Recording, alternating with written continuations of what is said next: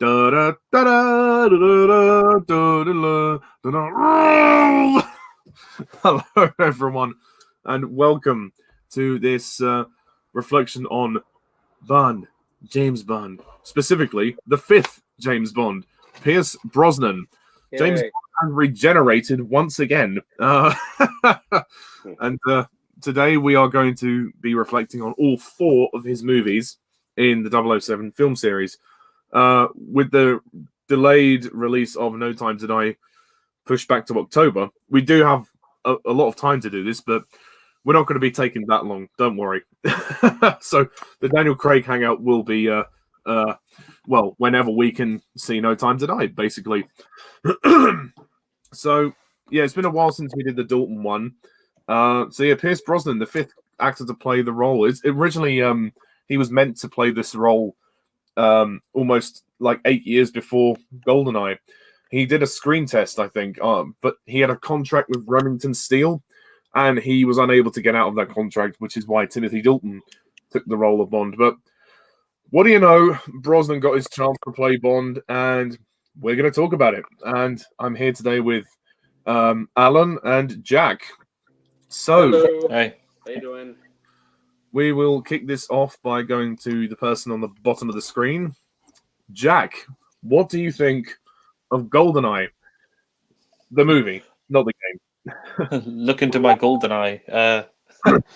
No, yeah, GoldenEye. This is a very interesting Bond film because, of course, it was the first Bond film in 6 years. There was a big gap, the longest gap so far. Though saying that, No Time to Die has joined the record of GoldenEye as being the joint longest gap for a Bond film. Like, it could be even a bigger gap if it's delayed till next year. This whole COVID thing, nobody knows. But yeah, so I mean, it'd been quite a while since Bond had appeared on screen. Like License to Kill, didn't do that well at the box office. I think it just about broke even. Because at the time there was a lot of competition. It came out in 1989, and there were a lot of big films that year, like Batman and Indiana Jones and The Last Crusade and things like that. So, a lot of competition, and I think I think the jury was out on Bond with GoldenEye. A lot of critics before the film came out were saying that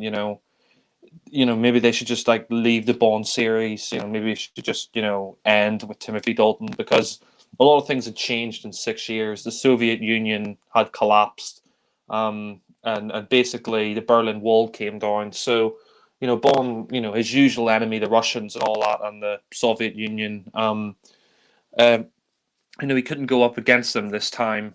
So I think there were a lot of critics were saying, well, with the Soviet Union gone and all that, is there really any point of doing another Bond film? But they decided, to cast Pierce Brosnan, who, like Ollie said, he was going to be cast years ago. He was going to be in The Living Daylights, but he was on a contract with Remington Steele. So Timothy Dalton, I think they originally wanted back for this film, but Timothy Dalton, he wanted this to be his last Bond film, and Cubby Broccoli at the time said, no, if you're coming back to the role, then you're going to have to appear in a few more films afterwards, and Dalton was already getting on in age at that point, so he decided, to back out. Instead, we get Pierce Brosnan, and I will say it's a shame that Timothy Dalton didn't get a third Bond film. I think Timothy Dalton was a very good Bond, and it's a shame he only got 2 films in a row. But because of rights issues as well, that's another reason why Bond.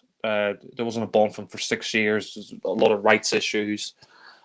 So yeah, I mean, we get GoldenEye, which is an interesting film because it sort of deals with the collapse of the Soviet Union and sort of other interesting things in it. And we get Pierce Brosnan as Bond, and I'm going to be honest, Pierce Brosnan as Bond. I'm not really convinced by him in this film. I mean, I have nothing against Pierce Brosnan in real life. I think he's a nice guy, and he's been good in other films. Like he was good in Mrs. Doubtfire and the Thomas Crown Affair and stuff. He's a good actor and other things, and I think he's a nice guy in real life. And he's from Ireland. I mean, casting him as Bond. On paper, it sounds like a good idea because he's tall, he's a good-looking guy. You think he'd be great in the role, but I just not really convinced by Brosnan in this film. Like Alan said it in his review of Live and Let Die that he thought Roger Moore was very stiff and wooden in his first Bond film. Well, I have to say I think Pierce Brosnan is very wooden and stiff in his first Bond film. You know, Brosnan said that he was unsure of himself in the role when he first played the part in GoldenEye. And I think that kind of shows on screen. Like, I just find his performance very bland, very one note. He doesn't really change his voice that much. Like he sort of talks with the same tone throughout the whole film. He never like raises his voice when he's angry or sorry. He kind of whispers. Yeah, he kind of whispers his voice. Yeah, and I just he just doesn't really. I just don't really buy him as Bond. He just doesn't have that much on screen presence here. He just, I mean, the way he delivers the line, Bond, James Bond, like, it's like, can you speak up a bit? I mean, Brosnan, like I said, I have nothing against him in real life. I think he's a nice guy and all that. And like I said, he's a good actor and other things. But I just, I think here in GoldenEye, I just don't really buy into his performance. He's just, like I said, very one note. He doesn't, like I said, he doesn't raise his voice when he gets angry or, he doesn't really change. Like, he doesn't really have a huge set of emotions in his face when he's playing the say that, Jack, but there is a video that may prove otherwise. Yeah, well, apart from that, which is kind of comical, but yeah, yeah. Apart from the bits where he's being attacked and he sort of growls and does that weird pain face, he just doesn't really, yeah, yeah. That's just weird, but. Yeah, he just doesn't really have a huge range in this film. Like I said, I just think he's very one note, very bland on screen. I mean, one thing I will say that's good about GoldenEye is Judi Dench. I think Judi Dench is really good here as the new M. And I do like that line, Bond, I think you're a sexist, misogynist dinosaur. And, and Bond says, a point taken. That was quite good. And someone did a funny edit of that where says, "Oh, I think you're a sexy dinosaur." And, and Bond, and Bond goes to bed with and he's like, "I never knew stood for Muffy." Yeah, well, Bond, I don't want you going after GoldenEye. Yeah, this is a funny edit out there, GoldenEye alternative ending, but yeah, no, I will say Judi Dench makes a good impression here as Bond's new boss. And it's interesting we haven't had a female in the series before this. We had Bernard Lee, and then we had what was it? I forget his name. Anyway, Robert Brown. That's it. Robert Brown. Yeah, had him as in the Timothy Dalton films and the last couple of Roger Moore films. But yeah, I mean, I think Judi Dench, though, she makes a good impression here. And there are some. I mean, I will say that the dialogue here is quite funny. Like the evil queen of numbers. I think Tanner says that, and I think Judi Dench makes a very good impression, and she's certainly much better than Robert Brown. And I mean, I wouldn't say she's my favorite M, but I would say after Bernard Lee, she's definitely, I'd say, probably the best M so far. And we'd see her play M right up until Skyfall, so she's there for quite a while as M. But I think she works well in this film. I have to say, I think the rest of the cast aren't bad here. Like I quite like the villains here, like Sean Bean. I think is very good as Alec Trevelyan, and that whole pre-opening is quite interesting. Like where it's set in 1986, and you got Bond and Alec Trevelyan. They're going into this place and they're about to blow it up. And I mean, one thing I will say though is I don't really buy that Bond and Alec Trevelyan are friends. I mean, it just doesn't come across to me. Like Brosnan doesn't have that chemistry of Sean Bean. I think Sean Bean's very good, but it just doesn't really come across to me that strong that they're friends. But I mean, that whole pre-opening, I will say, is pretty good for the most part. Like we see Ormoff there, and he says, "Oh, you can't win," and he shoots Alec Trevelyan. And you have a pretty good action scene where the barrels are, like Bond releases the barrels and, he tries to get away. Although saying that, there is that ridiculous scene where he's on the bike and, he's driving the bike off the cliff and somehow he manages to, like, somehow he manages to get himself into the plane as it's falling, and he manages to steer it and fly it away. And I just think that's kind of ridiculous. I mean, I just think it's ridiculous how he can drive his bike off a cliff and then somehow he can guide himself into this plane that's really far away from him. And then afterwards we see that the whole base blows up. I mean, you can obviously tell it's a model, but for the most part, I think it's a pretty good opening action sequence. But yeah, one thing I will say is I'm not really a fan of the gun barrel here, like the CGI gun barrel with the Eric Serra score. And Brosnan's, the way he sort of shoots in the gun barrel, sort of a bland kind of stance. But I don't know, like one thing I will say about GoldenEye, like one of the things that I'd have to sort of deduct a point off is the whole Eric Serra soundtrack. It's just awful. I mean, even David Arnold said it sounded like a Game Boy soundtrack. It's just really, really bad. But I mean, saying that, I mean, one thing I will say, it's nice. I do like the Aston Martin DB5, and I do quite like Famke Janssen here as Xenia on the top. I think she's quite good. Although one thing I will say about GoldenEye, it is a little bit weird. Xenia on the top. She kills men literally with her thighs. She uses her thighs as I don't know, like giant scissors or something, crushing these men's lungs. I find that a bit unbelievable, to be honest. And it's a bit much, I think, for a Bond film. But nonetheless, I think Famke Janssen is very good as as Xenia, and there is some good lines there. She's like, he's like, oh, on a top, on a top, and he's like, oh, vodka martini, and she's like, oh yeah, I like mine, straight up with a twist. That was quite good, and I mean, you've also got some other characters here, like they have Samantha Bond as Miss Moneypenny, and yeah, she's okay. She's not as good as Lois Maxwell, but she's better than Caroline Bliss from The Living Daylights and License to Kill. I mean, she's serviceable as Miss Moneypenny, like.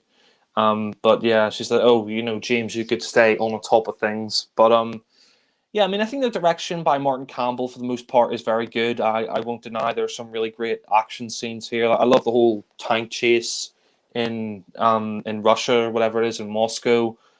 That's a really great sequence, and I think Martin Campbell directs that quite well. I think for me, some of the other characters here are a bit annoying. I mean, I think Alan Cumming as Boris. I just can't stand him. I am invincible. Alan Cumming just really hams it up as Boris. He just really hams it up, and I just don't really like his character. I think out of the main villains, you don't really need him. He's just this computer hacker guy, and he's just quite annoying. Just sort of field comedy there. Speaking of another character, I wasn't a huge fan of Jack Wade. I mean, it's played by the same actor who played Whitaker in The Living Daylights, and I personally preferred him as the villain. I mean, here's Jack Wade. They're trying to make him sort of a Sheriff Pepper kind of character, like a comedy character, and he says at one point, "Oh, much to his character sorry? in The Living Daylights either." But yeah, you're right. He was better in that than this. Yeah, I agree with you, because I mean, all he sort of does here is like some of the comedy. I just like, oh, Bond, do you do gardening? Like, it's just like, what? Bond lives in a flat, he lives in an apartment, and that tattoo, it says Muffy. I don't really find that funny, to be honest. But I mean, I will say I do like some of the other characters here. Like, I mean, I think Isabella Scorupco. I mean, I think she's decent as Natalia. She's not one of the best Bond girls, but she's definitely not one of the worst. Definitely not one of the best either.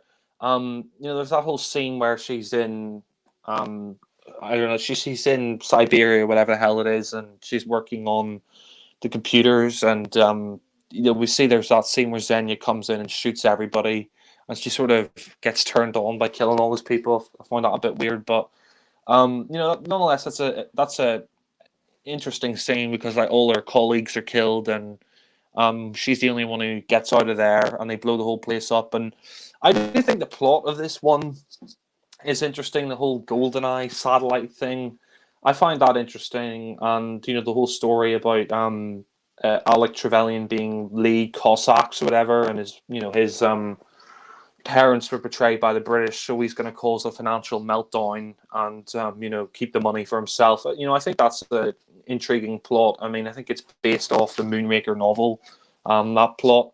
But yeah, I mean, one thing I will say though is I do think it takes a bit of a, I do think it takes a bit too long to reveal Alec Trevelyan. It's about an hour into the film when he's revealed, and Bond is there, and I think maybe you could have revealed him a bit earlier in the film. I think, it would have been better if he got a bit more screen time.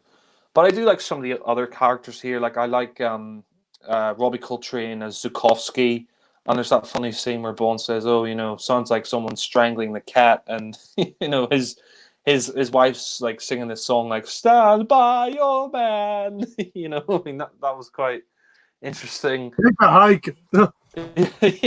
Yeah, dig a hike. Yeah, no, I think Robbie Coltrane is very good as Zukovsky, and he's probably one of the best characters that returns in the Brosnan era. He returns one more time, and World is Not Enough. But yeah, I mean, it's kind of interesting how Bond, I think, shot him in the knee or something like that. He's like, "Oh, my knee aches every single day." Like, that's quite funny. And Bond sort of gets him to help him. But yeah, I mean, I think some of the reasons why I'm not like huge into this like some other Bond fans is some just a weird direction here. Like I think Martin Campbell, some of his direction here is really weird. Like he likes to do these weird zoom ins on characters. Like there's that whole bit at the end where Alec Trevelyan gets killed by the GoldenEye. He gets dropped to his death from the GoldenEye satellite, and then as the thing's blowing up, it zooms into his face reacting to the GoldenEye satellite. I'm about to fall on top of him, which I don't really understand. Sorry. I apologize for interrupting.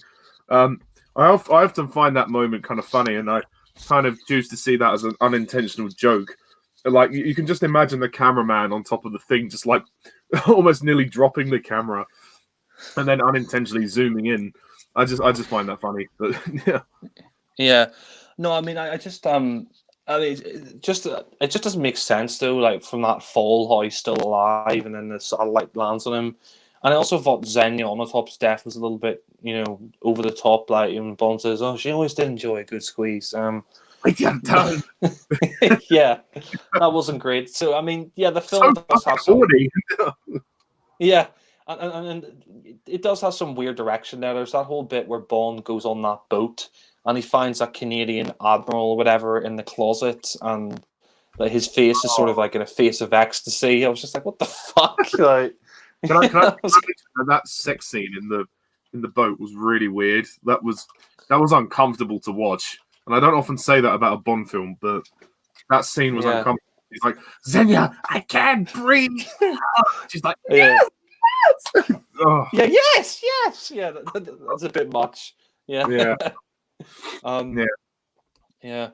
And what's weird about this film is that this is coming after License to Kill, which was 15, and I think this was also a 15 certificate because of some of the weird sex scenes in this. But yeah, yeah, I mean, you'd think they try to market it more towards a family audience to bring it back for, But anyway, no, I mean, I think the film has some like I said, some great action scenes. I like the whole tank chase.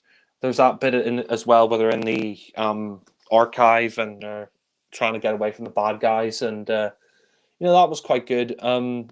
But yeah, I mean, I think the Eric Serra soundtrack it's just awful. It just doesn't really help the film. I mean, later on, I think they got another composer to compose some of the other scenes, like the tank chase. I think it's composed by somebody else, and thank God, because it wouldn't have been as good if Eric Serra sort of with the soundtrack there. I mean, it's like honestly like someone scratching the discs or playing with sound effects in the mixing room, like going with the wow. That's what it sounds like.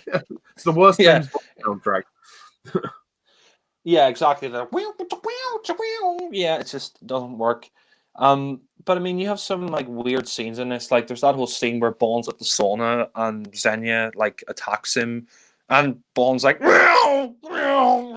like Brosnan, like he's reacting, and he's trying to get Xenia off him, and that scene is kind of, it's a bit much, I think. I mean, and then Bond says, "Oh, no more foreplay," and he's like, that depends on your definition of safe sex and all that, and then she's like, bitch, I mean, Famke Janssen, she gives a good performance, but I just think some over the top elements there, like in the sauna. I mean, the film, it has some entertaining moments in there as well. I mean, it's interesting, like Natalia, she thinks that Boris is like innocent and all that. I do like the locations here. We'll say like Russia's nice, Jamaica at the end, and the final action scene on board the GoldenEye satellite, I think is quite good. Where Bond's having that fight between Alec. I mean, that's quite a good action scene. Although saying that. There's some obvious sort of back projection when Alec is strangling Bond, but I mean, apart from that, it's quite good. I mean, I do like the line, well, for England, James, no, for me, and he just lets Alec fall. And I have to say, I do really like the GoldenEye video game remake with Daniel Craig. I think that was very good. But yeah, I mean, like I said, the story here is pretty good. We also have some other interesting gadgets. Like I like the scene with Q. That was quite good, where basically he gets all his gadgets and he gets an exploding pen, which I find is quite interesting. Like a few clicks, and we see Boris throughout the film. He's always clicking the pens, and Bond realizes that it's a bomb essentially, and he uses it and blows the place up. But I mean, some of the dialogue here is a bit weird. Like she's like, "Oh, stop it! You're like boys with toys." But some of the dialogue though I think is quite good. Like when Bond says, "Oh, kill the girl," she means nothing to me. And then later on, Natalia's like, "Go ahead, kill him. He means nothing to me." I thought that was quite good. And there's that whole like scene on the train. I think is quite good where, Alec, he found out he's a bit of a creep. Like he tries to kiss Natalia, and she sort of resists him, and then Bond, he comes to save her, and they're like trying to like disarm the bomb there, and he's like, "Oh, what's a thing that you sit on but you can't take with?" And Bond says, "Oh, chair." And I was just thinking to myself the whole time, like, how did you not guess that earlier? Like, it's something that you sit on but you can't take with. Like, how is it? How did you not know that was chair? But I mean, I will say, it's kind of interesting to see Natalia, her relationship with Bond. I mean, there is that scene on the beach I quite like where, she says, how could you be like this, to Bond? She's like, how could you be so cold? And he says, oh, it keeps me alive. And, you see, he goes to bed with her, which is quite interesting, of course. But, I mean, the film, I think the pacing for the most part is pretty good. The ending, I will say, like I said, it's a bit cheesy when the place blows up and then the satellite lands on top of Alex Trevelyan, and there is that one sort of cheesy scene where Boris is like, "I'm invincible," and he gets frozen by the like antifreeze or whatever it is, and he's sort of frozen in the spot. I mean, I thought that was a bit weird, but like I said, GoldenEye is some sort of weird direction, but for the most part, I think it's a pretty good film, and I mean, the film sort of the pacing goes by pretty well for the most part, and the final scene with Bond and Xenia, she's like, "Oh, this time, Mr. Bond, the pleasure will be all mine," and she's trying to basically kill Bond with her thighs, and then we see that Natalia tries to attack her, and she's like, "Oh, wait your turn," which I thought was a bit weird, but you see Bond like literally, he like shoots the helicopter and he attaches her to the helicopter, and she gets strangled by the train. Like I said earlier, you got that line. She always did have an inflated opinion of herself, which is interesting, but. Yeah, I mean, the ending of the film I think is decent. Where, Bond, he's with Natalia in the jungle, and you got that song at the end, which I don't think is very good. The song in the end credits sucks. But I mean, I did like the car he had, the sort of blue BMW. It's kind of interesting that Brosnan, for the most part, his Bonds is BMWs. But yeah, I mean, overall, like in conclusion, I think GoldenEye. it's a solid film. And also, yeah, one thing I forgot to mention is apparently Sean Bean, who plays Al Trevelyan in this film, apparently he originally auditioned for the role of Bond, but they turned him down. But they liked his performance so much that they asked him to play the villain in this film. And honestly, I think Sean Bean would have been a better choice than Brosnan. I mean, like I said, Brosnan, he's a good-looking guy and all that, and he's a good actor and other things, but I think Sean Bean would have been perfect as Bond because he's tall, he's a good-looking guy. He'd been in stuff before like Sharp's Rifles, and he's a really good actor. And I think actually watching this film GoldenEye, I think he would have been a really great Bond. And it's a shame they didn't cast him as Bond instead of Pierce Brosnan. But overall, GoldenEye, I think it's a solid film. It's easily the best of the Brosnan movies. I think I was way too harsh originally when I gave this a 0. I mean, I think I gave it a 0 because I wasn't a fan of Brosnan. But rewatching it, I think it's a good film. It's not perfect though. I don't think it's one of the best Bond films. If I'm being honest, I think one of the reasons why it's sort of praised as one of the best by some fans is the fact it was the first Bond film in 6 years, and because the video game based on this was immensely popular. I think if you didn't have the video game and if this didn't come out and if this wasn't the first Bond film in 6 years, I don't think it would be as highly regarded as it is by some of the fans. But overall, I think it's a pretty solid film. My only, detracting things is Brosnan in the role. I think he's quite bland and wooden. Some of the weird direction there, but overall, it's a pretty good film. So I'll close off by giving GoldenEye a 8 out of 10. So yeah. Oh, one more thing before we hand the microphone over. What did you make of the song and the title sequence? Oh yeah, I forgot. The song by Tina Turner, "GoldenEye." I think it's good. It's not one of my favorites, but I think it's a good song. And the title sequence, I think, is pretty good by Daniel Kleinman. With the women the references to the Soviet Union and all that. So yeah, that's all I have to really say. But yeah. Okay, fair enough. So now we we hand the microphone over to Alan, who I assume is going to be the most positive person in this hangout once again.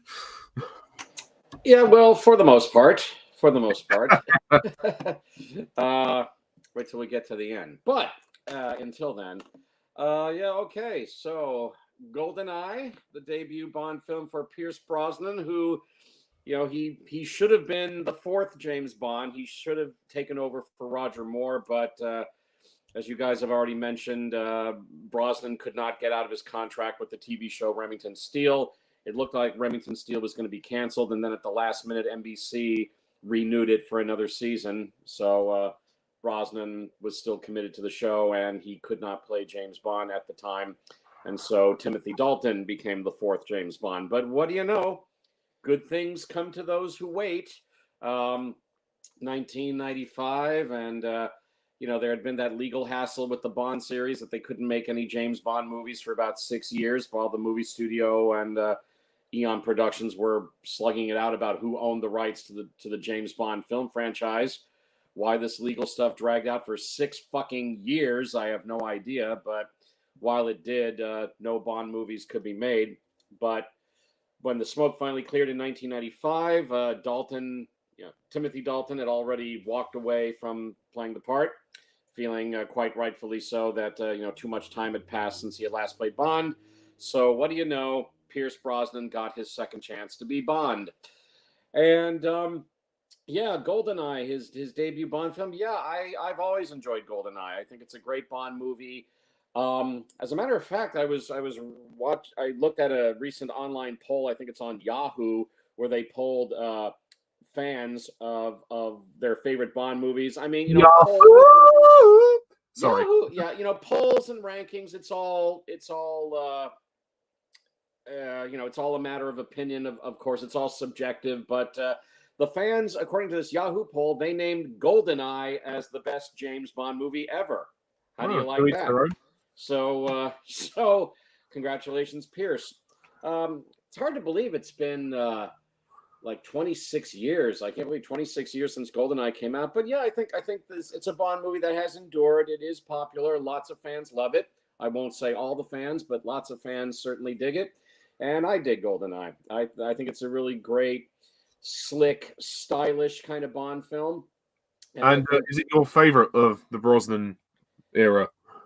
Actually, I'm going to give the slight edge to Tomorrow Never Dies, which we will talk about next. Oh, But GoldenEye, I would put in second place for the Brosnan era. I think it's a great Bond film, and I think Brosnan's a very good James Bond. I won't say he's the best Bond, and I can kind of see how there's definitely room for improvement in his performance as Bond. Judging from this first performance of his, that maybe he wasn't completely confident in the role just yet, but I think by Tomorrow Never Dies, he will be.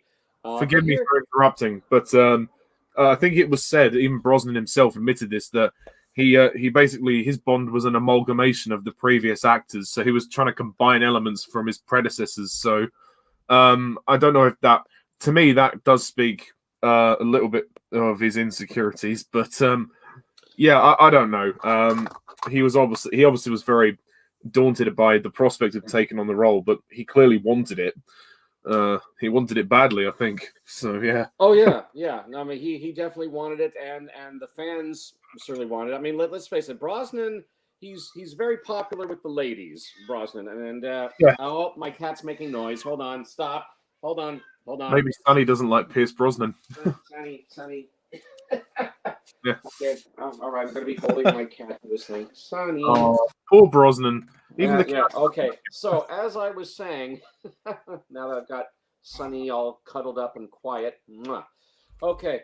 Brosnan's definitely a hit with the ladies. I mean, he was on Remington Steele, and man, oh man, his female fan base was off the charts, and they were banging the drums for Brosnan to be James Bond. They really, really were. I mean, the ladies, they love. Yeah, of course, they'd rather bang him. Yeah. No, the ladies love Brosnan. I mean, if you're not a lesbian, if you're a straight female, you like Pierce Brosnan. Okay.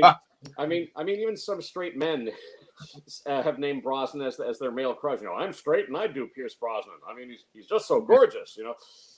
Well, I think Daniel Craig tried to compete with that when he walked out of the ocean in his swimming trunks. Oh yes.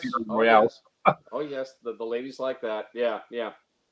I mean, he's a good-looking guy. He's not particularly buff, and I know that was one criticism that was thrown out. That I think even Gene Siskel, who made it perfectly clear he didn't like Brosnan in the role. He thought that Brosnan was too physically slight. That he wasn't buff enough to be Bond. But if you think about it, the 6 Bonds, I think only 3 of them really have been buff. I mean, Connery was definitely buff.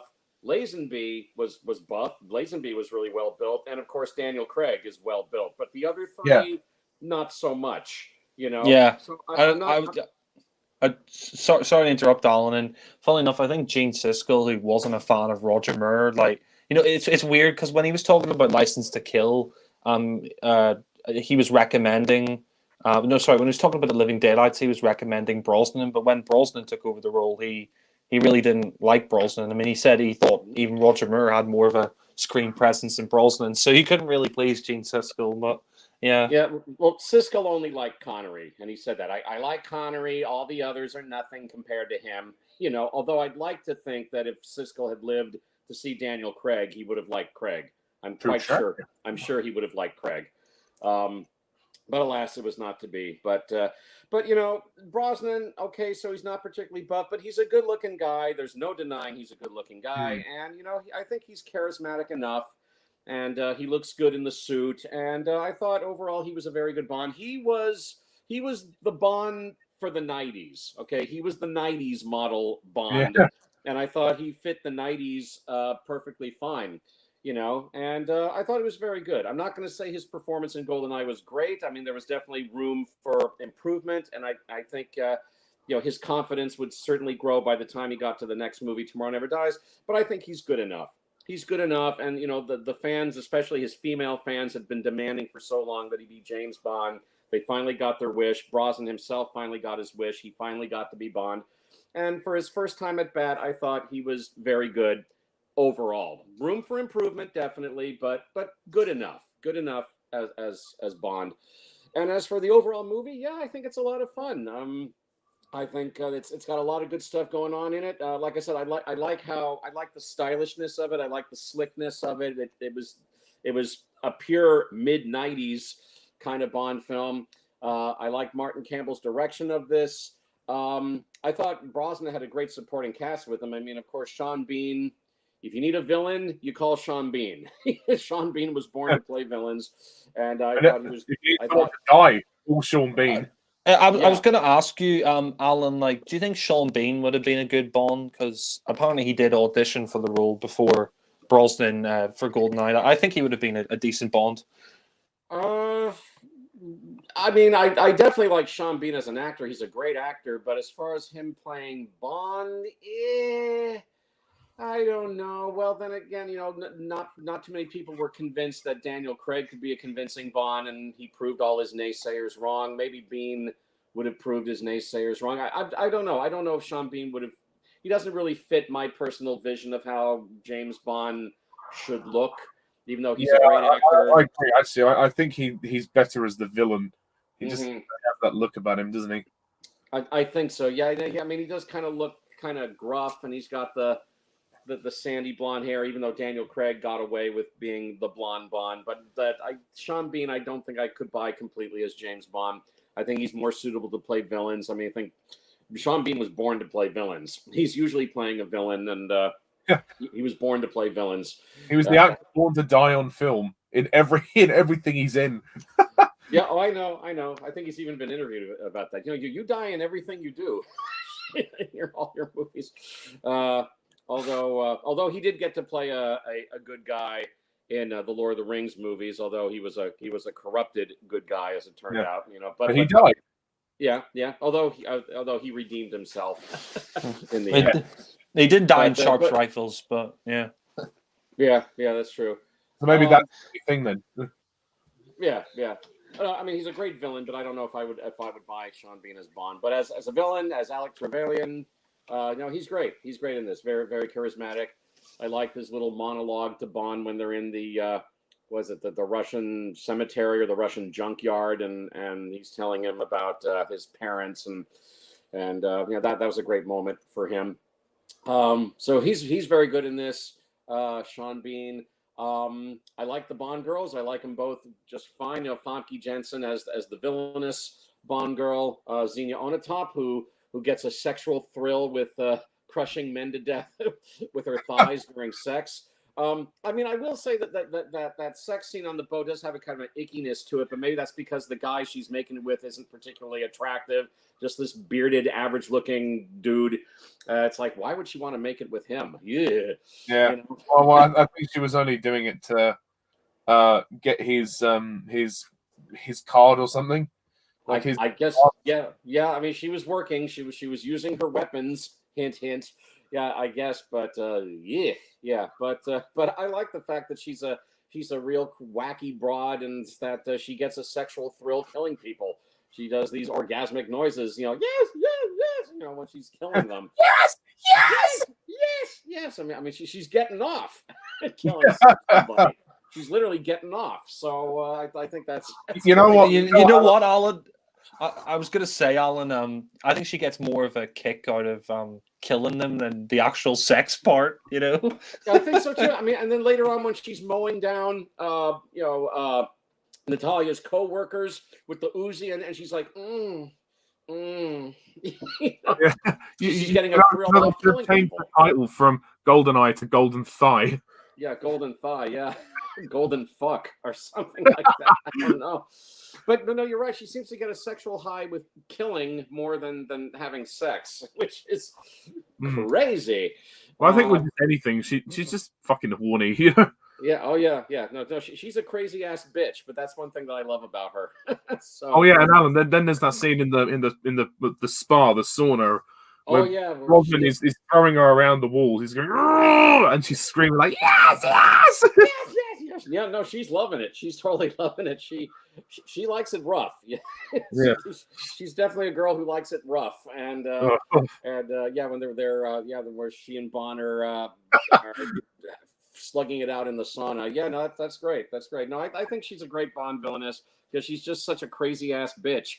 So I love Famke Janssen in the movie as the villainous Bond girl. Isabella Scoruppo is the good Bond girl.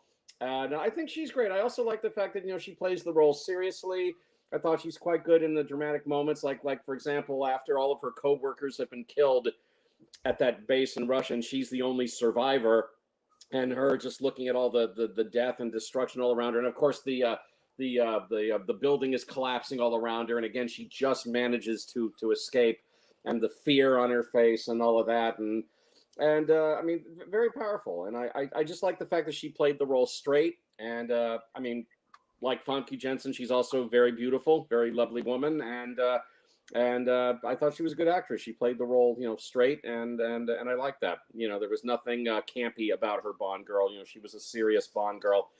And I like that. I thought she was very good. I thought she held her own very well with Brosnan. Thought they made a good pair. And so, yeah, Isabella Scoruppo, I like her very much as well. Nice to see Joe Don Baker again in the movie. We last saw him in The Living Daylights, and here he's playing a different character. He's playing a good guy this time, Jack Wade, CIA officer. And Bond meets up with him. And, yeah, he's good. It's nice to see him again. And, of course, Robbie Coltrane, good old Robbie Coltrane as Valentin Sukovsky, a Russian gangster that had a run-in with Bond in the past, and they meet up again here. And yeah, he's very funny, and I'm glad that they will bring him back again in The World Is Not Enough. So always great to see Robbie Coltrane, and he's very good here. I like Alan Cumming as Boris. I like that he's this nerdy, full of himself guy, and he thinks he knows so much more than Natalia does. That he thinks he's better than her, and I like his "Yes, I am invincible." He's just this nerdy guy with glasses, but he's a computer whiz. I like how he shows off to Natalia his spiking device on the computer. If somebody tries to track him on his government computer, that he can spike them and get them arrested instead. Better luck next time, slugheads. Yes. Very, very funny. So I liked him, Alan Cumming, and he turns traitor later on, and I think he's quite funny in his part. Let's see. Great to see Desmond Llewellyn, good old Desmond Llewellyn as Q one more time. Getting older, but still doing a great job playing Q. Wonderful to see him again after so long. Samantha Bond is the new Miss Moneypenny. I think she's good enough. She is better than Carolyn Bliss, that's for sure. She gets a little bit more to do. I mean, it's still, no matter who gets to play Moneypenny, it's always going to be more or less a limited kind of role, or at least not until we get to the Daniel Craig era. It looks like the Moneypenny. Yeah, the Moneypenny. Who's the actress playing Moneypenny now? Naomi Harris. Naomi Harris, yeah. She's definitely getting more to do than any Moneypenny before her. Okay, I'll give her that. But up to this point, Miss Moneypenny had always been kind of a limited cameo role. But Samantha Bond, I always enjoyed as Moneypenny. I think she was the Moneypenny for the 90s, and I thought she was quite good. Attractive lady too. Attractive. And isn't it just convenient that her last name is Bond? Yeah, exactly. Samantha Bond. Who'd have thunk it? Yeah. But I thought she's quite good and attractive, and I liked her little chemistry with Brosnan. Even though their time together is limited in these movies, but whenever she's on screen, she's good. And of course, good old Judi Dench as M. And some people might have some men in the audience might have been a little hesitant about accepting a new M as a woman. But if you're gonna have Bond's boss be a woman, then who better to play her than Judi Dench? And I have the utmost respect for Judi Dench. Well, I mean, nowadays you can't accept the other gender. It's like you get hung, drawn, and quartered. Well, yeah. I mean, let's be honest. We'd rather accept a female M than a female Bond, but yeah, or a female doctor, or a female doctor. Yeah, exactly. I mean, if in this case, they got the right actress to play Bond's boss. I mean, Judi Dench, fit the role perfectly fine. And I also like the fact that in her first scene with Brosnan when they're talking in M's office. I mean, okay, she's calling him a misogynist dinosaur and telling him that she's not impressed by him or whatever. But I do like the fact that as he's leaving the office, she says to him, Bond, come back alive, and gives him just a little smile. So she does care about him. I mean, she's still his boss, but she cares about him, So I like that little touch of kindness that she put in there, so she doesn't hate him, but it's just Bond has his history of with women, and she's not M's the new M, she's not impressed, but kind of puts him in his place, but she still likes him, so I like that, and you like her in the role, so if you're gonna have a female M, Judi Dench, perfect. The action scenes are great in this movie. I mean, I love the action scene at the beginning at the dam with that big gigantic jump off the dam. I hope they paid that stuntman really, really well, because that was a phenomenal jump off the dam. It's a bungee jump kind of thing off the dam, but long, huge dam. So that was an impressive jump, and that he still managed. The stuntman still managed to get the gun out of his holster and point it just before he disappeared behind the rock. So I'm glad they got that shot. So I thought that was a great introduction to Brosnan, how he's in the Russian men's toilet and interrupts some guy in the stall. I beg your pardon, I forgot to knock. That was a good introduction to Brosnan. Great action scene where he's fighting the Russian guys at the base, and the stuff with the barrels. And I like even though you can say that it's completely over the top, ridiculous, but I do like the scene where Bond follows the plane off the cliff, jumps off the cliff with the bike and catches up to the plane, and he manages to crawl into the plane and get out. It's so over the top, but it's great. I love it. You got other great action scenes like the tank chase in, was it St. Peter's Square? Is that where they are? St. Peter's Square with the tank, Bond in the tank, I think is a great scene. Let's see, and of course the battle scene between Bond and Alec when they're high atop the satellite dish. That is a terrific fight. That is a great smackdown with the fists, with the guns, great choreography. It didn't feel choreographed. It felt like a natural fight, just two guys just slugging it out with each other. Both of them trained killers, going mano a mano with each other. And I thought their fight was great. I loved it. I think it has a great stylish look to it. Again, I like the whole feel of it. I also like the theme song that Tina Turner sings. And for any fans of the rock group U2 saying, "Oh, wouldn't it be great if U2 did a Bond theme?" Well, they kind of did, because the song was written by Bono and the Edge of U2. So there you go. There's your U2 Bond theme. It's just that it's sung by Tina Turner. But I like the whole sultry slinkiness kind of vibe of the theme tune, and I like the credits that are done in the style of the Maurice Binder stuff. Who's doing the credits now? Kleinman is his name. Is that who's doing the credits? Yeah. No, I thought his imageries of his images of the Cold War and the women and the guns and all that, I thought was really cool. It had a really good look to it. I think Maurice Binder definitely would have approved of it. One debit to this movie, I have to admit, which I pretty much agree with everybody on this, is Eric Serra's score. It is really weird. It's the instrumentation that the guy uses, the arrangements that he uses. I mean, you get the James Bond theme. It sounds like it's being played on bongos or steel drum. That boom, boom, boom, boom, boom, boom, boom, boom, boom, boom, boom. And some of his choices of keyboards and synth, that da da da da da da da da. I mean, the keyboards sound really weird. The arrangements sound really strange. Yeah. It doesn't surprise me that Eric Serra never came back to do another Bond score. Yeah. I mean, it's okay. It's like he was drunk when he composed it. Punk? Yeah. No, drunk. Like it's drunk. Like, yeah, kind of. It just has a real kind of weird feel to it. I mean, it doesn't wreck the movie for me, but it does bring it down a notch. It's just really strange. The instrumentation and the arrangements he does is just really bizarre. It's not really a perfect fit, in my opinion. Let's see. I also have to make mention. I knew I was leaving out some action scene. The action scene with the train, runaway train when when the train crashes into the tank. That's really good stuff. I knew I was leaving something out. Overall, I think it's a lot of fun. I think it's a great Bond movie. I think it's a solid debut for Pierce Brosnan. Hey, Bond had been off the screen for 6 years. Fans were starving for a new Bond movie. We finally got a new Bond film. We got a new Bond to go along with it. And while I think Pierce Brosnan's not the best Bond, I think he's good. He's certainly good enough in GoldenEye.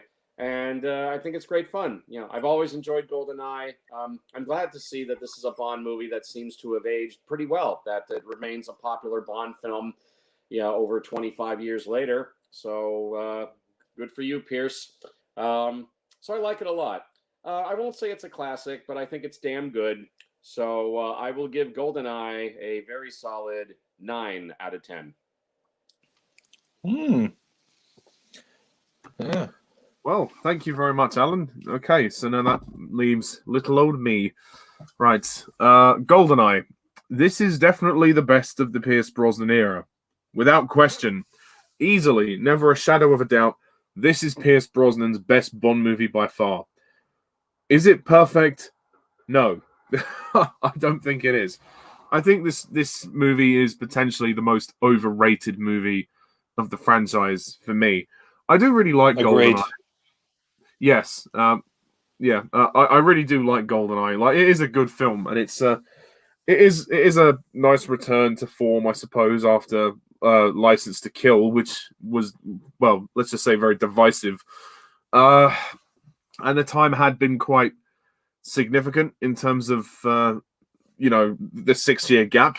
But yeah, I mean, as for Pierce Brosnan, he's never been my favorite actor to play the role. He's kind of lower down on my rankings, partly because his films don't stand out to me, but also he himself. I do agree with what Jack says in that he does come across as insecure, and he doesn't have the range that some of the others do.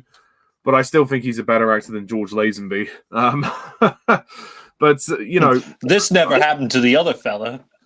Yeah, but I mean, Brosnan, for me, he's just okay. Like he's just okay. Like I have no, I don't like him. I don't really hate him. I just think he's okay. Like he gives a passable performance. He definitely looks a bit nervous in certain scenes. I mean, his confidence will come through in his later films. I think arguably his best performance is The World Is Not Enough, but we'll get to that later. I think that he has a certain smoothness with the ladies. I'll give him that, and he is. Let's just say he is the pretty boy of the 6 Bonds. I mean, to be honest, I'm quite surprised that Brosnan didn't become a male model. Whereas George Lazenby, to me, he doesn't look like somebody who'd be a male model. But anyway, I think Brosnan's performance is passable.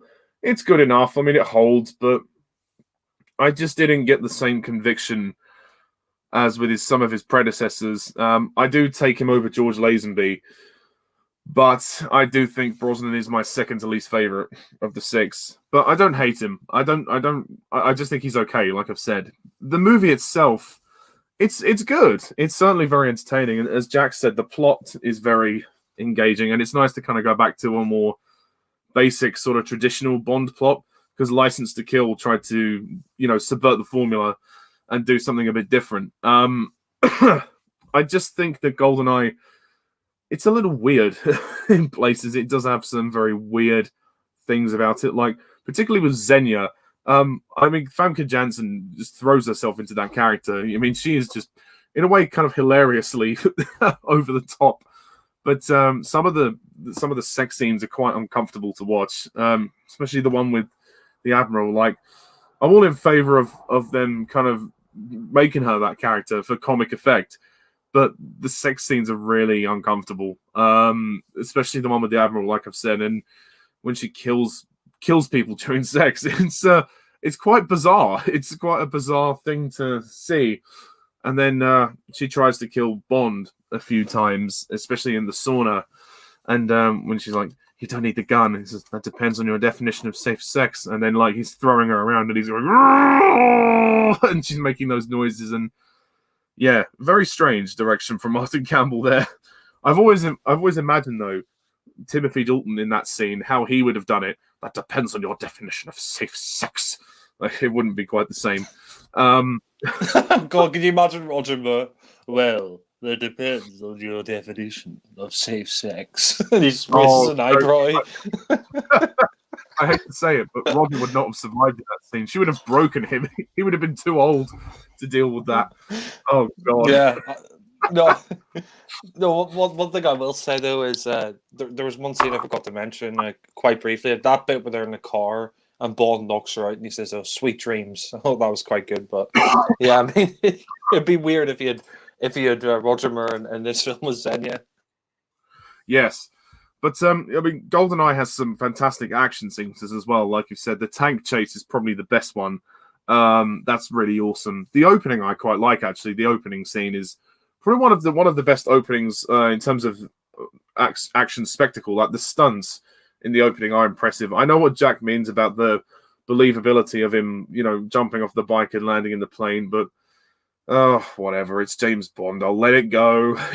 It's one of those things where you go, yeah, that could never happen in real life, but fuck it. We are allowed to take a little bit of a leap of faith with the realism. Quite literally, Bond takes a leap of faith when he bungees off the dam. Yeah, literally. And yeah, I think the film is entertaining. It's a fun ride. And what was the other scene? Yeah, this scene in, is it Siberia?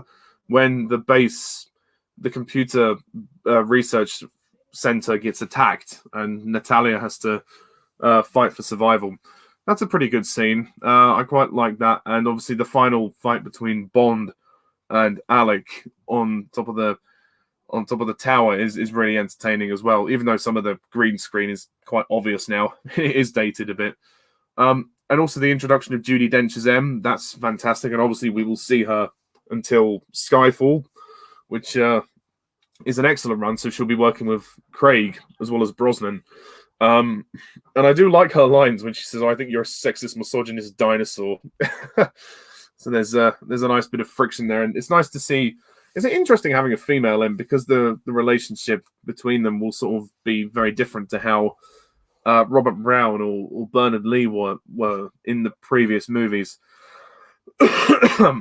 I think the film is well shot. Like, it looks good on a technical level. Martin Campbell does direct it very well. But, I mean, to me, it doesn't come across as groundbreaking. Like, it's not anything I would say is amazing, but it's certainly fun, and it goes back to those kind of fun Bond movies. It definitely tries to appeal to the kind of Roger Moore era in terms of the tone and how fun it is. Sorry to interrupt. One thing I forgot to mention when I was talking about GoldenEye, like, I do think this film kind of feels a little bit like a step backwards.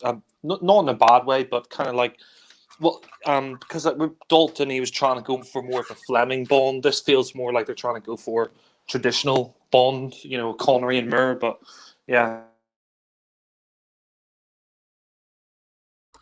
Sorry, excuse me. I was blowing my nose. Yeah, no, I know what you mean. But I think because of how License to Kill was received at the time, I don't think they were going to continue down that road, which was a shame. But obviously, that would change in later times. But yeah, I like the theme song as well, the Tina Turner song.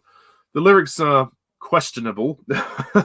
Some of the lyrics are a bit don't really make that much sense. But then again, it's a Bond song. As long as it has the word GoldenEye in it, then I suppose it doesn't matter too much. But I like the tune of it, and I think Tina Turner's a great singer. She's definitely one of the best singers to sing a Bond song. She's got she's got the vocals. She's got the vocals to do it. And the title sequence is good. The visual ideas in it are pretty good, and it's refreshing to have somebody else do the titles this time. Like Daniel Kleinman has done a very good job with some of the imagery, like all of the Soviet stuff, and then the women, the guns, and everything. It definitely feels like a James Bond title sequence, and the actual golden eyes are great. Oh God, sorry, do excuse me. As for Natalia, oh dear. Okay, look, I think she's okay. Like, I don't mind Natalia. She's good, but she is a bit annoying. She does scream a lot, especially when she's in the helicopter with Brosnan, when she's like, "Wake up!" And she's like shouting at him, "Mister, wake up!" It's like, oh, yeah, okay, we can hear you. Please stop. Yeah. I don't know if she really has any chemistry with Brosnan, but, you know, she's good to look at, and she's a decent on-screen leading lady, I suppose. The villains are good, I would say. They're good. Sean Bean as Alex Trevelyan, he's a good villain. I do agree with Jack. Maybe he should have been revealed a bit earlier as the main villain, to give sort of more time for the personal cost to Bond, knowing that it was his friend that he had to fight. But yeah, he's pretty creepy towards Natalia as well. And the general character, General Orlov or Oromov, I forget which one it is. Oromov. Orlov is Octopussy. Yeah, it's Oromov here. Yeah. Thank you. Yeah, I knew there was one in Octopussy, so I wasn't sure which one it was, but thank you. Yeah, the general here is he's interesting. He's decent. Probably not as good as the general from Octopussy. I guess you could make the argument there might be too many villains because you got him, you got Alex Trevelyan, you got Xenia, and you got Boris as well. So, and not Boris Johnson, but yeah, that'd be funny. I'm invincible. Yes. No. As for Boris, as in the Boris in this film, yeah, I like Boris. I wouldn't say I love him. Again, a little bit annoying with him keep going on saying I'm invincible. It's a good catchphrase. He does say it quite a lot, but Alan Cumming is he's very over the top. But you know, sometimes that is funny and sometimes it isn't. I think they needed to find sort of a sort of boundary for some of the over the top elements, because sometimes the over the topness takes over the film and it ends up making the film feel a bit weird. Like, there's even a part when Boris is shaking the computer and he's going, "Speak to me!" Like, yeah, that was weird. Yeah. God, blimey. I mean, and Xenia, yeah. I do like Xenia. Her death is kind of over the top when she gets squashed, like crushed by the tree, and then Bond says, "She always did enjoy a good squeeze." And when she threatens Natalia, she's like, "With your tongue," and she like throws her on the ground. Yeah, she's pretty weird, Xenia. She's pretty, she's pretty messed up. I do, however, really like Robbie Coltrane in this one as Valentin Zukovsky. I kind of wish that he was in Die Another Day and Tomorrow Never Dies. At least it would have given those movies something. And there is some funny humor when Brosnan goes to meet him, and then he says, "Oh, who's strangling the cat?" And then the singer is like singing some crappy song, going, "Oh my," and he's like, "Urina, take a hike." That's very funny. I do quite like that.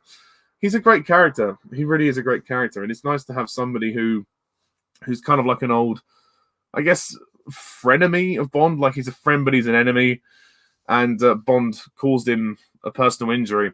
And we'll see, obviously, in The World Is Not Enough, how Zukovsky will sort of team up with Bond. But obviously in this film, he's only there to give him information. But yeah, I think he's a good character, and he's very funny. So like GoldenEye has some good humor, and it has some good action. It tries to be a traditional Bond movie. I just think some of the direction's kind of weird. Like, really weird. And yes, the film score sucks. It's terrible. It's just a load of sound effects. You know, you might as well have just had the disc scratch and be done with it. You know, and the arrangement of the Bond theme at the very beginning when the gun barrel sequence happens. It goes and then it's dum bum bum. Yeah, like Alan said, it's like goes. And as for the gun barrel, I don't think you guys have mentioned it yet. It's not bad. Brosnan's stance is kind of basic, but I don't mind the glossier look to it. I think it looks okay. Like, it's all right. It's not the best one they've ever done. Yeah, I mean, I did mention it. Yeah, I mean, I'm not really a big fan of the CGI gun barrel. In fact, I'm kind of glad they brought back the classic gun barrel for Spectre. But yeah. Oh, okay. Well, I don't remember you mentioning it, but thanks for reminding me. So yeah, I don't have much else to say. It's been a while since I've watched GoldenEye, but it's good, and it's definitely Brosnan's best movie, no question. It's highly entertaining, and I would watch it again. Just if I had a gun to my head to choose between the 4 Brosnan movies, this would easily be the one I'd choose, just by default. But yeah, sadly, I'm not going to be that much more positive going forward. I hate to be I hate to kind of put a spanner in the works, but or put the shit down the drain, but yeah, sorry. So I guess I'll kind of finish up with this one. I'll give GoldenEye a solid 8 out of 10, but it's not going to get any more than that, I'm afraid. So we move on to the second Pierce Brosnan Bond film, which means we're at the halfway point. Tomorrow Never Lies. I mean, cries. I mean, dies. I mean, flies. I mean, tries, etc. So, Jackie boy, what do you think of Tomorrow Never Dies? And will you be buying Elliot Carver's paper and reading the headlines tomorrow? Well, they'll print anything these days, but Well, that's it, Jack. Can you give the people what they want? yeah, no. I mean, just before I move on to that, there was that one scene in GoldenEye I forgot to mention. The bungee jump scene I thought was great, and I thought Brosnan's introduction in the toilet was decent, but. You said it in your original review. It's kind of like the scene where he's introduced in the toilet kind of sums up where his era is going to end up in the toilet. But yeah, I hate to say that, but yeah, just look at Dine of the Day. Yeah, but yeah, Tomorrow Never Lies. It was originally called, but yeah, Tomorrow Never Dies. Yeah, this film, I'm really, yeah, just round of applause. Yeah, God. Yeah, Tomorrow Never Dies. I hate to rain on the parade here, and I know people. I know people like this film. I know Alan likes it, and my cousin. This is the first Bond film he saw in the cinema back in '97, so I know there are a few fans of this. But I'm with the critics here, and most of the rest of the fan base. I think Tomorrow Never Dies is awful. I think this is a terrible Bond film. And it's just such a shame. It's such a shame after GoldenEye, which GoldenEye wasn't. I didn't think it was a classic, but it was a good film. I enjoyed it, and you go from that. You go from a pretty strong opening with Brosnan to this, and you're just saying to yourself, "What the fuck happened?" I mean, Roger Spottiswoode, I just think was completely the wrong choice to direct this film. I mean, he had directed.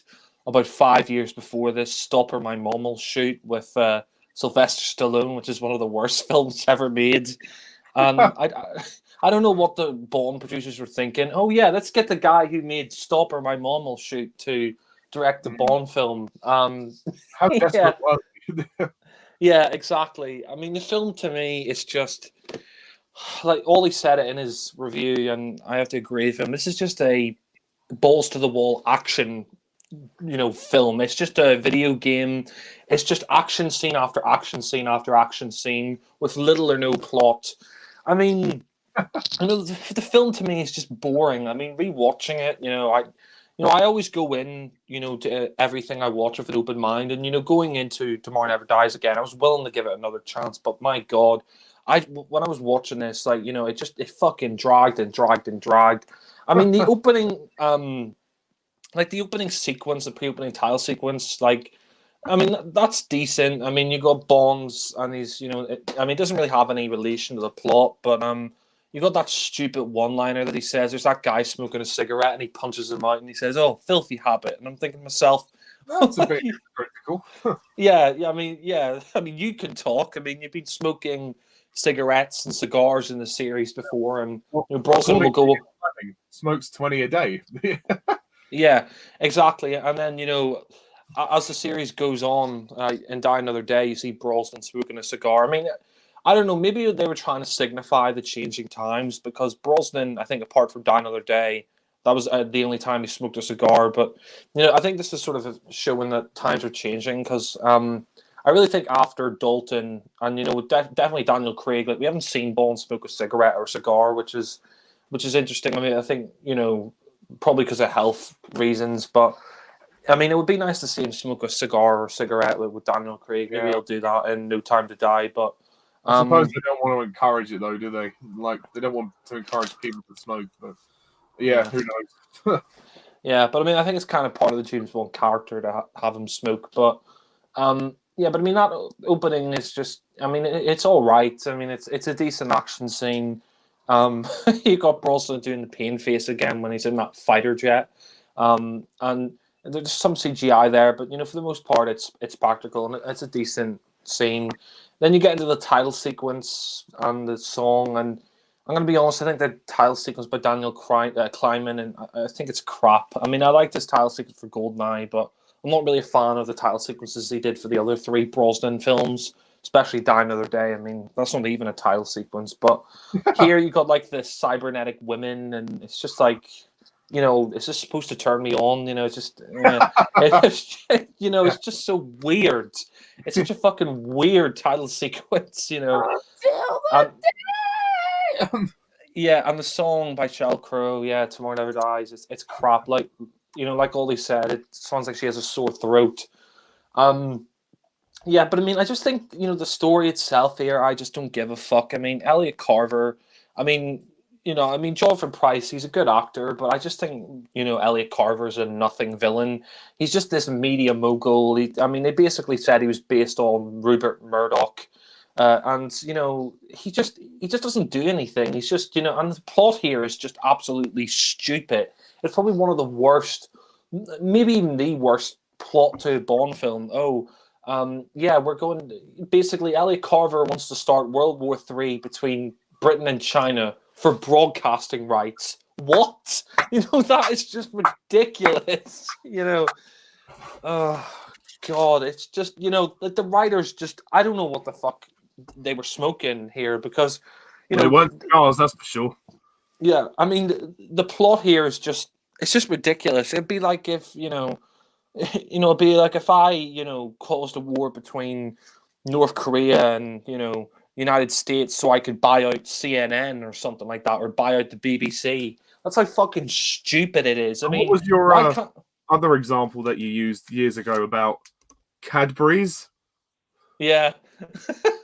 Yeah. Exactly, yeah.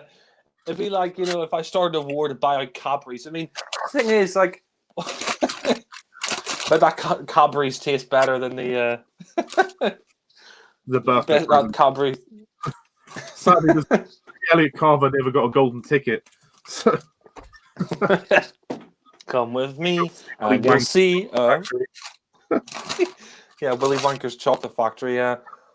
No, but I mean, I just think, it'd be like if I caused a war by Cadbury's. I mean, it's fucking stupid. I mean, the whole plot is just ridiculous. I mean, why doesn't he just, give China money? Why doesn't he just give? I mean, the guy's already hugely wealthy. Why doesn't he give them a lot of money to broadcast in China, or like you said, write them a letter, something like that? Why can't he just, pay the Chinese? Several ways to handle this. Yeah. I mean, the Chinese, if you pay them enough money, I'm sure they'll let you broadcast in China. It's just fucking stupid. It's just like bottom of the barrel. They just couldn't think of a decent plot here. Saying that, the film is just, filled with action here. I mean, the action here, it's well done. Like, the action sequences are good here, but they're just fucking action scene after action scene after action scene. It becomes so exhausting because you're watching this and you're thinking to yourself, well, when is this action going to stop? When are we going to have a break and actually develop the characters here? And sadly, they don't. One thing I will say is I think Brosnan is slightly better than he is in GoldenEye, but that really isn't saying much. He's sort of the same as he was. And he doesn't really get any progression as a character as Bond, which I think is a shame. And, sadly, Brosnan is probably my least favorite actor. But the scene as well with Q, that where he gets that new BMW and it's like remote controlled and all that. I just thought that was ridiculous. Like he's got this remote controlled BMW that shoots missiles and things. I could buy one of those in a shop. A yeah, smaller version, but still same principle. No, I mean, I just think that whole action scene for me didn't do anything because it's just Bond sitting in the car, fiddling around on a device that basically, trying to avoid these guys. And I just thought that whole scene was ridiculous. I just think as well, like the other characters here, like Paris Carver, played by, Terry Hatcher. Terry Hatcher, I will say, she's good in other things. I quite liked her in Lois and Clark, The Adventures of Superman. But here, she's just so bland. She's so wooden. I mean, even Terry Hatcher admitted that the only reason she appeared in this film was because her husband was a big Bond fan and he always wanted to be with a blonde girl. And even Brosnan said that her acting wasn't up to much in this film, and I think you could tell on screen there is no chemistry between her and Brosnan whatsoever. And it's an interesting Maybe idea, like that's why they killed her off. yeah, I mean, it's an interesting idea, like having a former flame of Bond in a Bond film, but I mean, at this point, it's the 18th film. I mean, it would have been strange if he hadn't come across an old flame yet. Yeah, no, but I'm saying that for the film, it's an interesting idea, but they just don't do anything with it. And I just think the dialogue here is really cringy. There's that whole sequence where she's getting into bed with him, and she's like, "Oh, did I get too close for comfort?" And he says, "Yes." And he's like, "Oh, you made your bed," and it's just so cringy. It's just tell me, James, do you still sleep with a gun under your pillow? Yeah, the dialogue is just awful. I'm sorry to say, the dialogue is just. Why did you marry Jonathan Pryce? I mean, no offense to the guy, great actor, but he's not much of a looker, is he? Yeah, I'm just assuming she married him because he was very wealthy. I mean, that's the only reason I could think of. But probably. Yeah, but I mean, the film, like I said, it's just a very forgettable Bond film. Like when I watch it, it's just not a Bond film that I care that much about. I think the other sidekicks here are crap. Like you got the sort of henchman in this film, Stamper, and I'm sorry to say, but Stamper is just terrible. He's just a terrible Bond henchman. He's just your stereotypical, buff guy, and he's got blonde hair. And we've seen this before. We've seen this with Red Grant, and we also seen this with Necros and The Living Daylights and other Bond films where you have a blonde buff henchman. And he does nothing. There's nothing to him. There's no personality to him. He's just your generic henchman. The film as well, like I said, you've got some other characters here. There's that whole scene with Dr. Kaufman, and he's like, oh yeah, kick the gun over here, and all that stuff. And it kind of comes out of nowhere, like that whole sequence where Bond finds Paris dead, and I think Ollie will agree with me. Like that whole scene where Bond, like he's sort of, I don't know what the hell Brosnan's doing, but it looks like he's like sniffing her corpse or something like that. Like I mean, he's like necrophiling her, like or something. I don't know what the fuck that's about. He's like sniffing her or whatever, like when she's dead. I'm like, oh Jesus, calm down, Bond. I feel like that Dr. Kaufman scene is just written in for comic relief. Like it has no place in the story. Yeah, exactly. Like he's just like I am only a professional doing a job, and I mean, I do like that bit where Brosnan as Bond is pointing a gun to him, and he says, "Oh, I'm only a professional doing a job," and then Bond says, "Me too," I mean, and then he shoots him. That was quite a good dramatic moment. But the whole film is just so cartoony. It's just ha ha ha, Mr. Bond, I am Elliot Carver. I am an evil villain, and like I said, Jonathan Pryce. He's a good actor, but I just think he's wasted in this film as Elliot Carver. He's just I mean, there's nothing to Elliot Carver as well. Like we really don't know that much about him. We don't really. I don't really understand his motivations in the film. He's just this old man. Like physically, he's no threat to Bond, and he's just nothing. He's just a nothing villain. Like, I mean, he wants basically media coverage of the whole world. That's it. Muhaha! I'm so evil. yeah, exactly. And speaking of bland characters, we had to get to Waylon and Michelle Yeoh. I mean. God, like Ollie says, I mean, it should be Waylon in the morning when Bond's finished with her. But yeah, I fuck a lot, Mr. Bond. Yeah, I mean, Michelle Yeoh is Wei Lin. I mean, she's not bad in the film, but again, the character is nothing. I mean, I really have to say, Wei Lin, she's one of the worst Bond, girls, because essentially there's nothing to her character. We don't know anything about her, family. We don't know anything about her background. She has no motivation in the story. All she is there is to work for the Chinese Secret Service. That's it. And she has no chemistry, Brosnan. Absolutely none whatsoever.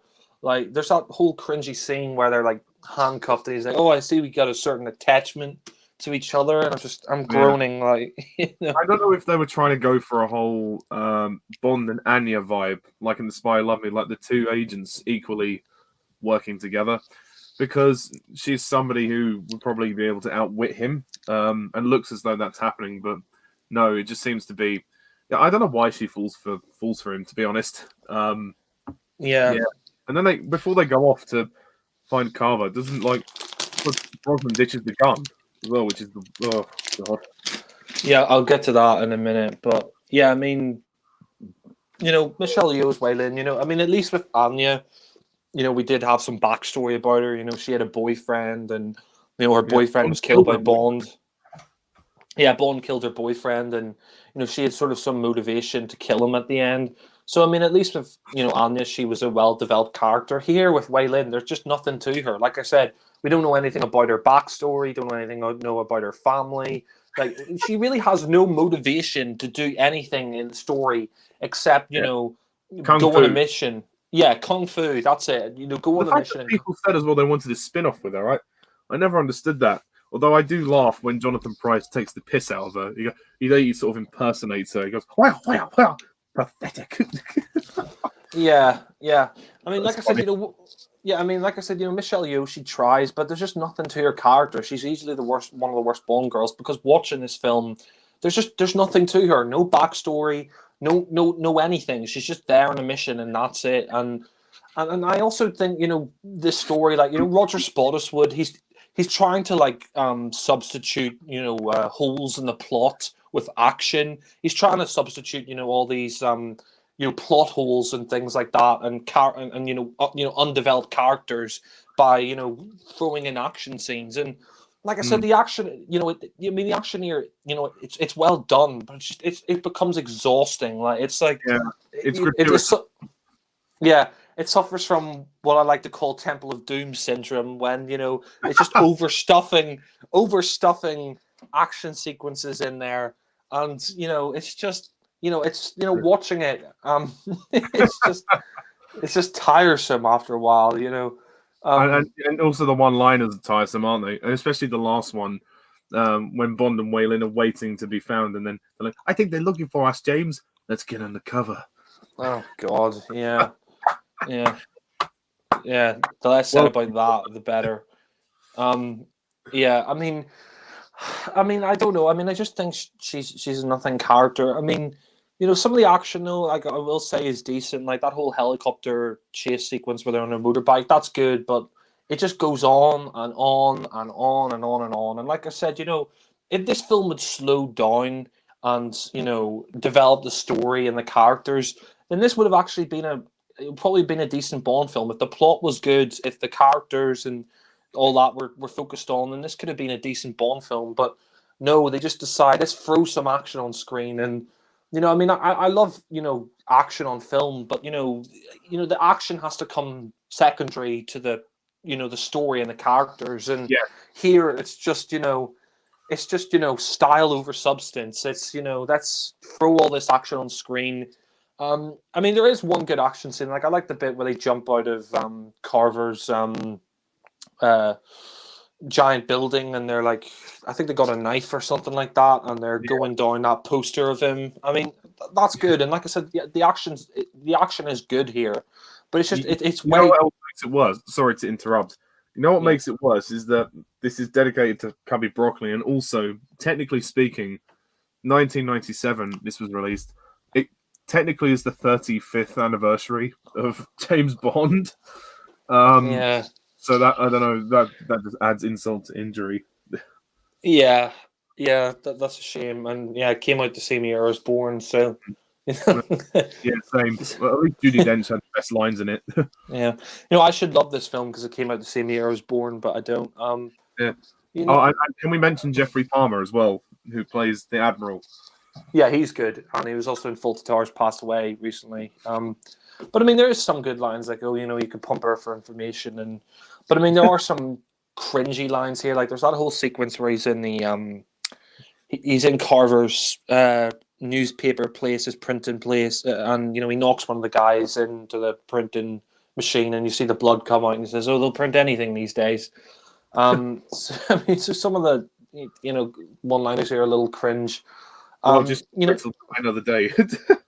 Yeah, I mean, personally, I think would have been a better one-liner if he said what's black and white and red all over. Like, that would have been better, since there's blood in the printing press. But yeah, I mean, like I said, the film is just exhausting for me. Watching it it's exhausting. There's that other scene as well where Bond, he goes into that sunken Navy boat at the start. Like, there's that British Navy boat that gets sunk in the water, and funnily enough, there's a small cameo here by Jared Butler. He's one of the guys on the boat, the Navy boat. I think this is before he became a big name actor, but Jared Butler makes a small cameo here. But yeah, I mean, that whole sequence where they're diving, I just didn't care for. By that point in the movie, I was so fucking burnt out and exhausted by the film. And like I said, the final fight as well on the what was it, the stealth boat? I think it's crap. I just didn't care for it.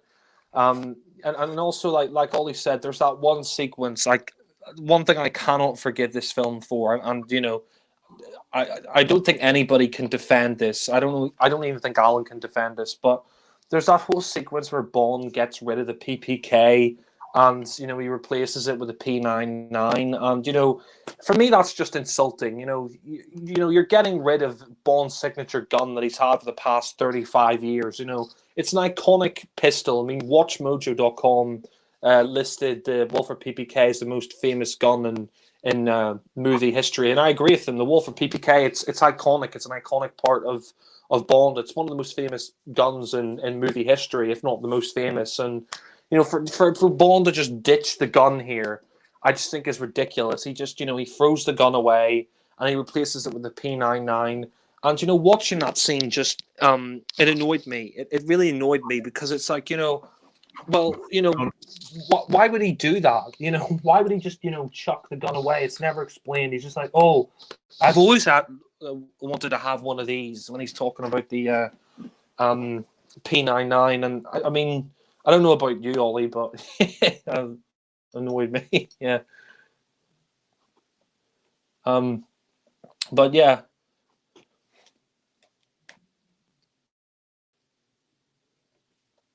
Can you hear me?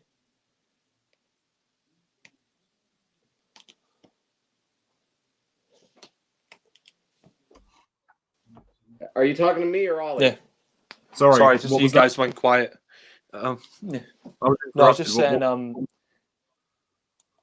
I was just saying, like, what did you think of the whole tossing away the Walther PPK thing? Oh well, I'll wait till I come to my say before I. Yeah. Yeah.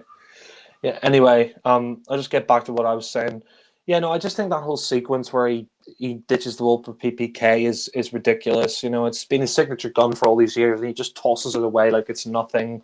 And there's also that really stupid scene where, Bond, he's like, he's gonna use the keyboard, and it's got all these Chinese symbols, on it, and he doesn't know what to do. And Calvin Dyson pointed out, and he's right. Bond, when he only did it twice, he took a first in Oriental languages at Cambridge, so he knows Chinese, and then all of a sudden he just he forgets it. He forgets how to use a keyboard because there's Chinese on it, which I think is ridiculous. But Michelle Yeoh, I mean, they try to make this film a bit like a kung fu action movie as well, with some of the action scenes, the karate chopping stuff. And I mean, one thing I will say is the soundtrack here is much better than GoldenEye. The Tomorrow Never Dies soundtrack is actually pretty decent here, and you got that remix by Moby, the Bond theme remix. I quite like that, but the final action scene in the stealth boat, I don't care for. Although said I do like Jonathan Pryce, when he takes the Mickey out of Michelle Yeoh, like when he's like, hua, hua, hua, pathetic. That was quite funny. You gonna say something or? Sorry. Oh no, sorry, you turned your mic on. I thought you were gonna say something. Like, no, but no, I felt the final action scene. It was just for me, just like by that point, it's just like kind of felt like Bond in this film. He kind of feels like a Superman. Like he could do anything. No scratches on his body, no blood or anything. He just goes around shooting everybody. And the final action scene with Stamper, I think, is pretty crap. Where basically Stamper dies. I didn't care for that.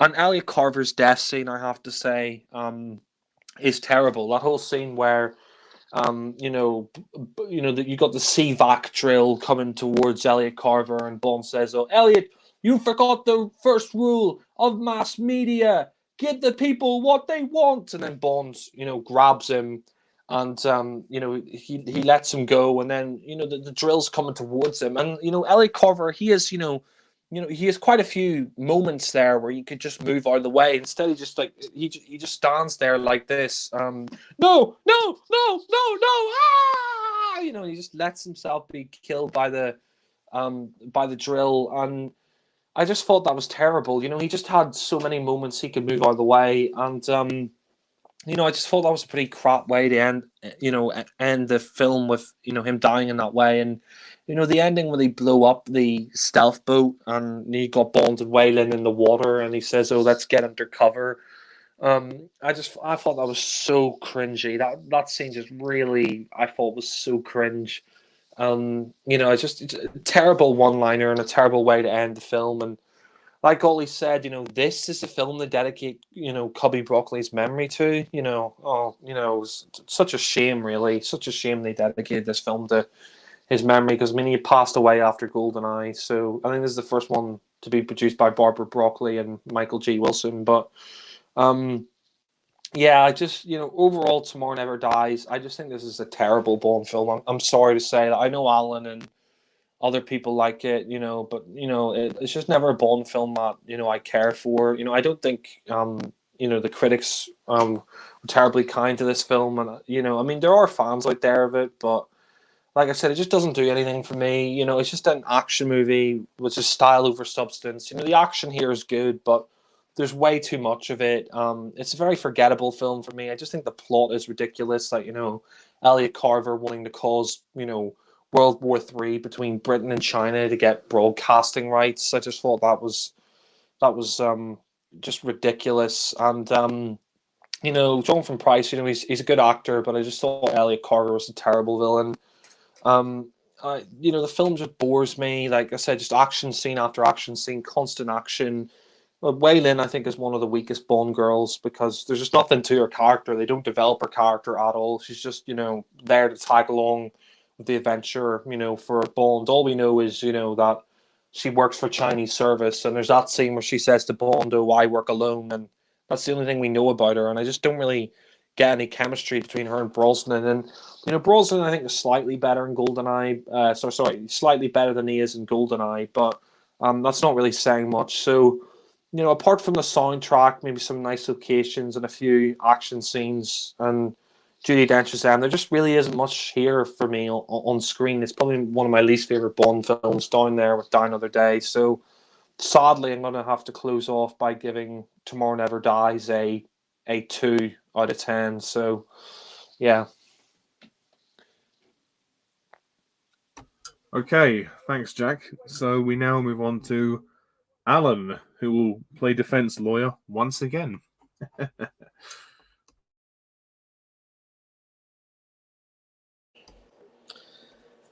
Oh boy.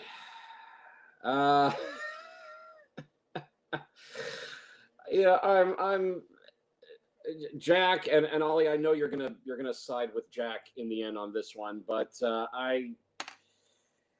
oh god, I mean, I'm listening to Jack going off on Tomorrow Never Dies. I don't get it. I just don't understand. I know it's all a matter of opinion, of course, and all of that. But I listen to when I listen to fans like Jack go off on Tomorrow Never Dies. I don't get it. I just don't get it. I mean, this particular Bond movie gets your goat, really? I mean, seriously? I don't get it. I really truly don't get it. I'm sorry, Alan. I'm sorry. I just couldn't get into it. Sorry, but yeah. Okay. Well, all I can tell you is that I guess we're just going to have to agree to strongly disagree about this Bond movie. With I'm going to have to strongly disagree with both of you on this one because I know where Ollie's going to go in his opinion. But I'm in the camp that thinks Tomorrow Never Dies a great Bond movie. I even go so far to think that I think it's Brosnan's best Bond movie. I really do. Okay, I put GoldenEye in a very close second place, but I've always enjoyed Tomorrow Never Dies the best, and it does have its share of Bond fans. Our good friend, and I think he subscribes to all three of our channels. Stephen McKenzie. Hi, Stephen. In case you're listening, Stephen agrees with me that Tomorrow Never Dies is Brosnan's best Bond film, so he likes it. Siskel and Ebert gave the movie 2 thumbs up. Even Siskel liked it, although his main reason for liking it was that he really liked Jonathan Pryce as the villain. So there are definitely Bond fans out there who like Tomorrow Never Dies. Okay, they do exist. I am one. First of all, I think Brosnan is better in this movie. I think he's definitely a lot more confident in the part. Very assured, very relaxed. I think he's very much at ease now playing James Bond. So I really enjoyed his performance in this. This was directed by Roger Spottiswoode, and I thought his direction of the film was great. The criticism that Tomorrow Never Dies feels like a video game. I've seen the movie a few times since we did the last hangout of the Brosnan era a few years ago where you guys were saying you thought it plays like a video game. It doesn't feel like a video game to me. Not at all. It feels like a James Bond movie to me. And if it's a James Bond movie, it's got to have action in it. It's not a James Bond movie unless it has action in it. Maybe you guys think that the action scenes in this one are kind of overkill, but the action scenes don't bother me in the slightest. I don't think that there's too much of it or not enough of a story. I think it's just Bond going on a mission to stop this guy who wants to take over the world's media. I like the fact that the villain is he's not after world domination so much as he wants world media domination. He doesn't want to rule the planet, but he wants to rule the planet's media. And regarding the criticism that, why didn't he just make a phone call to China if he wanted exclusive broadcasting rights in China? Why did he go this other route? Well, maybe they should have put this in the script, okay? Maybe they should have done that. But maybe Carver did make a phone call to China, and China told him no. So Carver went, well, if you won't give me what I want, then I'm going to get it by another means. And maybe that's why he chose this particular route that he chose. I think Jonathan Pryce is a terrific villain. He may not be a physical menace to Bond, but I like his evil thinking in this movie. I think he's a very charismatic villain. And again, I like the fact he wants to take over the world's media rather than taking over the world. So he's still doing something really bad and really nasty, but it's not about I want to rule the world. He just wants to rule the world's media. So I thought that was really cool about him. Regarding the Bond girls, I will say that one of the things that stops me from proclaiming Tomorrow Never Dies as a classic Bond film, I will give you that. I'm not saying that I think it's a perfect Bond film, although I really like it a whole lot. But one thing that does bring the film down a peg is Terry Hatcher as Elliot Carver's wife, Paris. It's kind of a dull wooden performance from her. It's like she's not really putting that much enthusiasm into the part. She doesn't deliver the lines as well as she could. Although I don't know if you guys knew this, but when Terry Hatcher did this movie, she was in the early stages of pregnancy, so that might have affected her performance in some way. I mean, we'll never know, but it's possible that might have had a reason for it. So not the best performance from Terry Hatcher. She does feel kind of wooden in this film, although she disappears early. She's not in the film for very long. I'll say that. So she doesn't wreck the film for me, but she does bring it down a little bit. I love Michelle Yeoh as Wei Lin. I'm a Michelle Yeoh fan anyway. I mean, she's a martial arts action star. She's done films with Jackie Chan. She was in the Oscar-winning movie Crouching Tiger, Hidden Dragon. If you're not convinced about Michelle Yeoh's acting prowess, definitely watch her in Crouching Tiger, Hidden Dragon, and she's terrific with the martial arts. Okay, so we don't know that much about her background, but it didn't bother me all that much. In fact, it didn't bother me at all. I mean, there's only so much information you can put in about a particular character. This particular character, it was enough for me to know that she's a Chinese spy. She's skilled with martial arts. She's working with Bond. You know, I don't really need to know, you know, where she grew up or what kind of background she had. I mean, with some characters you want that, and some characters you don't want that as much. So, you know, it didn't bother me that we didn't know that much about Wei Lin's background, other than that she's a Chinese spy and very skilled with martial arts. It didn't bother me. Didn't bother me at all. I think she's very appealing. The woman speaks perfect English. I mean, my God, I mean, her English is perfect. Speaks perfect English. I thought she had good chemistry with Brosnan. I thought they made a really good pair, and it was fun to see a Bond girl who can definitely kick ass in her own right. Although I did like the fact that Bond still has to rescue her at the end, because it looks like, you know, she's drowning, and you know, Bond rescues her at the end, and why not? but you know, she can take care of herself. You know, she's a kick ass girl, and I like that. So I like Michelle Yeoh in this. Let's see. Anybody else to mention? Joe Don Baker comes back as Jack Wade. He's good. He's not in the film for very long. He may only have 1 or 2 scenes, but when he's there, it's good to see him. Judi Dench, once again, strong as M. Nice to see Samantha Bond one more time as Miss Moneypenny. I think all the action stuff is great. I mean, I that's one of the things that I love about Tomorrow Never Dies, all the action scenes. I mean, the initial assault on the Russian base with Bond in the jet. I think that's a great opening scene. The fight at Elliot Carver's newspaper plant. Wei Lin also gets involved in that fight. I think that's a great action scene as well. I absolutely adore the scene with Bond. The action scene with Bond driving the remote control car in the back seat, and he's going all around the parking garage, and the bad guys are firing upon him, and I just think that's terrific fun. I just love that action scene. I never get tired of watching it. It's always great fun to watch the action scene in the parking garage. That's great. I love the action scene with Bond and Wei Lin on the motorbike, where they're handcuffed to each other, and they're being chased by a helicopter, and Bond's riding the motorbike with Wei Lin all over the buildings, on rooftops, and they have to do this jump, and you know, I think that's a great action scene. And then, of course, the final assault on Carver's stealth boat at the end.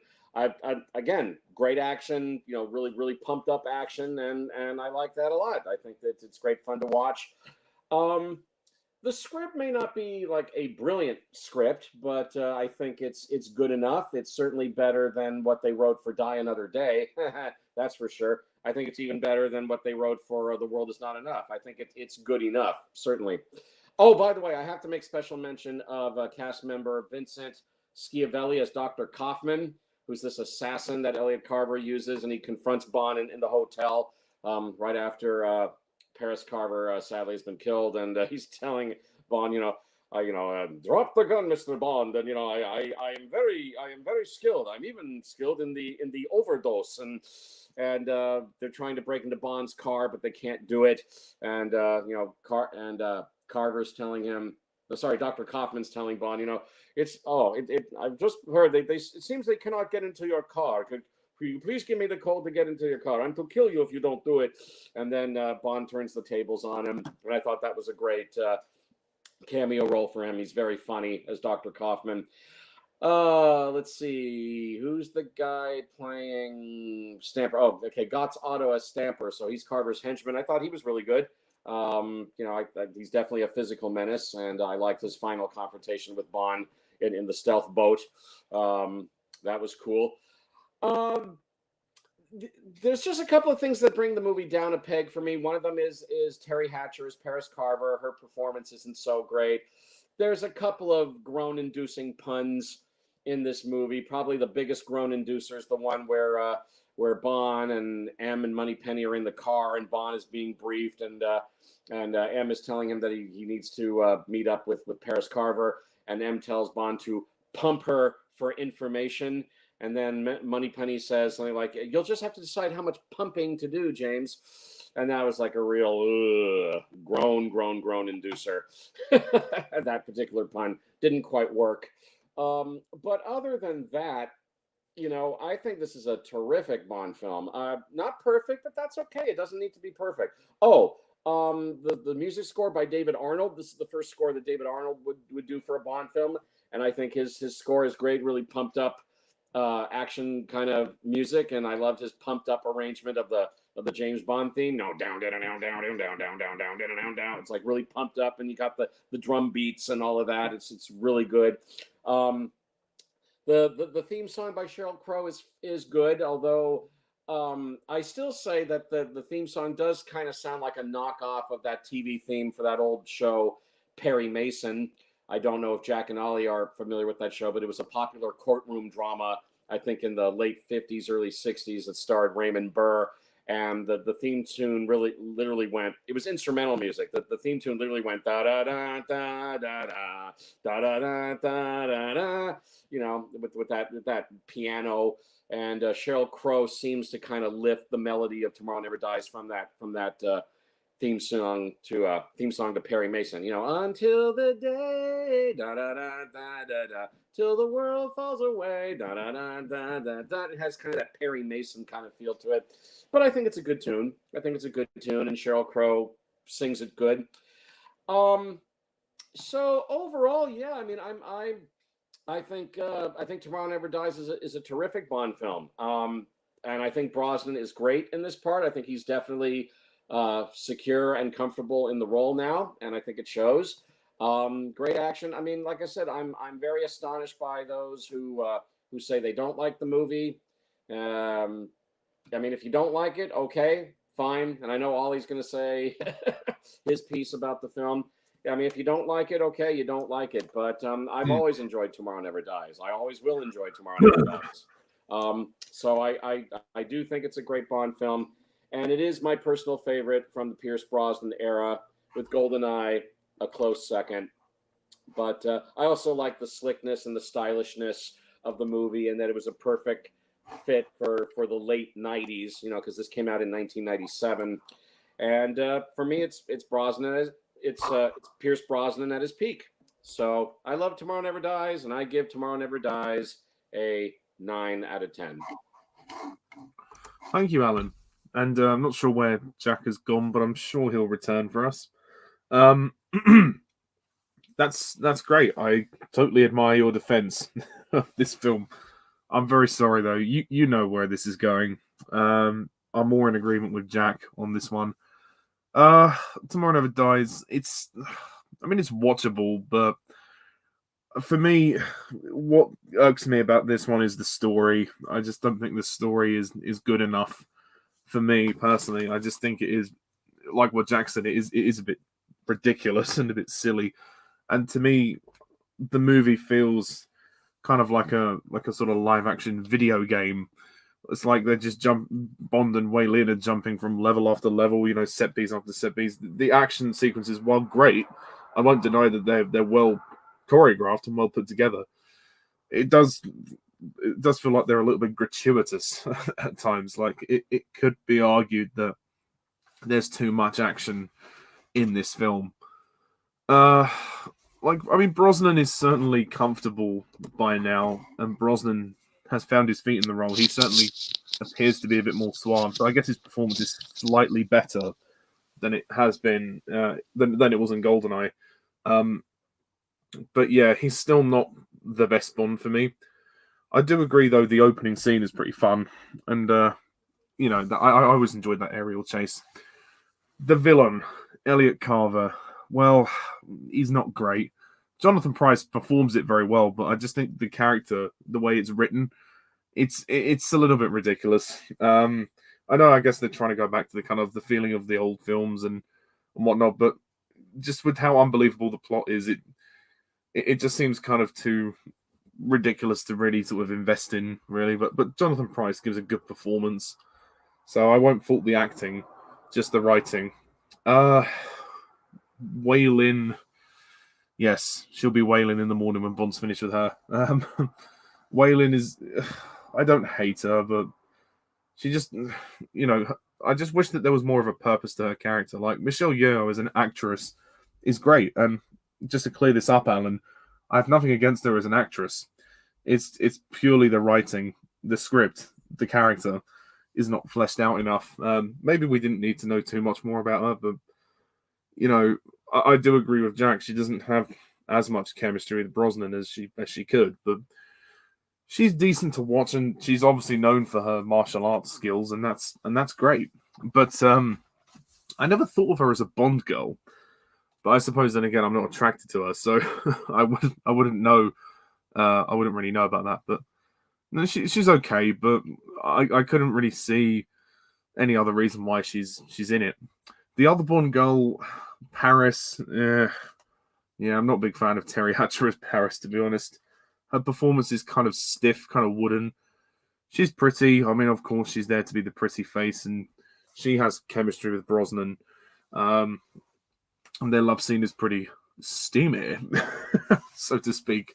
And I do agree the David Arnold score is very good. I think it's much improved over GoldenEye. The score for GoldenEye was awful, so it's nice to have a more of a Bondian score. And yes, I do agree the Bond theme, which has been rearranged by Moby, very well done. When it goes it's pretty awesome. I quite like that. Judi Dench, once again, great as M. And there's that great moment when she stands up to the Admiral and he says, I don't think you have the balls for this job, M. But at least I don't think with them. I quite like that. That's a great moment. And Jeffrey Palmer, obviously, rest in peace as the Admiral. He's a pretty good character, although he's not in it too much. But I just thought I'd mention him because obviously he passed away recently, very sadly. Samantha Bond as Moneypenny. I didn't really mention her before. I'm sorry, I forgot to mention her. She's okay. She's all right. She's better than Caroline Bliss because she gets more to do. But I do agree with Alan about that one-liner, pump her for information. It's kind of funny, but it's also kind of cringy. I'm kind of two-sided about that one-liner. I think that was sometimes the humor in the Brosnan movies, they didn't really know how to pitch it, and I think this is an example of that. And of course, we see Brosnan in the beginning, sort of in bed with a woman, like he's like brushing up on his Danish or something. Like Brosnan is very clearly a ladies' man Bond, and that definitely rings true. But like I said, the story just kind of lays on screen. The film just kind of lays there, and it just doesn't go anywhere for me. And I do agree, ditching the Wolf for PPK was insulting because that is Bond's signature gun, and that should never go, as far as I'm aware.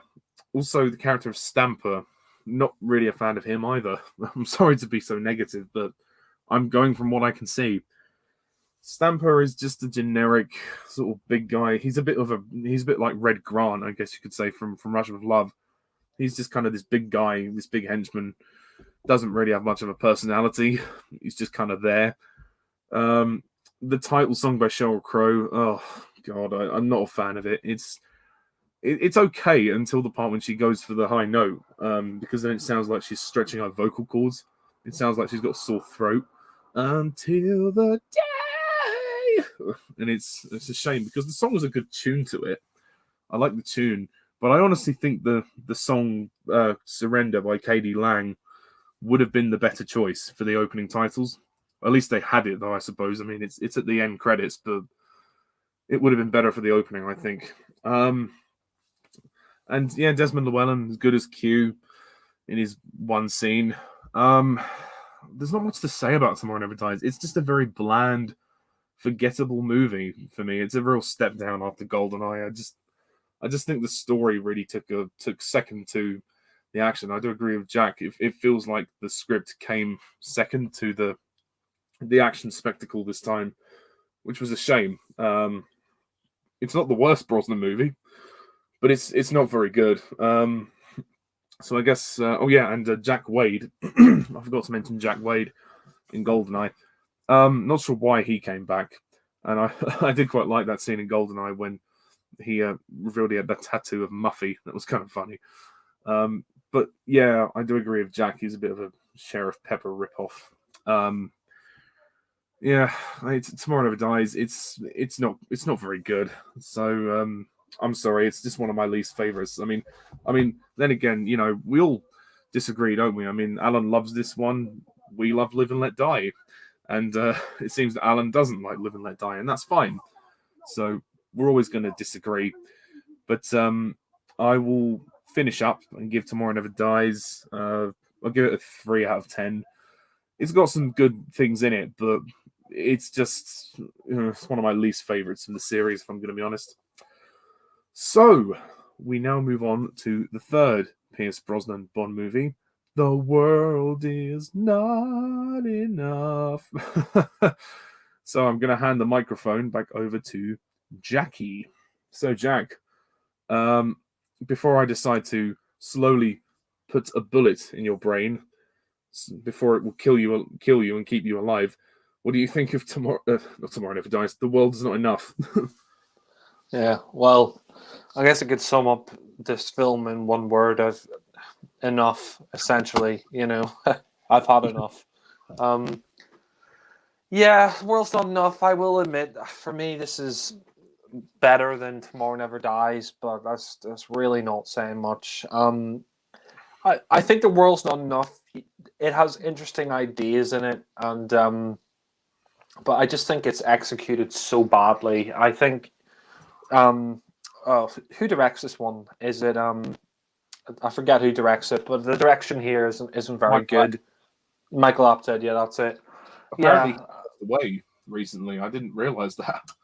Yeah, I saw that. So it's a shame that he passed away. I heard he's directed other films which are quite good. So maybe I'll check out his filmography at some point because it's the only film I've seen him direct. But The World's Not Enough. You got interesting ideas here, but I just think this is very badly executed. I think they're trying to go for a more serious sort of thing here with this sort of Stockholm syndrome plot of you've got Electra King, and she's got her captive Renard, played by Robert Carlyle, and you've got the whole thing with Bond here, and he sort of had a he sort of has an interesting relationship with Electra King, and that stuff's interesting. So they're trying to go for a more serious route, but at the same time they throw in all this like cartoonish stuff in the film. I think Brosnan, I will admit, I'm not a big fan of him as Bond, but I will say this is his best performance. He's not any, his performance here isn't anything amazing.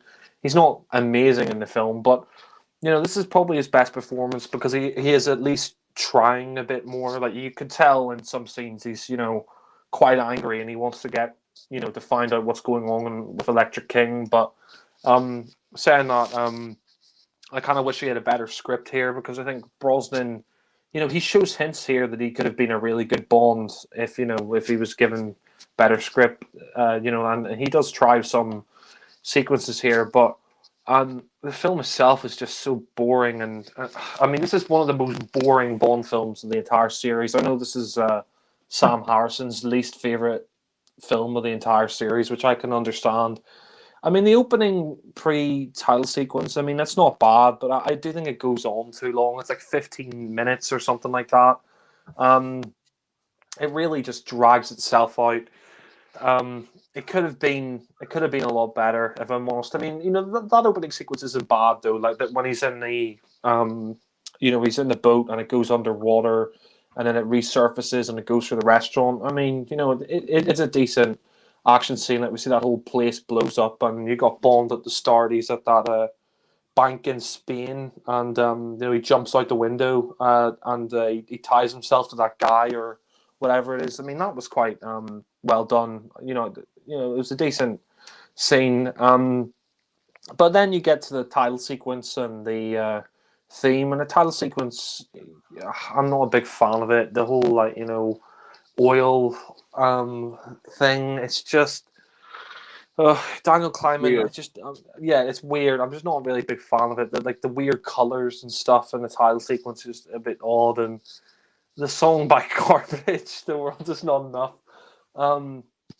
It is garbage. I mean, okay, I won't go that far. It's not the worst Bond song I've ever heard, but it's definitely not one of the best. I probably have to put it in my least favorite Bond songs because it's just very slow and it's kind of depressing listening to it. But I mean, for me, the film, there's just some ridiculous things in here. Like, I mean, the idea of Electra King, I think, is interesting. She's sort of got Stockholm syndrome, and she's fallen in love with Renard or Captive.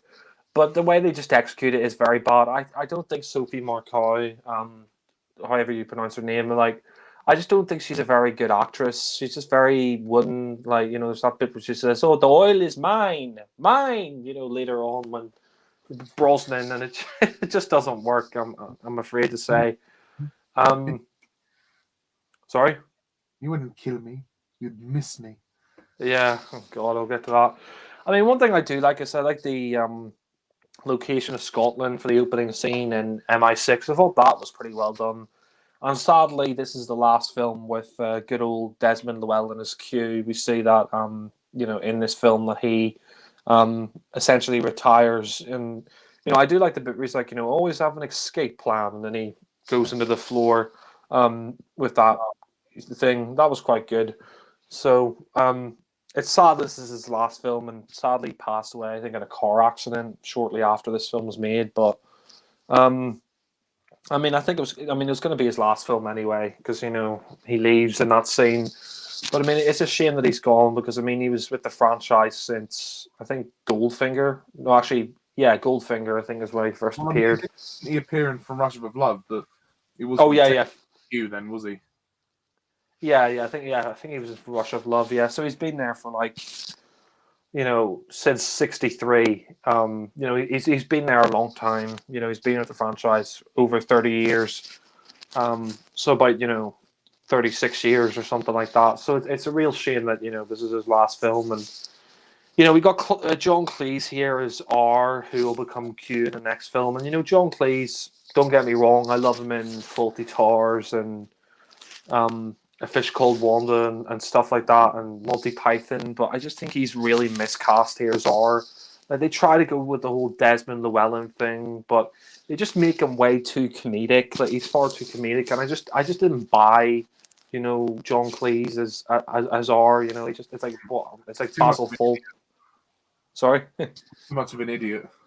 Yeah, he's too much of an idiot. They try to go with the comedy too much, and I'm just thinking when I'm watching him as R, I'm just thinking, yeah, this is Basil Fawlty, and I'm really glad, I'm really glad with the Skyfall they went for a younger Q. I think that works a lot better. Here they try to make him. We're living in as well. Yeah, here it's kind of like the same problem you have with the same problem I have with Robert Brown is that they try to make him too similar to Desmond Llewellyn, but they try to add the comedy on too much, and he comes across as an idiot watching it. And like I said, John Cleese, I like him in other stuff, but I think he's great in other things, but I just don't really think he works here. The film just sort of drags itself along. Watching this film, every time I watch it, I just really can't get into it because the pacing of this is so slow. It's just so, it's just so boring to watch. It's one of the slowest Bond. Fucking oil. Yeah. The story about oil, I don't care about. The oil pipelines. It's a better storyline than Tomorrow Never Dies, but it's just it's a who cares. Her oil pipelines. I don't care about that. To be perfectly honest, I think as well the villains Electra King. Like I said, Sophie Marcoux. She's just very one note, very wooden. like they try to do this sort of relationship thing where she has a bond, and she has a relationship with Renard, and we see that she's trying to buy into Bond's trust or whatever. I just didn't care about that, to be honest, and I just think Renard as a villain is just terrible. I'm sorry, but Robert Carlyle, great actor. I mean, he's great in Trainspotting and Trainspotting 2, and he's really good in Hitler: The Rise of Evil. I mean, he's a very good actor, but here the script he's given is just bad, and I just think his performance here is quite weak, and it's just the whole concept I think is so stupid. Like the bullet that that's shot inside his brain, it's slowly killing him, but it's keeping him alive. I'm sorry, but that is just ridiculous. I mean, there's no way if someone shoots a bullet in your brain that you'd still be alive. That's a load of bollocks. I'm sorry, but this idea that it could weave its way through your brain and slowly kill off your senses and keep you alive, it's an oxymoron. It just makes no sense. It's dumb. And it's just it's victory. yeah, it's just really, really stupid. And some of the dialogue here is just cringe. Like there's that whole sequence in bed where he's with Elektra, and she's getting ice, and she puts the ice over her body, which I think is really cringe. And she does the same with Bond, and she puts the ice in her mouth and stuff. And there's that one point where he smashes the the wooden table, and he says, "I feel nothing." Oh god, that was the way Carlisle delivered that line was not very good, and I just think Renard is a crap villain. I mean, he's no threat to Bond. Robert Carlyle in real life, he's really short. He's just a short arse. He's no real threat to Bond. Yeah. He's very skinny. Yeah, he's very skinny, and I just think the villains here are nothing. They just really are crap. They're some of the worst in the series. I also think Denise Richards here is terrible as Christmas Jones. Oh, God. I mean, let's be honest. The only reason they cast her was for sex appeal, and I just think her name is stupid. Christmas Jones. For fuck's sake, give me a break. They only called her that for that stupid one-liner at the ending.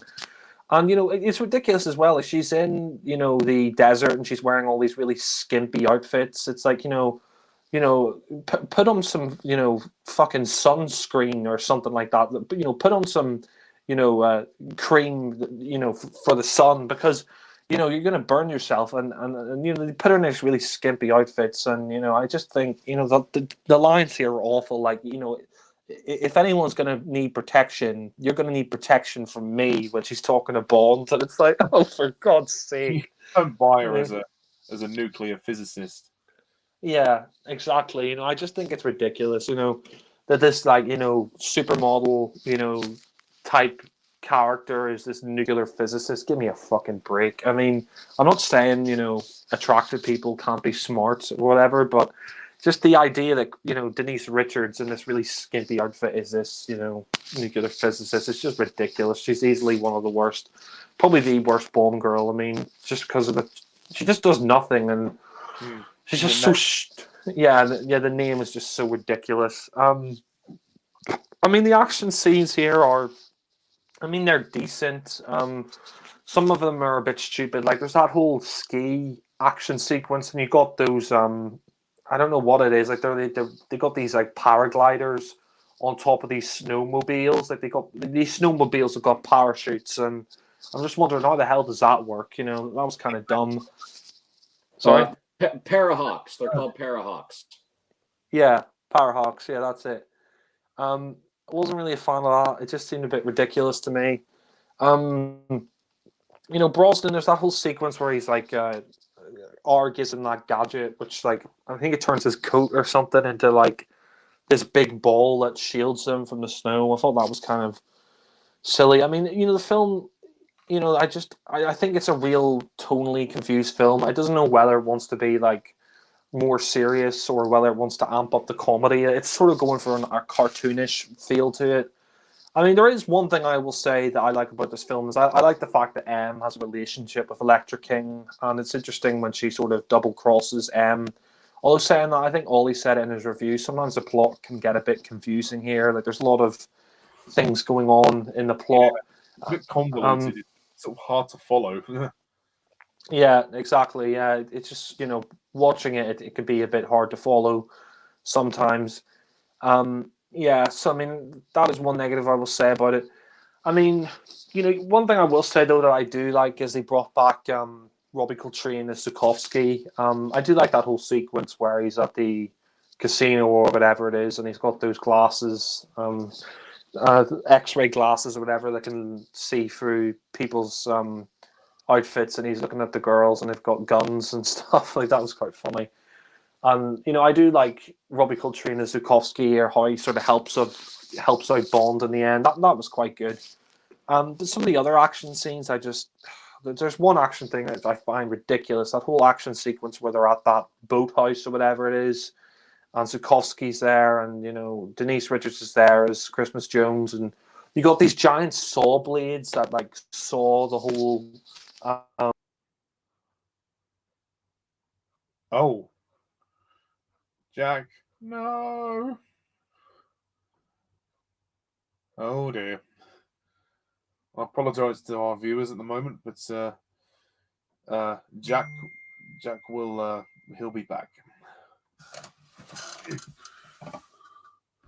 Oh, we lost Jack. Yes, seems to be. Okay. Okay, well, patiently. I mean, he wasn't quite finished yet, was he? No, he was. Hopefully, he was almost there. Okay. So I will wait. He'll be back. Sit tight, folks. He'll be back. Yeah, Mr. Bond will be back. Yes, indeed. Yes, indeed. Oh, I'm keeping my fingers crossed for October, for No Time to Die. God, I hope so. Yeah. I mean, surely the world has to be in a much better place by the time October rolls around. Please. Yeah. If the pandemic's not over, it'll be nearly over by then, hopefully. Yeah, exactly. Surely, even in America, the situation might have improved. People would have been vaccinated and things will have opened up. Even if we're still living with masks or whatever, cinemas can be somewhat socially distant. But yeah, I guess we'll have to see, won't we? That's right. But it should be. I mean, with more vaccines coming on the market and all that. Let's see. Yeah, keep the faith, man. Yeah.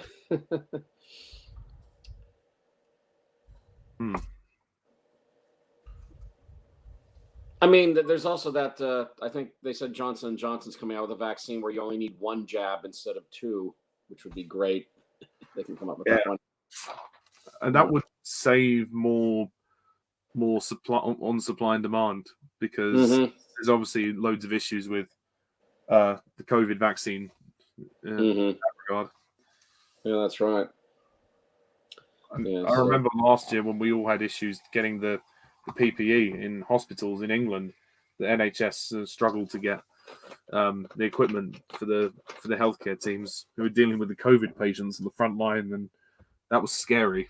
So, oh yes, yeah, that's right. No, it's really bad, but should be fine. Yeah, but 2020 we fell into the pandemic. 2021 is when we climb out of the pandemic, and 2022 should be where life gets back to normal. That's what I'm hoping for. Yeah. I mean, even if No Time to Die gets delayed again, I mean, it won't surprise me. They'll probably just roll it into early, maybe April 2022. If that happens, at least we'll have a Bond movie for the 60th anniversary of James Bond. It comes out next year. Oh, God. Yeah. So at least that's a positive. But by that point, I mean, what would be the state of movie theaters? Because I don't know, a lot of them are going to be in danger of going under if they don't have a big movie to show by then. That's just the problem. Yeah. Boy. So hopefully soon. I'm trying to find a graph I can show you about the state of COVID right now. Usually Google has the up-to-date graphs. If you just type in coronavirus statistics, it should come up with a graph. That's what it usually does. Okay, well, I'll tell you what. I'll show you this. It's all I've got to show right now. I looked it up. Excuse me. Bless you. Hold on. Yes, we're patiently waiting for Jack to join us again. Hold on. Like I have on my pad here, I think that's the opposite end of the finger. Like here, yeah, that's where we're going right now worldwide. I mean, the curve is going down. It's going down, which is the important thing. Good. Yeah. We were at the peak. It went up in November and December. Right over the holiday season. But as you can see where my finger is, the curve is now going downwards. And again, this is the worldwide chart. So we're going in the right direction. Yeah. So that's something to be hopeful about. Please, dear God. I can't live like this anymore. Can't live with corona restrictions. Yeah. In other news, it just popped up on my news feed while we were doing the talk, is that Trump was acquitted. Surprise. He was acquitted. Unfortunately, the Democrats weren't able to get enough votes to convict him for the January 6th, right? But, I mean, we knew this was going to happen. There weren't going to be enough. I mean, in the end, 7 Republicans joined the Democrats, but the Democrats needed 17 Republicans to join them, so unfortunately the votes were not there. Oh, well. Well, I mean, the main thing is he's out of power in the White House. Yeah, even Piers Morgan said it on the one show in the UK. Piers Morgan said, yeah, Trump deserves to be convicted for everything he's done. Very nice man. Not a nice man. Definitely not. But oh well. I mean, this is a permanent mark on him either way, and even if he tries to run again in 2024, I'm not so sure he's going to be successful after what happened. So,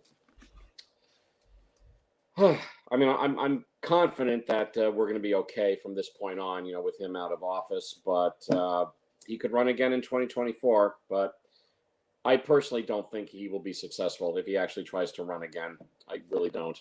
So I agree. I think his time is up, even though there's a select few, not even just in Florida, there's a select few that support him. He don't stand a chance anymore. He's proven his worth or lack of. Right. So he's done. He's finished. Yeah. As far as being president goes, yeah. That's God, what I hope so. Playing golf. Yeah. That's what he was doing. I think they showed a picture of him playing golf at Mar-a-Lago the other day. So, you know, he can play all the golf he wants now. Hope he enjoys it. Stay away from politics. Yeah, I wouldn't ever want to be a politician. I'm not clever enough to be a politician. No, I couldn't do it. No way. I mean, to know as well that the whole world looks to you to kind of be one of the sort of, you know, if you became president or anything, you know, to be the world leader of that country, that's a lot of pressure every day. Oh, yes, definitely. I mean, it's a huge mother responsibility. That's for sure. But actually, while we're here talking about Bond, I don't know if we've taken the time to mention about Sean Connery.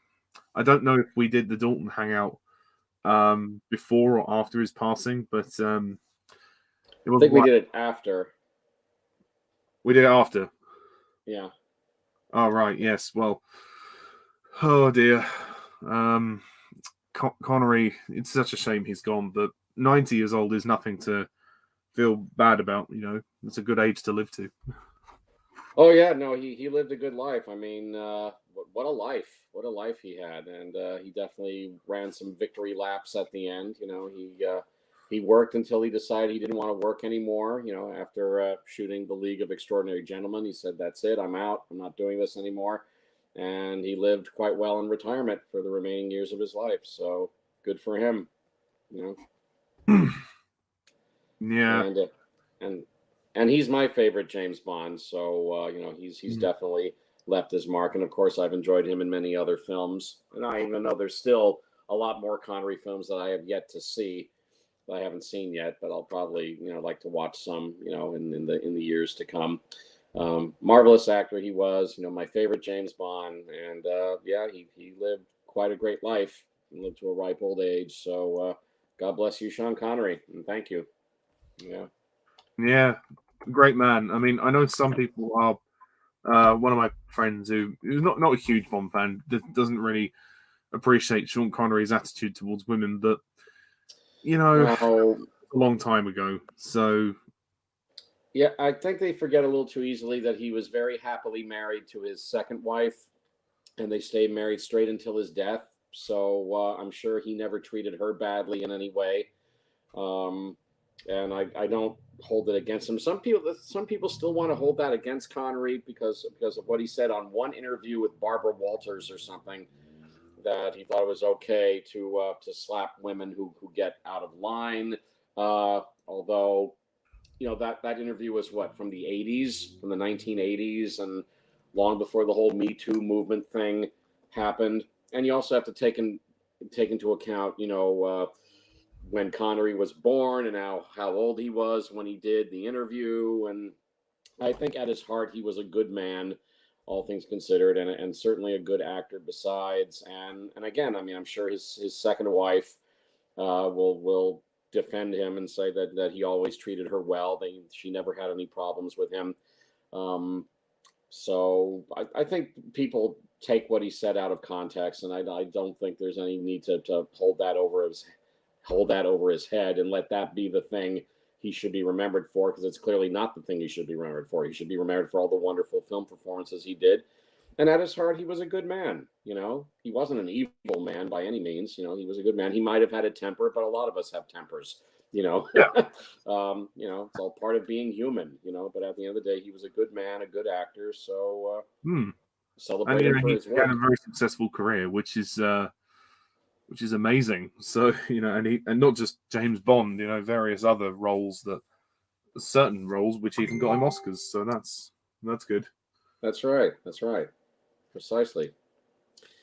Well, I have to say, now I'm getting concerned about Jack. I just sent him a private message. It's fine. He's just responded to me. He said his iPad died, so he's coming back. So I said, sorry for your loss. Okay. No, I'm joking. I didn't say that. Okay. Yeah. Okay. Just plug it in, Jack. Just plug it in, and you're back with us. Yeah.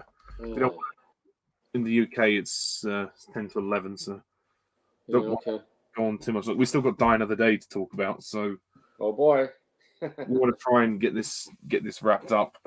We don't want this to drag on forever. Right. No, I don't blame you. That's fine. We'll wrap it up shortly. I mean, at least with Brosnan, there's only 4 movies, so we didn't need to worry too much about time pressure. Right. Roger Moore was a much different case. Yes. 7. But we got through it, and we did it in a good time. Yeah. That we did. Yeah, that was a good hangout.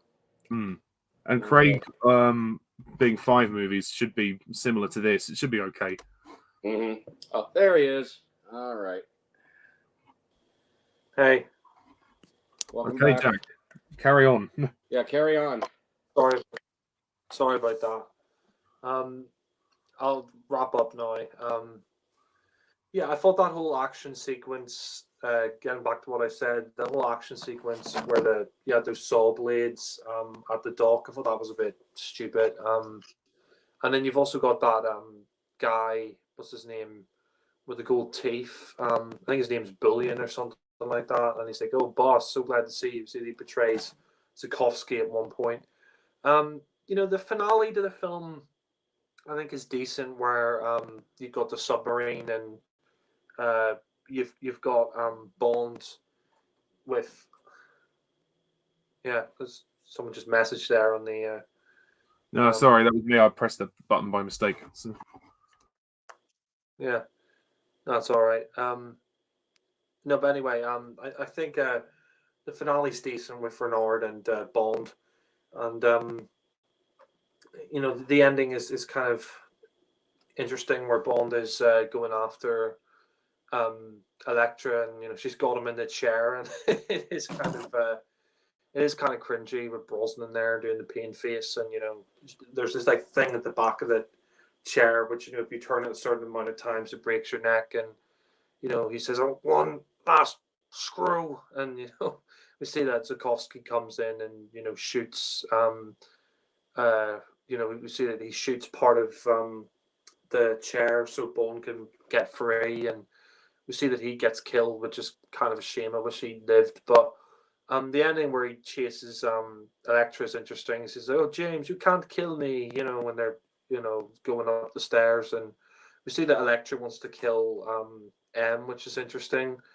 The ending, I will say, with Elektra, even though I'm not a big fan of the film, I do like that scene where Bond confronts Elektra, and he gives the radio to Elektra, and he says, call Renard off, call him off, and she says, oh, you wouldn't kill me, you'd miss me, and we see Bond just shoots her, and it's quite a cool scene, quite a dark scene, and we see that Judi Dench is there afterwards, and we see that Bond says, "Oh, I never miss," which I think kind of ruined the scene a little bit. Like she said, you wouldn't kill me, you'd miss me, and then he says, "Oh, I never miss." I think maybe you could have lost that one liner; it wasn't really appropriate there, but nonetheless, it's quite a dark scene, and I think that's done well. Brosnan's actually probably his best moment as Bond there. You genuinely believe him in that moment as a cold-blooded killer. But yeah, the final action scene with him and Renard on the submarine, it's not great, to be honest. He sort of says, "Oh, you're going to join her," and he kills Renard. And I mean, one thing I will say though, it's nice to see Denise Richards in a wet T-shirt. I think that's probably the best part of that submarine sequence. Would you agree though that the reaction to her death is so over the top when he screams in Bond's face? Yeah, I agree that wasn't, it was like, oh, she's dead or whatever, like he says that to him. Yeah, I do think that is a bit overplayed. Robert Carlyle's just not very good there, sadly, and it's sad to say that because he is a good actor, but yeah, that just wasn't very well done. And the ending of the film, I just think is so cringy. Where they're trying to find out where Bond is, and I don't know, they get that camera and they see these these bodies move around in the heat, and we see the Bond's in bed with Christmas, and he's like, oh, they're in Turkey or whatever. He's like, oh, I've always wanted to have Christmas in Turkey. Like, oh God, and and she's like, oh, isn't it about time you unwrapped your present? And she's like, is that a Christmas joke? And God, and the final scene where they're in bed is just terrible. Like where he says, I thought Christmas only came around once a year. Oh God. It's like, that's how you're going to end the film with that terrible one-liner. And that's the only reason she's called Christmas. I mean, who in their right mind calls their child Christmas? And there's also that other terrible one-liner earlier on where he's with the Dr. Leg, and he says, I think it's time to skirt the situation. And he takes off her dress. Like, oh, God. So the humor here just does not work. So overall, World's not enough for me. It's just not a very good Bond film. It's not the worst of the series, but it's definitely one of the worst. And, I'll say slightly better than Tomorrow Never Dies. Because, you do have Brosnan, he is decent in some sequences. And, there is some interesting things in there, but it's just a very cartoony Bond film. Just a bit of a mess, to be honest. An improvement. Yeah. It's a wafer thin improvement. Yeah, that's all I really have to say about it. I mean, the soundtrack, though, I will say, by David Arnold, I really like. That soundtrack, that track Ice Chasers or whatever, I think is quite good. So David Arnold does a good job here. But apart from that, it's just very boring. Like I said, very run-of-the-mill sort of, cartoony crap villains. The oil, I don't really care about the oil storyline. But at least it's got a few more things going for it than Tomorrow Never Dies. But that's really not saying much. So sadly, I'm gonna have to close off and give this one a 3 out of 10. It's just, I just couldn't get into it. But yeah. Well, sorry, Jack. Sorry to hear about that, but fair enough. That's your opinion. Alan, are you going to be the defense lawyer again, or is this it for you? I'll be defense lawyer, although to a slightly lesser extent than the first two. Just slightly, just slightly. The World Is Not Enough. It's clearly not a perfect Bond film. There's definitely some stuff to criticize in it, but overall, I still like it a lot. I still think it's a lot of fun. I mean, at times the movie is mindless fun, but I still think it's fun. As a matter of fact, I watched The World Is Not Enough not too long ago, like maybe a month or so ago, and I still like it a lot overall. I mean, I still think there's more good in the movie than bad, and overall, I still like it a lot. I think it's a fun Bond film. In fact, it might even move up just ever so slightly in my personal Bond rankings, not by much, but I might nudge it up another notch or two on my personal Bond ranking list. Having seen it again recently, I still like it a lot. But at the same time, I will admit that this is the movie where the Brosnan era is now starting to fall into campiness, starting to fall into it. I mean, the total crash and burn will be the next movie, Die Another Day, which we'll get to shortly. But the World Is Not Enough is where the arc is starting to go downwards now for the Brosnan era, because they're starting to amp up the campiness. They're starting to amp up the bad puns. And thankfully, I still think there's still a lot to enjoy here, but it's not a perfect film. I would rank this one third of the Brosnan Bond films for me.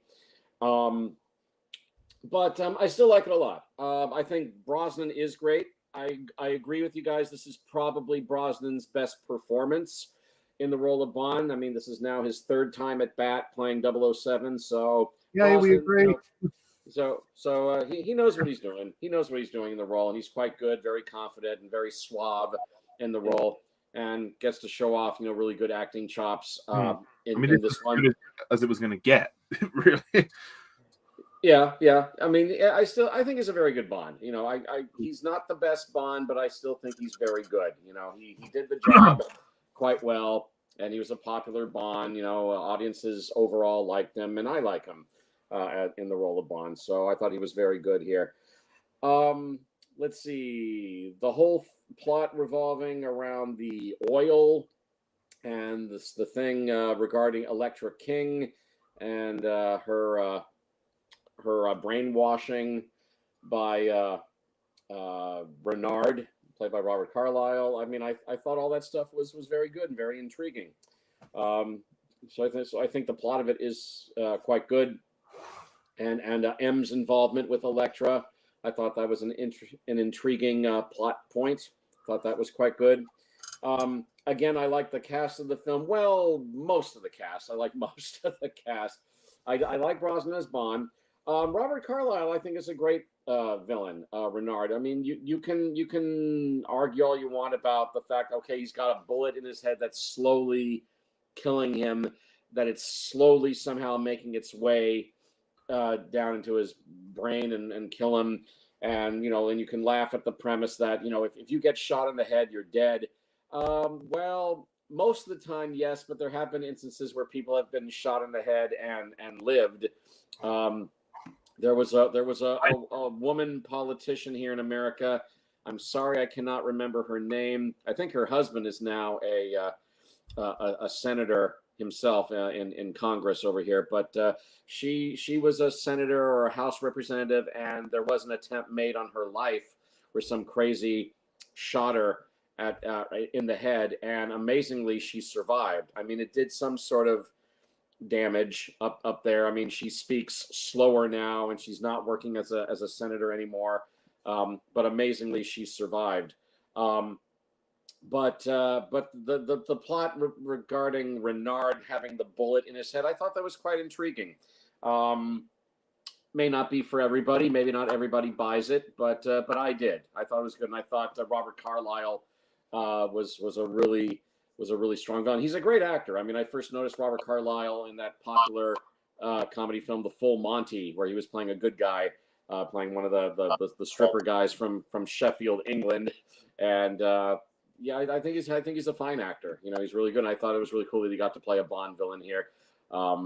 there is some sort of method to his madness, and I like that. So he's good, I think. Great to see Robbie Coltrane come back as Valentin Zukovsky. Sorry that he dies in this one, but nonetheless, he gives Bond some help in this one, and it's always a pleasure to see Robbie Coltrane, and nice to see him come back as Valentin Zukovsky. Desmond Llewellyn in his final appearance as Q. A great send-off for Q, considering how he exits the film with that final shot of him, I guess, on a platform or something that sinks, and he sinks out of shot.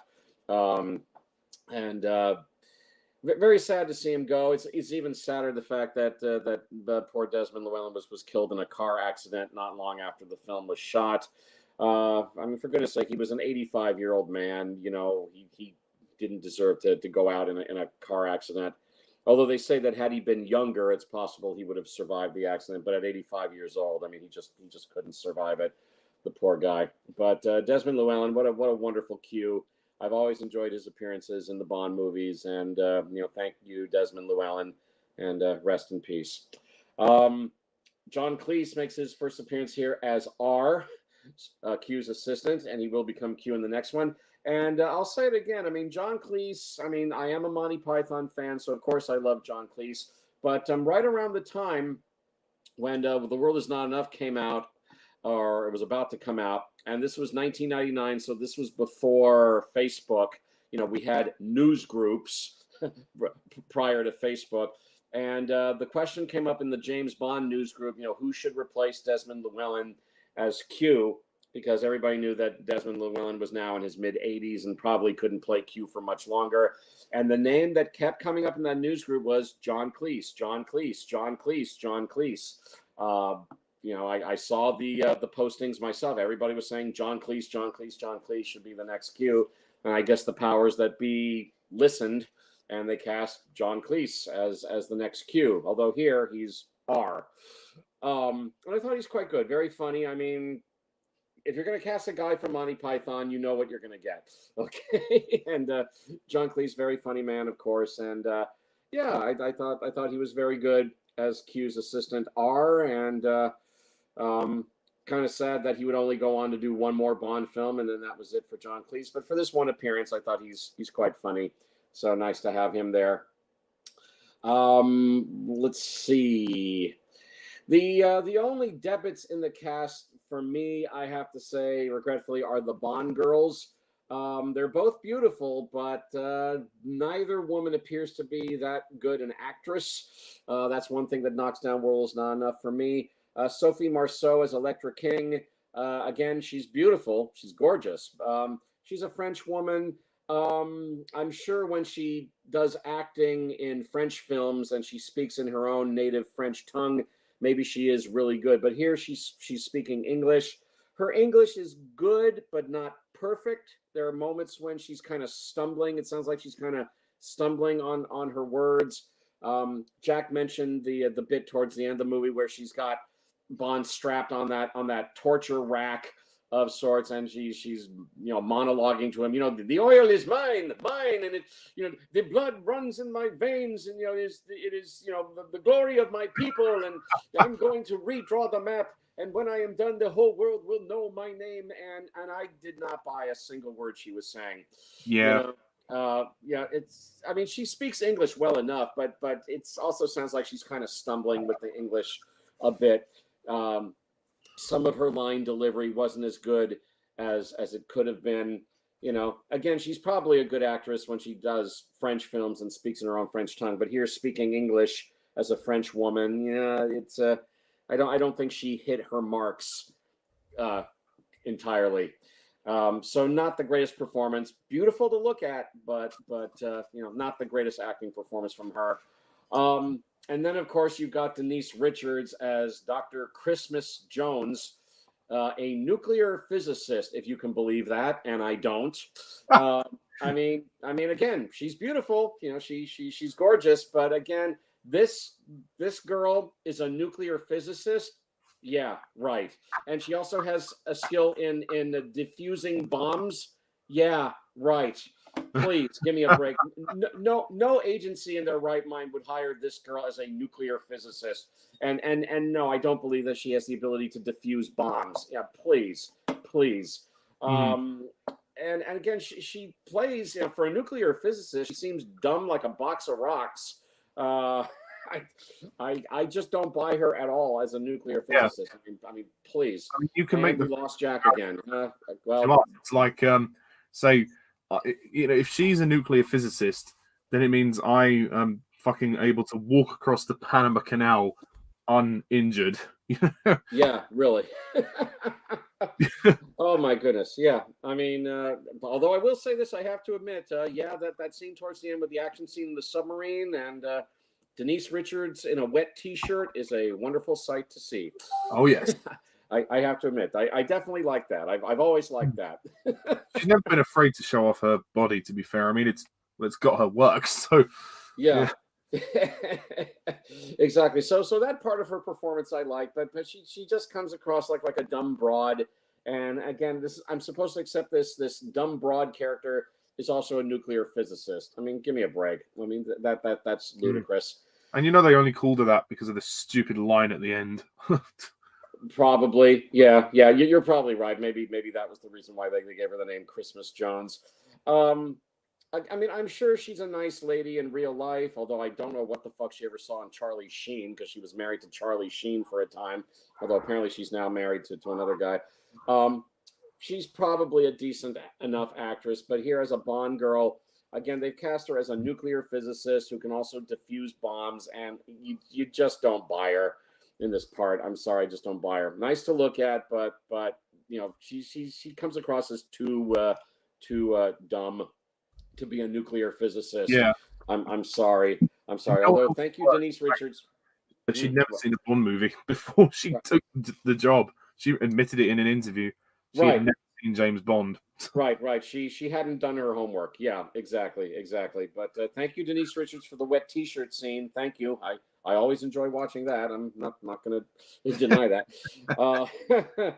But yeah, neither of the Bond girls in here are particularly good, even though they're both nice to look at. But as actresses and the characters they're playing, both of them kind of fall flat.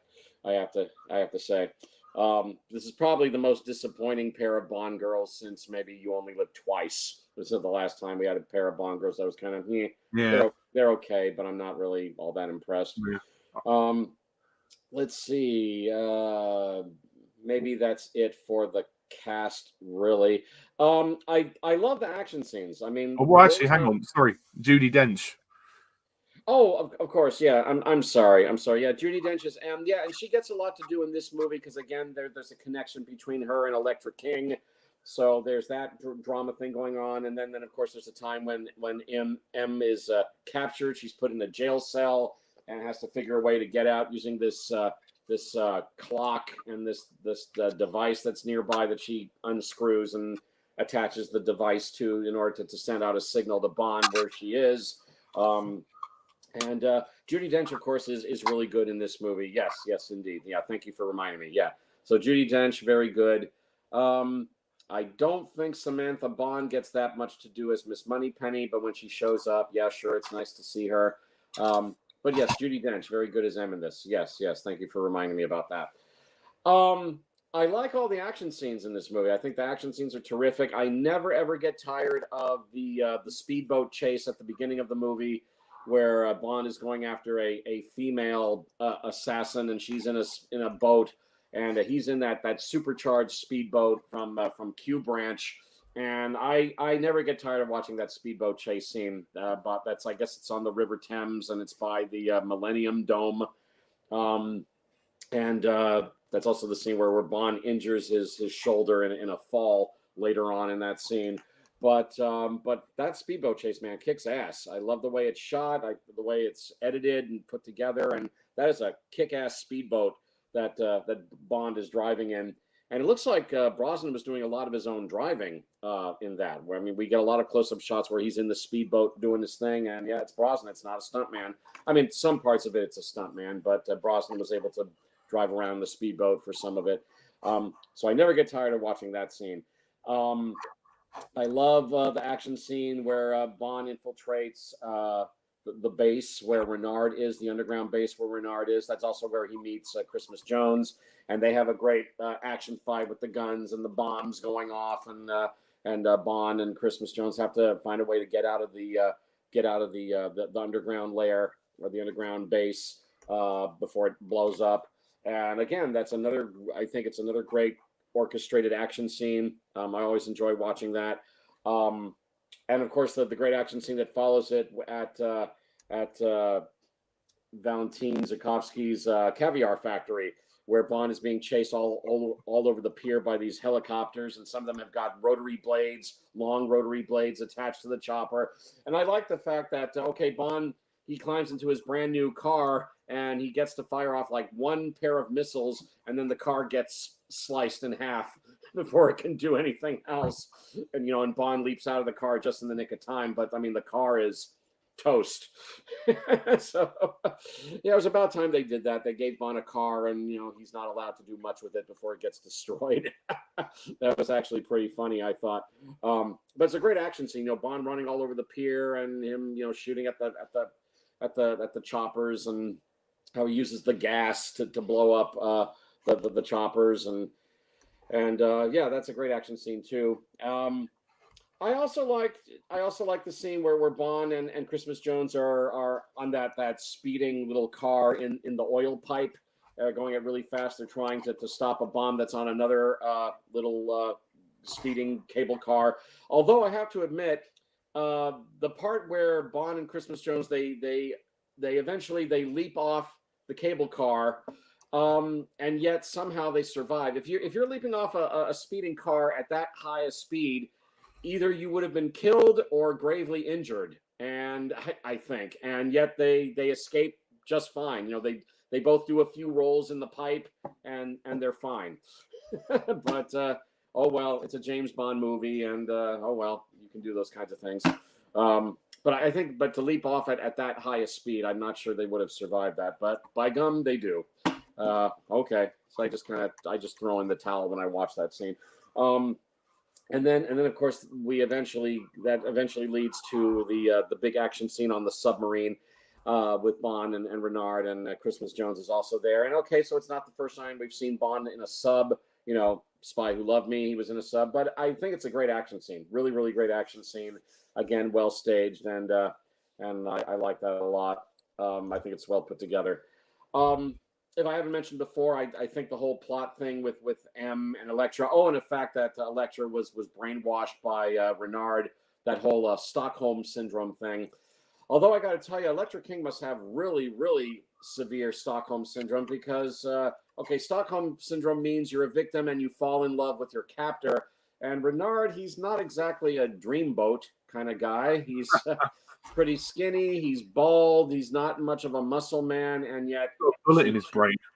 And a bullet in his brain, and yet she's in love with him. Okay. Maybe that's another thing that brings the story down a notch. And of course, the last line in the movie. Oy vey. I mean, did no one on the set realize that was a terrible line, that it kind of borders on being distasteful, and maybe that should not be the last line in the movie? In case you don't know what it is, folks, I'll just say it. I mean, after all, this movie's been out now for 21 years, 22 years. The final line with Bond and Christmas Jones under the sheets, and they're just about to get busy, and Bond says to Christmas Jones, "I thought Christmas only comes but once a year." End of movie. Da-da-da. It's like, and I tell you, when I saw the movie in the theater for the first time, everybody in the theater was like, oh, groaning when they were getting up to leave the theater. I'm sure a lot of people in the theater liked the movie, but that last line was a real groan inducer. And I still say to this very day, the perfect line to use would have been if Bond had said to Christmas Jones, "Merry Christmas." And that would have been fine. He could have said to her, "Merry Christmas," and then Christmas does a laugh, and they start getting busy, and that's the end of the movie, because her name is Christmas Jones. She's in bed with Bond, so obviously she's merry. So, Merry Christmas. Perfect. But instead, they went with this other line, which borders on being distasteful about. I thought Christmas only comes but once a year. Did nobody on high think that was a bad line? Did the director not think it was bad, or Barbara Broccoli and Michael G. Wilson? I don't Clearly get it. not. I can't believe that line made it into the movie. Unbelievable. So not the best choice of a final line in the movie, but overall, I like The World Is Not Enough a lot. I mean, a lot of it is mindless fun, but it's fun. But you can definitely see that now they're starting to amp up the campiness, and that's really going to cost them big time when we get to the next movie. But I still think there's a lot to enjoy here in The World Is Not Enough. I still like it a lot. The kid in me has a great time whenever I watch it, despite whatever imperfections may be in the film. So on a scale of 1 to 10, I'm going to give The World Is Not Enough an 8 out of 10. Thank you, Alan. Thank you very much. Okay. We have one person in the defense, one person in the prosecute. I'm going to split this down the middle. I just think The World Is Not Enough. Yeah, it's okay. It's better than Tomorrow Never Dies, but it's not really much of a compliment. What it is, though, it is the best performance from Pierce Brosnan. Definitely in his 4 movies, this is his best performance, and he's really kind of settling into the role. He's at his most confident. He's suave. I would actually describe his performance as decent. I would have just said in the first 2 films, and then in Die Another Day, he's just okay. Whereas here, he's actually pretty good. So I think if the quality of the films and the scripts were to have improved, then I think Brosnan could have gone on to be a much better Bond. Anyway, the film itself, the movie's story, kind of boring. The whole idea about oil pipelines and everything, it doesn't really go anywhere to me. And okay, I like the personal side of the story with Elektra. The fact that M has ties to Elektra, that's kind of nice. Gives Judi Dench more to do, although she will get way more to do in Skyfall and in the Craig era. And then obviously Bond's kind of falling in love with Elektra, and I mean, she's an okay character, but as a villain, like, I don't know, she just doesn't really come across as threatening or intimidating. I mean, they were clearly going for the emotional impact of her betrayal towards Bond and M, and I don't know if it really worked for me. I just don't think Sophie Marcel's acting was good enough. Her acting was a bit flat. I mean, she's a babe. She's gorgeous. I mean, especially when she's wearing that red dress. I mean, but yeah, it's a real shame. And there's quite a passionate sex scene when Bond and her are like using the ice and stuff in the bed, and yeah, you can tell there's definitely some passion there. But I do agree the whole Renard thing, the Stockholm syndrome aspect of the plot doesn't. I don't know. It doesn't really work. They don't have enough chemistry, I think, and I don't buy her falling for him. I agree. It just seems too unbelievable. The reason why I think this film is okay, though, is because there's some good action scenes, and it's fun to watch. I like the opening action sequence in the Thames, although, yeah, I do agree with Jack. It could be argued that it is a bit too long, but it's still entertaining. And then there's the ski sequence, which is fun. What other action scenes are there? There's one action scene in a mine, I think, when Bond meets Christmas Jones. That's quite entertaining. And then there is also the finale, which is somewhat entertaining, if a little bit ridiculous in places, especially with Renard's reaction to Elektra's death, which is so over the top and so cartoony. I do agree. This film tries to be somewhat of a cartoon, and it definitely succeeds at that, but it certainly doesn't succeed at trying to do the whole perfect thing. And I think that's where it sort of falters. And the plot is just boring, and that's the biggest issue with the film. The film is talky. There's several scenes which drag. I think The World Is Not Enough is too long. It should have been reduced to perhaps 2 hours instead of like 2 hours 10 minutes. I think it's too long, and a lot of scenes do go on a bit. And I just kind of lost interest in the plot as it went on. it just didn't really grab me. Although it's better than the Tomorrow Never Dies, just simply because the action is not as gratuitous, and I've got more entertainment value, and Judi Dench getting more to do kind of gave me more of a reason to watch this one over the previous one. The music score is also good by David Arnold, another good score. The song by Garbage, it's okay. It's just very slow and kind of dreary, and it's got a decent beat to it, but it's hardly the best song. The title sequence is weird. It's just kind of weird. With the women Ollie? dripping. Yes?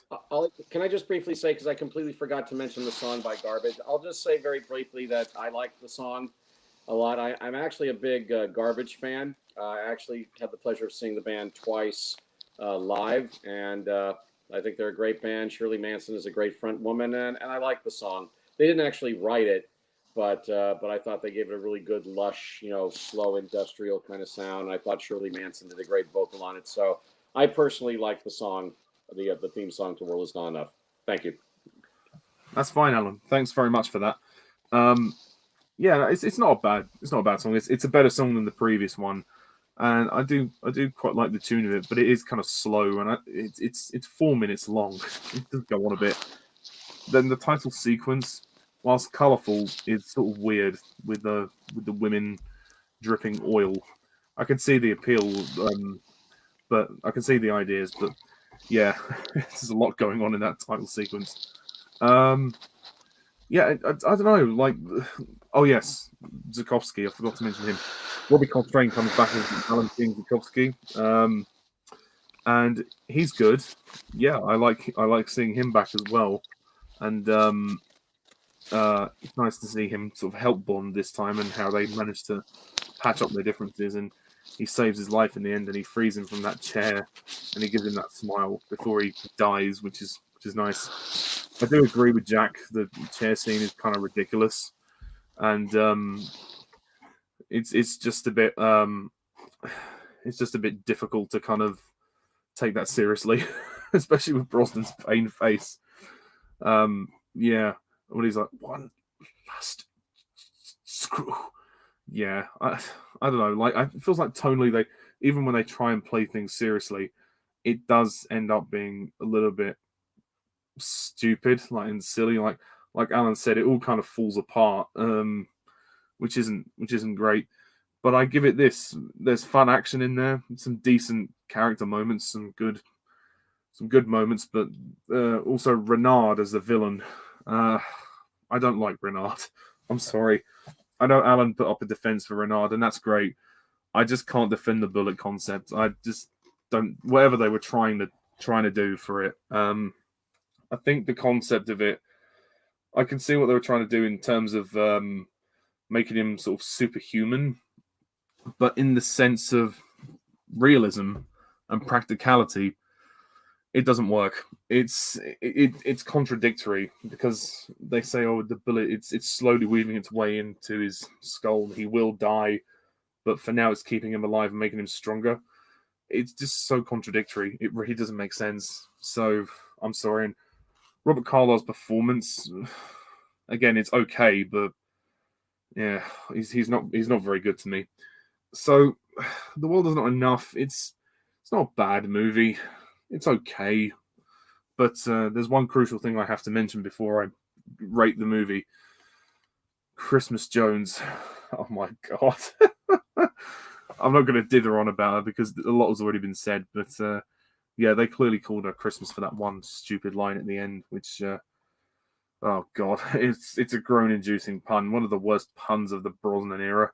And there's a lot of bad puns yet to come in Die Another Day. But yeah, when the fact that he says at the end, I thought Christmas only came around once a year. Oh god, jeez, man, that's just so inappropriate. And no wonder that the audience that Alan was with groaned when they saw that. Yeah, I mean, Michael Apted, rest in peace. So I think his direction isn't bad, but I'm sorry, I just think it was kind of a very hit and miss effort this time. But there are good things there. There's a good film in there, but it's bogged down by a lot of the kind of campy stuff and the tonal stuff. That doesn't work. And of course, I have to make mention of Desmond Llewellyn in his final appearance as Q. That is lovely to see Desmond make a final goodbye, even though at the time they didn't know that he was going to die. It's still a lovely scene to see him kind of to see him sort of get a final goodbye. As for John Cleese, I'll talk more about him in the next section of this hangout when I get to Die Another Day. But yeah, goodbye, Desmond. It's been a real treat. So I just want to quickly raise a toast to Desmond because he was a great Q. So thank you, Desmond. Okay. So overall, The World Is Not Enough. I'll probably have to give it a 5 out of 10. It's just okay. I wouldn't rush back to it. It's probably one of the better Brosnan movies, but that's still not much of a compliment. So yeah. Okay. And we come to it at last. The fourth and final movie. Oh boy. Die Another Day. Oh my fucking God. Which is also the 40th anniversary of the James Bond film series. Jesus Christ. Happy anniversary, James. Woo! Yeah. So, with every expectation of a rant, I will hand this over to Jack. And oh boy, I think we're definitely gonna. There's no defending this one. Go ahead, Jack. Well, actually, I think this is one of the best of the franchise. So, yeah, 10 out of 10. What do you think? Give me my life. Yeah. Die Another Day. Well done. Just, yeah, just well fucking done. And you're out. Yeah. From our point 3 of view. strikes and you're out. Yeah, exactly. God. Oh, Jesus. This is for me by far not just Brosnan's worst film, but by far the worst film in the entire series. This is where Pierce Brosnan becomes Jesus. Yeah. He dies for our sins and he gets resurrected. He manages to stop his own heart and bring himself back to life. Yeah. It's the second coming. Yeah, but because Chris come round twice. Yeah, literally, yeah. It's a second coming for Jesus and a second coming for Bond because he got in bed. But anyway, no, yeah, for me, this is just an absolute train wreck. I mean, rewatching it again, sadly, last year for my review, I just, it was just as bad as I remembered. This film was just so boring. It's just so completely sucked dry of anything that the Bond series needs. It's just such a lifeless and terrible. Sorry? It missed the touch of a good woman. Yeah, it missed the touch of a good filmmaker. More like, yeah. I mean Lee Tamahori, quote unquote, whore, because he probably slept with the Bond producers. I mean, I think the guy was caught sucking off a policeman shortly after this film came out, I think in 2006 or something like that. It's just... Yeah, Lee Tamahori, I mean, I've seen him direct another film, XXX, State of the Union, with Ice Cube, and believe it or not, that film's even worse than Die Another Day, but Jesus, I mean, the guy cannot direct a film. He just, he cannot direct for crap. You know that it's gonna start off badly when the fucking opening gun barrel tells you everything you need to know. Literally, a bullet goes through the gun barrel. It's like Tamahori wants to kill the audience. Yeah, it's like he wants to kill the audience and the franchise, and that opening with the bullet going through the gun barrel, I'm bloody cringing. That whole pre-opening as well in North Korea, I think is terrible. Like, you got some really obvious green screen when Bond's on the beach and he's surfing, and oh god, like that whole opening where he's in North Korea. I mean, it's we see the diamonds are there to get blown up and they get lodged in Zhao's face, and we Diamonds just are forever.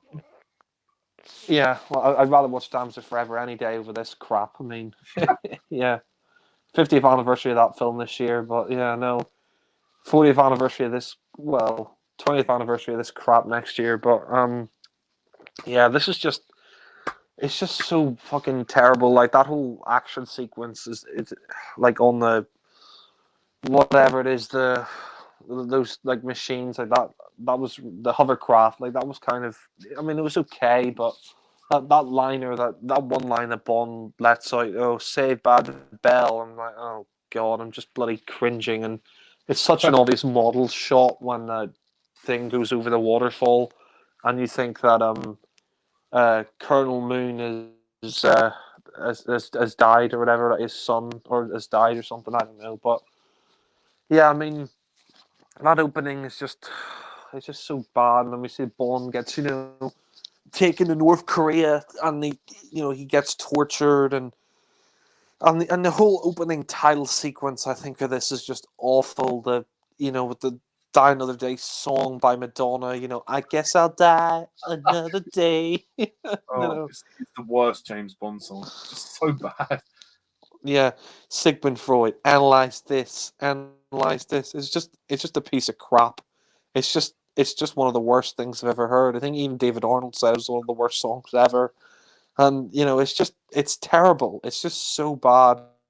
And the title sequence here by Daniel Kleinman, he will get much better, I think, with Daniel Craig, and he did a good job with GoldenEye. But here, the title sequence is just terrible. I mean, it's easily the worst title sequence of the entire series because it's not even really a title sequence. It's fire and ice over footage of Bond being tortured, and I just it's unfinished, like you said, Ollie. It's unfinished, and the scorpions and all that. It's just it's terrible, and then as the film just goes on, it just I mean, you're really in for just a shit show because you've got so many stupid scenes here, like that whole scene where Bond arrives at the hotel, and yeah, it's bloody Jesus, like they swap Bond for Zhao, and he's got the beard and everything and the long hair, and I'm like, is Brosnan auditioning for like the Last Temptation of Christ or something like that, or is he, auditioning for Passion of the Christ or something like that, Passion is. Yeah, yeah, exactly. Like it's just terrible. Like that whole sequence where he arrives at the hotel, and I'm surprised he didn't kick him out. He's just like, oh yeah, Bond, and he walks in there with his bare chest and everything, and that whole scene where he's with Judi Dench, I just didn't care for, and he stops his heart. Like literally, I just find that whole sequence ridiculous. Just by thinking about his torture, he can stop his own heart. Really, really. That's ridiculous. Yeah, it's just terrible. And Brosnan for me, like, I didn't think he was great in the previous, 3 films, but he was decent in World's Not Enough. But here, this is easily his worst performance. Like he's just phoning it in. I think by this point he's a bit too old to be playing Bond. He sort of looks like he's getting on a bit there. He looks a bit old, and there's that whole stupid scene as well where he's in the hotel and he throws that thing at the mirror and there's a guy behind it filming him. I don't know what the fuck. How he knew the guy was there. All the stuff in Cuba. I mean, like the locations here are nice and all that, but all that stuff in Cuba, it's like they're ripping off Doctor No. Like there's that whole sequence where he's got the binoculars and he's looking, into the water with the binoculars, and he sees, Halle Berry's Jinx come out, and I mean, Halle Berry, she's good and all that, but he can't beat the original scene from Doctor No, and there's just so many pointless references here to previous Bond films that you just don't need, like so many irritating, pointless references. Like you got the revolving mirrors and the man with the golden gun, you got that James Bond Book of Birds. You've got all these, references like the bit where Bond, he eats that grape, which is a reference to Thunderball, and you got the Aqua Star from Octopussy in the scene with Q, and you got the scene where Gustav Graves jumps out of the helicopter or plane with the Union Jack parachute, which is a reference to Spy Love Me. And it's like, I get it. It's the 40th anniversary of the franchise, but the fucking constant, like every 2 minutes, like every 2 seconds, whatever it is, they have these constant references, like obvious references to the past. It's like, it's just so distracting, and it's like, for God's sake, Tamahori, this is just ridiculous. This is just absolutely ridiculous. If you want to include references to the past films, do it subtly, like in Spectre. You want to include those references, do it in a subtle way. Here, like they become so irritating, and you're watching this, and you're like, oh, for God's sake, just please end. And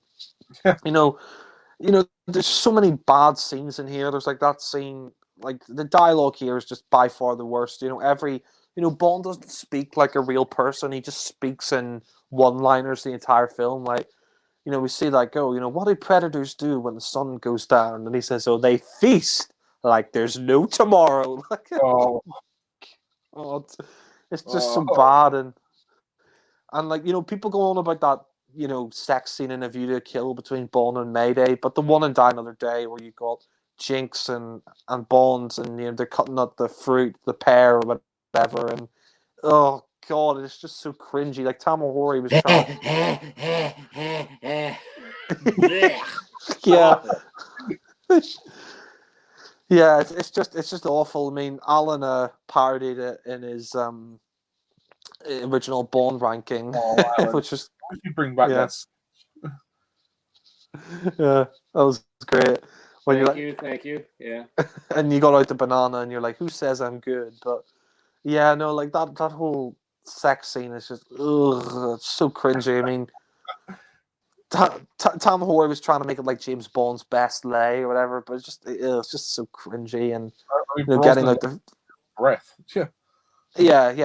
Brosnan's literally gasping for air, and she's like cutting up the pear or whatever it is. She's eating the fruit, and I said, "Oh God, it's just terrible." And the whole film is just so many terrible one-liners. There's that whole like fencing scene where Bond, he's fencing Madonna, and she's like, "Oh, I don't like cockfights," and which is implying she's a lesbian. And you got Madonna there, and it's like, for fuck's sake, really? Like, we're gonna have Madonna appear in the film. I'd be like if you had Shirley Bassey or Carly Simon arrive during a Bond film. It's just ridiculous. And that whole like fencing scene, while it's a decent sequence, it's just that scene with Madonna's terrible, and the dialogue is awful. Like where Bond says, "Oh, I've been known to keep my tip up," and it's like, oh, for God's sake, it's just this is just bottom of the barrel. Like the one-liners here, they just they keep throwing them at you. These terrible one-liners. And probably the the tip of the iceberg, literally, is that scene where Bond's he meets Q, played by John Cleese, and John Cleese, I don't really care for him as Q here.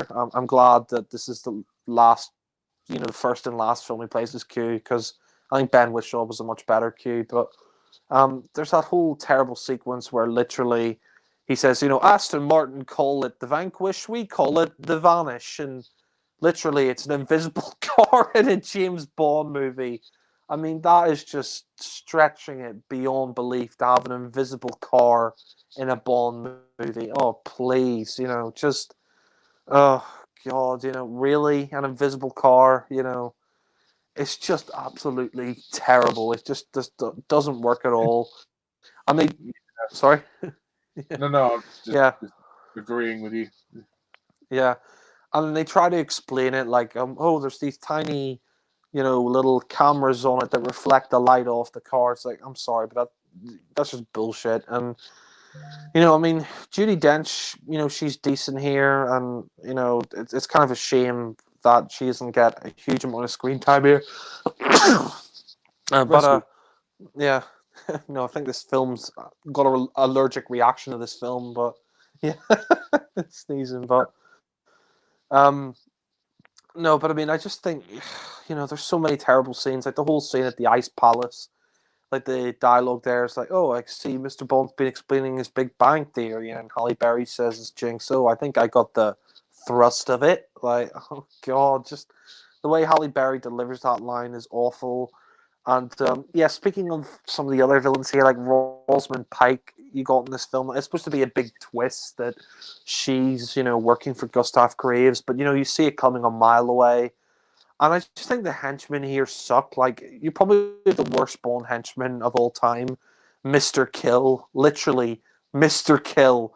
Like, it sounds like something out of an Austin Powers film, like a James Bond parody. You're going to call a Bond henchman Mr. Kill. And, and that whole sequence where Mr. Kill is with Halle Berry and, you got that Goldfinger reference with all the lasers and then you got that terrible line. It's like, your mama, and she told me to tell you she's very disappointed in you. It's like, oh God, just stop, please, fucking stop. This is just terrible. It's just It goes fucking on and on awful. and on. Yeah, it's just terrible, and as well. Like, I mean, not. And they also have to reference the title of the movie in there where, Bond says, oh, so you live to die another day. It's like, oh, God, please. And then that whole scene where he's got that ring, that sonic ring, whatever, that, breaks the glass. And, it's just, the film just, drags itself out. Watching this again, it was so fucking hard to watch because, it just goes on and on and on and on. And, you got that whole sequence as well where, Bond, we see that, the whole, place is melting, that ice hotel is melting. And, we see he comes to save Jinx, and there's that, car chase with Zhao, which is, it's a decent car chase, and then Zhao gets killed by that ice chandelier or whatever that lands on his head. But I mean, I think like Zhao was a terrible Bond henchman as well. Like, he's like, oh, I've missed your sparkling personality, and how's that for a punchline? And God, that whole scene at the clinic is terrible. And what I want to know is, this is set months after the events at the start of the film. Like, why does Zhao still have the fucking diamonds embedded in his face? Like, for God's sake, I mean, why didn't he get surgery or something to get, those diamonds removed? He's still got the diamonds in his face, which I think is absolutely ridiculous. And the whole DNA reconstructing plot, like, it's just bollocks, in my opinion. How could you change your DNA like that? Surely you would die, if you could change your whole DNA. It just doesn't make any sense. And they just rip off, the whole plot here is a reference. It's just a rip off of Diamonds Are Forever. Oh, we're going to have the diamonds in the Icarus satellite. Well, you did that in Diamonds Are Forever. And, the whole film is just, filled with these terrible moments. There's also that terrible scene where they're at the clinic and Halle Berry, she jumps off the, she basically jumps off and falls into the water below, and she lets herself fall backwards into the water, and it's so obvious it's just CGI, a Halle Berry falling in there. It's like, there's no way she would have survived that fall, and it's so obviously CGI. And what also pisses me off about Die Another Day is that a lot of the action here is just... Sorry? Well, everything. Yeah. But what really pisses me off about the film the most is the fact that most of the action here is CGI, because when you go with a Bond film, you want the action to be practical. I mean, one thing I will say about other films in the series that people don't like, Moonraker and things like that, I mean, at least the action scenes, like the cable car scene and stuff like that, the stunt where they're falling from the plane at the start of it, at least that's all practical. Die Another Day, a lot of the action here is CGI, and it's just such a cop-out. You go to a Bond film to see them do the stunts for real life, Sorry? Yeah, no, I definitely agree. And I mean, that's probably another reason why they use the invisible car to cop out on the action scenes. Yeah, exactly. And, you probably got the worst scene in the whole of Bond history where literally Bond's... he surfs on a tsunami wave. Like, well fucking done. Just well done, Lee Tamahori. Just, oh, God. When Bond's, I think the CG's so bad, it doesn't look like they've finished making that scene. They just shoved it out in the cinema. Yeah, I mean, Brosnan just looks like a rubber action man on that tsunami, and I mean, it's just ridiculous. How could Bond surf a tsunami wave? How the fuck could he surf on a tsunami? It's just ridiculous, and it looks needed was when East Coast girls are hit by really. yeah, exactly. Yeah, that would have made the scene better, but they're trying to take this serious. Like the thing I don't understand about Die Another Day is it's totally confused. Like, they're trying to go for a really campy thing here, but they're also trying to take it seriously as well. Like there's dramatic scenes in here, and they're trying to make it campy, and it just doesn't come across well. And that whole scene where he saves Jinx in the ice hotel. I mean, I just didn't care for that. And I just think Gustav Graves as a villain he's easily the worst Bond villain. I'm sorry, but Toby Stevens. I can't stand Gustav Graves. I hate that little smirk throughout the film that he has. Yeah. He's just a really annoying. Yeah, he's smarmy. He's just an annoying rich kid or whatever. And they try to make it emotional as well. Like we find out that he was like Colonel Moon's son or whatever, and or he was Colonel Moon or whatever the fuck. But I mean, that whole scene where he changes himself, and and you get the final action scene on the plane. I just think that's crap. Like you got him in this Terminator outfit. Literally, he's in this like Terminator outfit that shoots electricity, and I'm just thinking to myself, what the fuck is this? Is this a Bond film now? Or are we going into like sci-fi with ridiculous territory? I mean, at least when they did sci-fi Moonraker, at least they knew what they were going for. Die Another Day doesn't know whether it wants to be like a campy, cartoonish mess or it wants to be serious. And there's good camp and there's bad camp, and this definitely isn't good camp. And they try to make it emotional as well, like where the general sees his son and he realizes it's his son, and he's like, "Oh, I don't know you, and it's just, I don't care. It's not emotional. I mean, they're trying to make it emotional, but there's no impact there, and Yeah. and the fight. Sorry. The thing is, it's weird because the DNA reconstruction, like, how could his voice change? Like, okay, his appearance would change, but why would it change his vocal cords? I don't get that. Yeah, I just don't think the DNA thing works. Like, and how could you change your DNA without like killing yourself? Like, I don't know how you could change its own physical appearance, but yeah, that was just terrible. And that final fight between Jinx and Miranda, that is just it's terrible. Like she's like, oh, I could remove, yeah, it's just terrible. And she gets that book or whatever it is, and stabs her with the Bible or something like that, and stabs her with it. And it's like, well, first of all, you're disrespecting Christians, and second of all, yeah, it's just a terrible action scene. And Brosnan had to resist the urge to necrophile once again before Jinx stopped him. Yeah, and like I said, Jinx, I just think is a terrible Bond girl. I'm sorry, Halle Berry, but there's just nothing to her character. And they actually wanted to do a spin-off series with Jinx. Like, I'm glad that didn't happen because Jinx is just awful, and Halle Berry, I'm sorry to say, but she's just not very good here, and it's also the terrible dialogue that they're given in this film. And the ending of the film is just crap, where Bond, he basically is fighting Gustav Graves, and he's like, my dreams can't kill you. You can't kill my dreams, Mr. Bond, but my dreams can kill you. And then Bond, he presses that thing in his suit, and he says, "Oh, looks like your friends have bailed." And then he says, "Time to face gravity." And it just doesn't make any sense. Like my mum, when she watched it, said it didn't make any sense either, because how is he facing gravity if he gets sucked into a fucking turbine? I mean, surely it would make more sense if Bond said that and he fell to his death, but no, he gets sucked in that fucking turbine of the plane. And the CGI there is just so bad, and Brosnan just looks like he doesn't want to be there when he's delivering the lines. He just completely phones it in here, and like I said, he's looking quite old here. And I mean, you've also got like Mads Mikkelsen in this film, and sorry, not Mads Mikkelsen. Michael Madsen. That's it. I get their names confused. Michael Madsen. He's in this film, and he's quite good in Pulp Fiction and Reservoir Dogs and all that. But I don't really know why he's here. He's just sort of a generic, random, like CIA guy.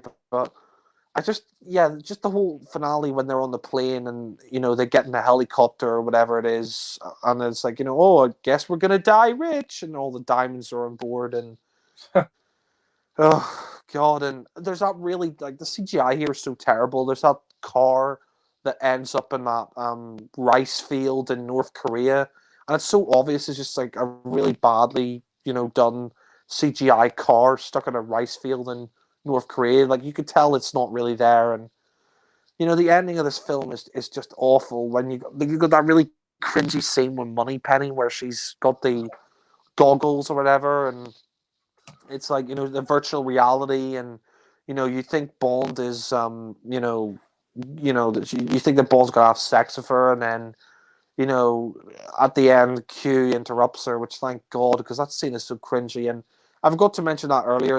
Like that scene is ridiculous, where Bond is with where he's going around shooting all the bad guys, and then he sees M being held hostage, and you find out that it's not real. She didn't, we find out that Moneypenny and all didn't die, but it's just ridiculous. I mean, I know they have virtual reality now, but they don't have virtual reality back then or even now that looked that lifelike, that looked that realistic.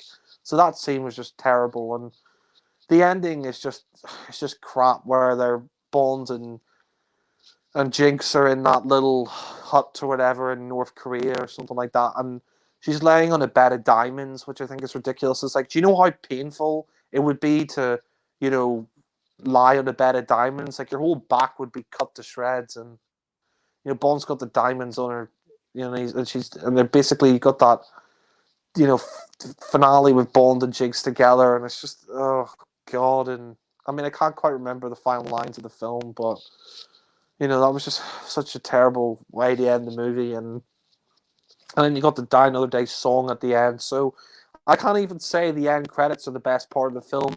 The best part of the film for me, the best part of the film for me was the end of the end credits. That's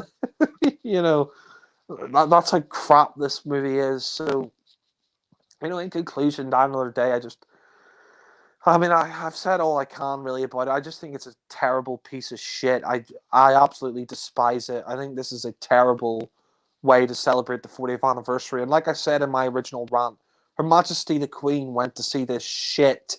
I can't believe it. It's just like, yeah, and even Roger Moore and George Lazenby and the other actors who saw this film said they went too far, and it's just terrible. It really is. It's just a terrible film on every level. And this is the film that killed the worst of Brosnan's movies. Well, yeah, easily the worst of his films, and easily the worst of the entire franchise. I mean, because this killed off the franchise for 4 years, and they had to reboot the franchise after this. It was so fucking bad, and it's just terrible, just across the board. Brosnan's performance, the action I don't care for. The story is awful. The constant references. The villains are terrible. Zhao, Mr. Kill, Gustav Graves. These are the worst villains in Bond history. The Bond girls suck. The only thing I really liked about this was the soundtrack and maybe a few locations and stuff like that. But I mean, that's just something that you expect. Yeah, Judi Dench. But I mean, that's just something you expect from every Bond film. You expect to have a decent soundtrack and decent locations and stuff. But this just really is bottom of the barrel.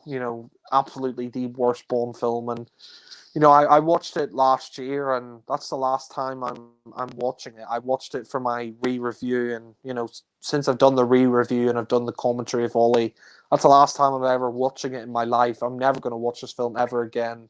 Not as long as I live. I don't want to rewatch this crap. Even if they re-released it in the cinema, I don't think I'd bother seeing it. It's just that fucking bad, and it's that slow and Sorry? Then you'd have to pay for it.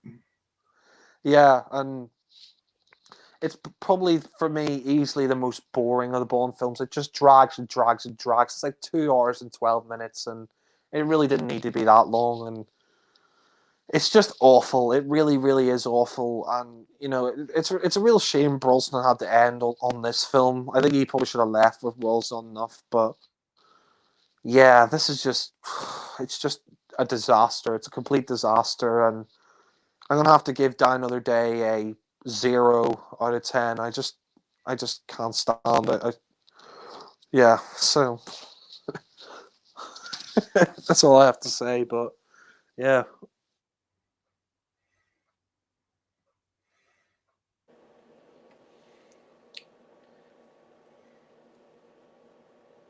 All right, guys. Yeah. Hey, Jax, there. Ollie, are you there? I think he must have gone. Where's Ollie? I mean, I wrapped up anyway, so I think you should. Okay, right. Alan, take it away. Okay. There you go. Okay, so what do I think of Die Another Day? I'm still probably going to be the kindest one of the three of us, but that's not saying very much because this is quite simply... I'll just let it rip. Yeah, this is quite simply a bad Bond movie. This is easily Pierce Brosnan's worst, and it's a damn shame he had to go out with this one. It really is, because this Bond film is, in so many ways, it's a joke. It's like they're doing, they're doing a parody of James Bond. I mean, it's a parody of Bond. I mean, this was supposed to be the 40th anniversary James Bond movie. They took the whole 40th anniversary thing way too far with this movie. They thought that the way to celebrate the 40th anniversary of James Bond is to include never-ending references to Bond and his past all throughout the movie, and throw in a whole ton of groan-inducing puns, one after the other, after the other, after the other, after the other, after the other, after the other, after the other, and it doesn't stop.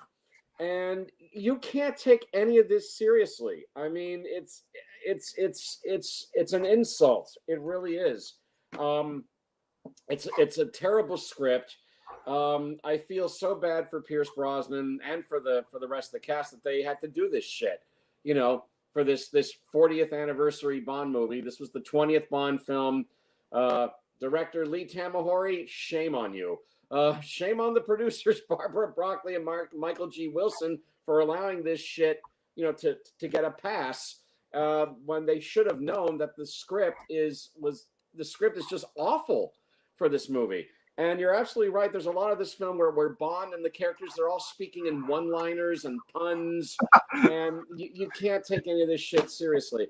I mean, the movie starts off more or less good with the action scene where we see Bond get captured, I guess, behind enemy lines, where he's in North Korea. That's where he is in this one. And there's a conflict involving diamonds, which leads to a hovercraft chase, which is good enough. But then Bond, he gets captured, and then that leads into that god-awful crap song by Madonna for Die Another Day. Oh God. I mean, okay, it's got a good beat to it, and I understand she wanted to give a Bond theme, like a techno kind of sound to it. But it just doesn't work. The lyrics make no sense at all. None. It's a nonsensical song. Although I had to look this up before we did our hangout today. I had to find out, has there been any explanation whatsoever to what the lyrics mean? Well, nope. Let's see. According to Wikipedia, this was how Madonna tried to explain the lyrics, and it just doesn't work at all. I don't buy this. This is not an explanation. Let's see. Madonna told an interviewer from Genre magazine that the lyrics were about, quote, destroying your ego, and it's juxtaposing the metaphor of, the fight against good and bad, and it's set inside the whole universe of Bond, end quote. Bullshit. That's no explanation. The lyrics don't make any sense. That is not to do with the Die Another Day song. That makes no sense at all. The lyrics have nothing to do with James Bond. I mean, look, I have up here on another screen. I mean, does this have anything to do with James Bond? I'm gonna wake up. Yes and no. I'm gonna kiss some part of. I'm gonna keep this secret. I'm gonna close my body now. I guess I'll die another day. I guess I'll die another day. I guess I'll die another day. I guess I'll die another day. Sigmund Freud, analyze this. This is lyrical bullshit. It makes no sense. None. It's a total nonsense song. Yeah, I mean, it's got a good beat to it. It has some interesting, bleeps and bloops and techno sounds. But the only thing that even remotely sounds like a James Bond theme, I guess, would be the string arrangement that's on top of it. That da da da da da da da. Yeah, that's not enough. That's pretty much it. Otherwise, it doesn't sound anything like a James Bond theme, and the lyrics make no sense at all. It's like Madonna just didn't give a shit to try to come up with something that had something to do with James Bond. This explanation that has to do about the fight between good and bad. No, it doesn't. The lyrics don't make any sense, Madonna. Give us a break. Also, when she's singing it, she's doing these weird noises as well, like Sigmund Freud. Analyze this. Another day, another day, another day, another day. I mean, that's the only connections that it mentions the name of the movie. Other than that, it has nothing to do with James Bond. It's a total nonsense song. It doesn't mean anything. I don't buy Madonna's explanation for it at all. It's no explanation. So it's not my also, pick for the all-time worst. It's not my pick for the worst Bond theme. I give that honor to All Time High from Octopussy, which is just this schmaltzy love ballad. Can I ask why? What makes that worse than Die Another Day? Yeah, well, I mean, it's got a good beat to it. At least it's not a boring song. But the bottom line is, it hardly sounds like a Bond theme, other than the string arrangement and the lyrics make no sense. So for that reason alone, it's a bad song. Can I ask what makes it better than All Time High for you? It's faster. At least it has a good beat to it. It sounds interesting. I mean, All Time High just bores me. I just think that song is just boring. But again, the lyrics make no sense. It has nothing to do with James Bond. It sounds like a tune that Madonna probably wrote in the time it took to sing it, like 2-3 minutes. Also, yeah. Alan, I have to say, what does Sigmund Freud have to do with Bond? Like, isn't Sigmund Freud a gynecologist or something like that? Yeah, psychologist. Yeah, no, Sigmund Freud has nothing to do with James Bond. And this thing about I'm going to close my body now. What the fuck does that mean? I think the filmmakers needed to pay a visit to Sigmund Freud after they made this piece of shit. I suppose so. Yeah. So yeah, it's a bad Bond theme. It's just bad, all things considered. If you survive that, and you get through the opening credits, actually, I didn't mind the opening credits. I mean the title credits. I kind of like that thing about fire and ice and the women who look like fire and look like ice and scenes of Bond being tortured. I mean, all of that I thought was good enough, but it's just that the theme song, the Madonna theme song, is just very bad playing under it.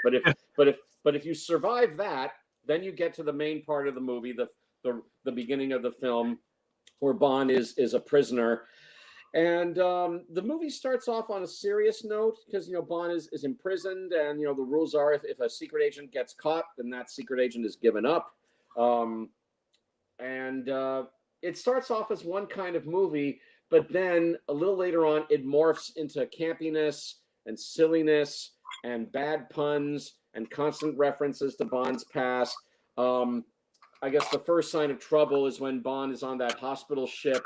And somehow he seems to have the ability that he can make his own heart stop and yet bring himself back to life. And then he has that terrible pun line, thanks for the kiss of life. I'm checking out. But before that was the bad pun when he's coming to the end of the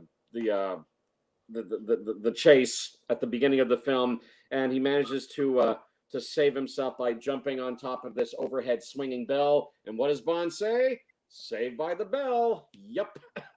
Knew he was going to say that. I think everyone saw that coming. Yeah, saw that one coming. And there's so many other bad puns in this movie and stuff about, Oh God, yeah, yes. Saved by the Bell. Thanks for the kiss of life. Mr. Oh Bond's God, Big they feast Bang like there's Theory. no Yeah, I think I got tomorrow. the thrust of it. Yeah. Yes, I think I got the thrust of it. Looks like your friends have bailed. Um, Time to there's face that. gravity. Yeah, looks like your friends have bailed. Time to face gravity. When Bond's facing off with Zhao, the henchman with the diamonds in his face, Bond says to Zhao, I've missed your sparkling personality. Then Zhao punches Bond in the stomach and says, how's that for a punchline? Oh, awful. Just awful, awful, awful. The never-ending parade of references to Bond's past. I mean, yeah, Some of the Christoph Graves. worst one-liners, sorry, Alan, is also when he meets Jinx and he says, "What do predators do when the sun goes down? They feast like there's no tomorrow." Which then leads into that sex scene. Yeah. Oh God, yeah. Just horrible lines, and the constant overabundance of references to Bond's past. When Graves jumps out of the plane and pops the chute, we see the Union Jack. That's from The Spy Who Loved Me. Bond walks by the hallway of rotating mirrors. That's from The Man with the Golden Gun. Bond picking a grape out of the grape bowl and eating it. That's from Thunderball. Bond having the book of birds in his hand, which is I don't remember the precise title, but it's the book where Ian Fleming got the name of James Bond because that was the author's name, James Bond. And on and on and on. And of course, the room where Bond and Q are in the gadget room. There's all kinds of gadgets that Bond used in the past. The jetpack from Thunderball, I guess the alligator camouflage from Octopussy, I think it was, or For Your Eyes Only, one of those. Oh, the spike shoe from Russia with Love, and on and on and on, and that doesn't stop. It's like it's like they're hammering the audience over the head with a sledgehammer. This is the 40th anniversary of Bond. This is the 40th anniversary of Bond. This is the 40th anniversary of Bond. And it doesn't stop until the movie finishes. Also, Alan, I was gonna say, when he sees the shoe with the spike on it, he says, "Oh, I think I get the point." It's like, oh, for God's sake, another terrible line there to add in. Oh no, there's a lot more where that came from. A whole lot more. But I mean, the whole script evolves into one-liners and bad puns. It's like everybody's speaking in one-liners and puns, and it's just too much. It's just way too much. They went way too far with the bad puns in this movie and the references to Bond's past. It was just way too much. Again, it's total parody. It's a parody of James Bond, is what it is. It's a damn shame. Brosnan, I mean, he's trying, man. He's certainly trying. I mean, this is now his fourth Bond movie. It'll also be his last Bond movie, of course. He's certainly trying, but the script he's given here is just awful. Halle Berry, she's pretty and she is a good actress. She won an Oscar for Monsters Ball, which I think was the movie she did just prior to Die Another Day. But you'd never guess that this woman has an Oscar, considering her bad performance here. I mean, just terrible delivery of the lines. The character is just a cardboard cutout Bond girl who thinks she's tough. I mean, just because you put a gun in her hand does not make her tough. I mean, she's supposed to be an agent. Yeah, Jinx. She's supposed to be an NSA agent. But by the end of the movie, she's just like any other Bond girl, who needs some kind of aid from Bond. Okay, so she gets into a fight with the other Bond girl played by Rosamund Pike. Later on in the film, they have a good smackdown. Yeah, Miranda Frost, but still, she sang the lines badly, and just because you put a gun in her hand does not make her tough. Yeah. I think we all agree that we will never forgive her for delivering that stupid line at the Ice Palace about Big Bang Theory. Thrust of it. Oh God.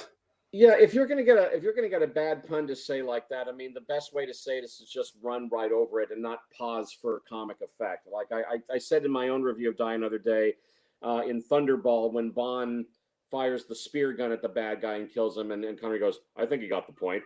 That was the right way to say it. He didn't pause for comic effect. He didn't go, "I think he got the point." He just said, "I think he got the point." Yeah. So for Halle Berry to pause for comic effect, yes, I think I got the thrust of it. Oh God, just awful. It's an awful line, and she says it horribly. Just bad. I mean, Halle Berry, she's pretty, good actress, but I just thought she was terrible here as Jinx. Toby Stevens as Gustav Graves, I don't like him either. With that smirk, he has the kind of face that you just want to punch him. You know, that the constant smirk of his, and you know this high and mighty, filthy rich entrepreneur, playboy kind of guy. Apparently, who never sleeps, which is crazy. I mean, I speak from personal experience. I suffer from sleep apnea. Okay, help me sleep. If you don't sleep, you know, you go crazy. You're tired all the time. You have to sleep. You know, I mean, we get that explanation that he sits under that fluorescent mask thing, which apparently relaxes him every so often, but helps to keep him sane apparently. But no, I'm seriously, you have to sleep. Okay, if you don't sleep, you go crazy and you feel tired all the time. Believe me, I speak from experience. Okay, but I mean, there's nothing like about him, and then that goddamn smirk of his. I mean, you just want to hit him. You know, he's just an asshole. Gustav Graves, he's just an asshole. I'm sure Toby Stevens is a nice guy. He's actually the real life son of Maggie Smith. I'm sure he's a nice guy. Sure, he's a good actor, but here his Gustav Graves villain was just terrible. He's just an asshole. That's all Gustav Graves is. Rosamund Pike as Miranda Frost, who's an MI6 agent who turns out to be a double agent. She's good. She fares better. I mean, she is very pretty. Her acting is very good. But again, she's playing a cardboard cutout character. And also the bit later on where they have to get into bed with each other, where you know, her and Bond get into bed with each other later on at the Ice Palace, and Bond says something like, "We have to keep up the pretense that we're lovers." I mean, why? I mean, is there a video camera in the hotel room, and you have to jump into bed to convince the people at the other end of the camera that you're lovers? So that always seemed kind of weird to me. I mean, what they have to fuck. Also, Alan, just to sleep with her. Yeah, just to give an excuse to sleep her, but they have to fuck because there's some camera in their room. They have to convince the people on the other side of the camera that they're lovers. Really? Is that it? Kind of a silly reason to get into bed. Although I wouldn't mind getting to bed with her, but it's a silly reason to do it. Makes no sense. Also, Alan, she delivers one of the worst one-liners ever. I think I forgot to mention it, where she says, "James Bond, sex for dinner, death for breakfast." Oh God. Yeah, that's another lousy line. That's a terrible line, I admit. Yeah, you're right about that. I don't like Zhao, the henchman guy. I don't like him. He's the henchman with the diamonds embedded in his face. It never occurred to him to try to have some kind of surgery to remove the diamonds from his face. He can't remove them, really. He's just unlikable, and again, he gets a lot of bad lines to say, including that horrible groan-inducing line about "How's that for a punchline?" And he's just not likable. I just don't like the guy. I'm sorry. He's one of the worst henchmen, I think, in the Bond series. Don't like him very much. Judi Dench as M when she's there. She's good. I like her. John Cleese's Q, although this will be John Cleese's last appearance as Q. He's good. I mean, John Cleese, he's John Cleese.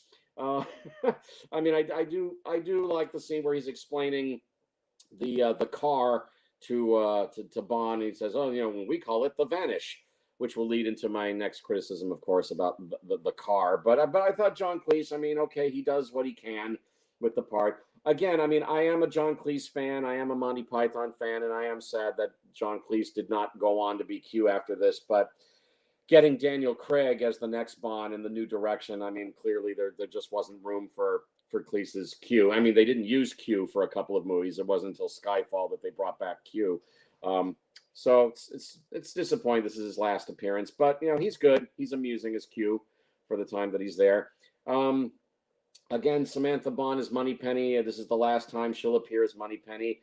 Nice to see her and Bond finally get busy towards the end, but it all turns out to be just a holographic projection. It's not real. Sorry, Moneypenny. But yeah, Samantha Bond, yeah, she's good for what screen time she has. She's good in her final appearance as Moneypenny. I do think that the movie has a couple of, you know, there's like 2 or 3 good action scenes that I think are good. I mean, I do like the action scene at the beginning with the hovercrafts. I do like the combination car chase, car fight on the ice between Bond and Zhao. I do think that's well done. I mean, but they're firing rockets at each other. They're chasing each other on the ice, firing rockets at each other. I mean, one point there's Bond's car. Bond's car flips over, and then he presses a button and gets the car to flip right side up again. I thought that was cool, and I like how they take their car fight into the ice palace itself, and they're still firing at each other, and ice is crashing down on them and all of that. All of that stuff in that action scene I thought was great. So that's one good action scene that I think is really good in this movie. I do like the sword fight between Bond and Gustav Graves, where it's just Bond and Gustav Graves just going at it pretty intensely with the swords. They've got the fencing gear on and fighting each other with the swords. I thought the sword fight was good. So I don't think Die Another Day is without its entertaining little bits, but unfortunately there's not enough of those bits for me to recommend the movie. And of course, I also have to make mention of Bond's invisible car, the Vanish. It was probably an interesting idea on paper to give Bond an invisible car. Because Bond's never driven an invisible car before, so let's give him an invisible car. But when you see it visualized in this movie, it just adds more to the campiness of the film, and you can't take it seriously when Bond's driving an invisible car. It just doesn't work. It just makes the Bond movie even more campy than it was before. It doesn't work. I mean, I think the filmmakers learned their lesson. I think Barbara Broccoli and Michael G. Wilson learned their lesson, and you won't see Bond driving an invisible car ever again because it clearly didn't work. It's like it had kind of a backfiring effect. It didn't have the results that they really truly wanted, not the desired results, if you like. And then, of course, there's that unforgivable bit where Bond is surfing off a melting glacier, and it's clearly a CGI Bond. I mean, that is totally unforgivable. The CGI work on this film is terrible because this film also involves a satellite and that can harness the power of the sun. And the CGI work here looks unfinished. It looks like really basic, like they didn't have time to put the finishing touches on it to make it look really good. It's like it was a rush job. They were trying to meet a deadline, trying to meet the movie premiere deadline, and they didn't finish the CGI work. And the CGI work here involving the satellite is terrible. Looks really cheap. And again, you got the CGI Bond surfing off a melting glacier, and it just doesn't work. Anyway, all of it eventually culminates into a final smackdown with Gustav Graves in the plane, and this whole thing. Oh yeah, this whole thing involving Gustav Graves having his face changed. That he's actually the son of a general. At the start of the film, he was at the start of the film he was Colonel Moon, and he was a North Korean looking man. But he has this face changing technology, so now he looks like Gustav Graves. Now he looks like a white Englishman guy, and that's pretty hard to believe. It really is. That's another part of the plot that doesn't quite work for me. It's just not all that believable. It's just not. There's just too many things in this film that don't work. It's not without its entertaining bits. I don't think it's a total failure, but this is clearly the weakest film in Pierce Brosnan's era, and I feel bad for Brosnan that he went out with this one because again, it comes off like a parody of James Bond, and this was not the way to celebrate the 40th anniversary of James Bond. It really wasn't. They went way too far with the campiness and the references to Bond's past. The script is very, very weak. Everybody's speaking in one-liners and puns as the movie goes on. It starts off well, but then the movie goes downhill, and we ain't got no breaks. And culminating in the final scene where Bond and Jinx are, making love on like a bed of diamonds. Wouldn't that hurt? That would hurt a lot. I mean, diamonds of all things. It's it's a terrible way to end the movie, and it's a terrible way for Brosnan to go out. But oh well. So that's all I have to say about Die Another Day. I don't think this is the very worst Bond movie. There's a couple of Bond films that I like even less than Die Another Day. I've already spoken about one of them, A View to a Kill. Sorry, guys. And I don't think I'm particularly fond of Quantum of Solace either, which we'll get to one of these days, hopefully by the end of the year, if we finally get No Time to Die and we can finally do the Daniel Craig hangout. But Die Another Day is clearly one of the worst Bond movies. It's really down below there. it has a few entertaining bits in it. It's not a total failure, but it is a bad Bond film and Brosnan's worst, unfortunately. So on a scale of 1 to 10, the best rating I can give Die Another Day is a 4 out of 10. 4. Generous than most. That 4 is for the entertaining bits, the action scenes in it that I do like, and I do like Brosnan's performance. But for the most part, it is indeed a bad Bond film. So I'm not giving it a pass. 4 out of 10 is the best I can give it. No, that's fine. I mean, 4 out of 10 is still very low. Well, it won't surprise anyone to know that I hate Die Another Day. If you'll excuse me for a second. Cheers. Drink up. It was needed. Oh dear. Okay. Die Another Day. Unfortunately, one of these movies had to be my least favorite Bond film, and I'm afraid Die Another Day is my least favorite Bond film. Pretty much for all the reasons that you guys have said.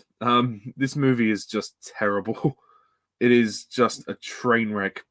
I've heard people try to defend this movie and try to defend the first half of it and say, "Oh no, it starts out well. It's only in the second half where it gets worse."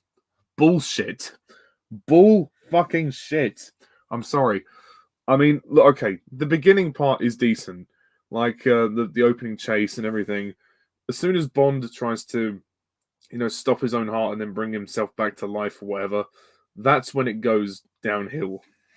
Sorry. And that's not a dig at you, Alan. That's a dig at other people. I don't know where to begin. That's all right. That's all right. Look, this is Pierce Brosnan's 4th and final movie as 007, and this was the best they could do. This is how you're going to send him off? Oh, for shame. I mean, obviously, at the time, they didn't really know if it was his last one. It was only afterwards when they received the reviews and everything did they realize, They closed the door on me. Yeah, when they decided, I think we need to sort of step back a bit and maybe reboot the franchise, take it in a new direction. So, and Pierce was getting old, and even if he did stay, he would have only been able to do maybe 1 or 2 more. And I think they were probably right to say goodbye to him after this one. He'd had 4 goes at it, and out of respect, they had to say, "I'm sorry, Pierce, but this is it. We're taking it in a new direction. We're rebooting it." And given that Casino Royale was the next movie, and that's the origin story, it would have been impossible for Pierce to do it. But the movie itself, Die Another Day, it's just so bad. I really don't like it. Everything. I mean, the torture scenes are just ridiculous with the scorpions and fire and ice, and the title sequence I'm not a fan of. It comes across as unfinished because they have various moments where they cut back to Brosnan being tortured. It just doesn't work for me. It just looks really weird. And also the song Die Another Day, I hold it as the worst Bond song. I'm sorry, it's just terrible. Madonna's making all these weird noises and the lyrics make no sense. I don't even think it has got a good beat to it. I mean, the tuning is okay, but it gets kind of repetitive and annoying after a while. So I can't listen to it. If I listen, it's very auto-tuned. Like, yeah, it sort of has an auto-tuned feel to it, which really, yeah. I agree. Yeah, I can only listen to it for like about a minute or so before my ears start to pop. So, yeah, that's kind of my thoughts on that. The Bond girls, not really a fan of them. Miranda, played by Rosamund Pike, she's okay. But she's not a great character. I mean, and the fact that she's the one that betrays him, it doesn't really have any impact, to be honest. And they're trying to do the whole Electra King thing again, and it just doesn't work. There's no impact. And yeah, she delivers some pretty bad one-liners. But Halle Berry's Jinx, yeah, not very good at all. Oh dear, I feel sorry for them. But then again, the bad script is also the main reason why they're not so good. The script is just, oh god, so many puns, groan-inducing pun after groan-inducing pun. I'm not going to repeat them all because you've already said them earlier. But yeah, the worst one is definitely in the Ice Palace when Halle Berry says, when Rosamund Pike says, I take it Mr. Bond's been explaining his Big Bang Theory. Oh yeah, I think I got the thrust of it. Oh, that's disgusting. It doesn't even make sense. It's just stupid. The script is just stupid, and I think Lee Tamahori was the wrong choice to direct this movie. It doesn't really feel like it has any direction. It's kind of all over the place, to be honest. Brosnan is okay. He kind of goes back to kind of being passable like he was in the beginning of his era. He kind of lost, I think he's kind of lost some of his confidence that he had in The World Is Not Enough, because I know he's trying to play a more tortured side of Bond, and he just comes off as kind of looking a bit tired now and looking a bit too old, or sort of heading towards looking a bit too old. I do agree the windsurfing scene is probably the worst scene of this movie, or one of the worst scenes. It's just so bad, and the CGI is terrible. Some of the worst CGI. The villains are crap. I don't like them. Toby Stevens as Gustav Graves. Oh, smarmy git. He doesn't like sleeping. Well, I'll give him something to sleep about. I'll punch his lights out. Jesus, yeah, he is a villain you just want to fucking destroy. I have to say though, as much as I don't like this movie, the fencing scene, I actually quite like it. I think it's quite a good action scene. I took up fencing once a few years ago. It's actually quite fun. So that was good, and the car chase was good in the eye. So those are the two. Actually,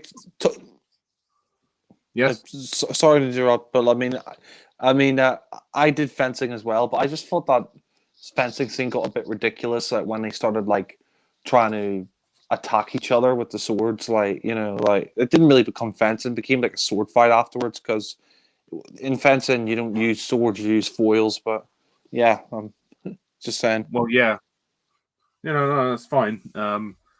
I just, what I mean is, it has a good entertainment value. It may be ridiculous, but it was at least entertaining, much like the car chase. But that's nothing really to shout about.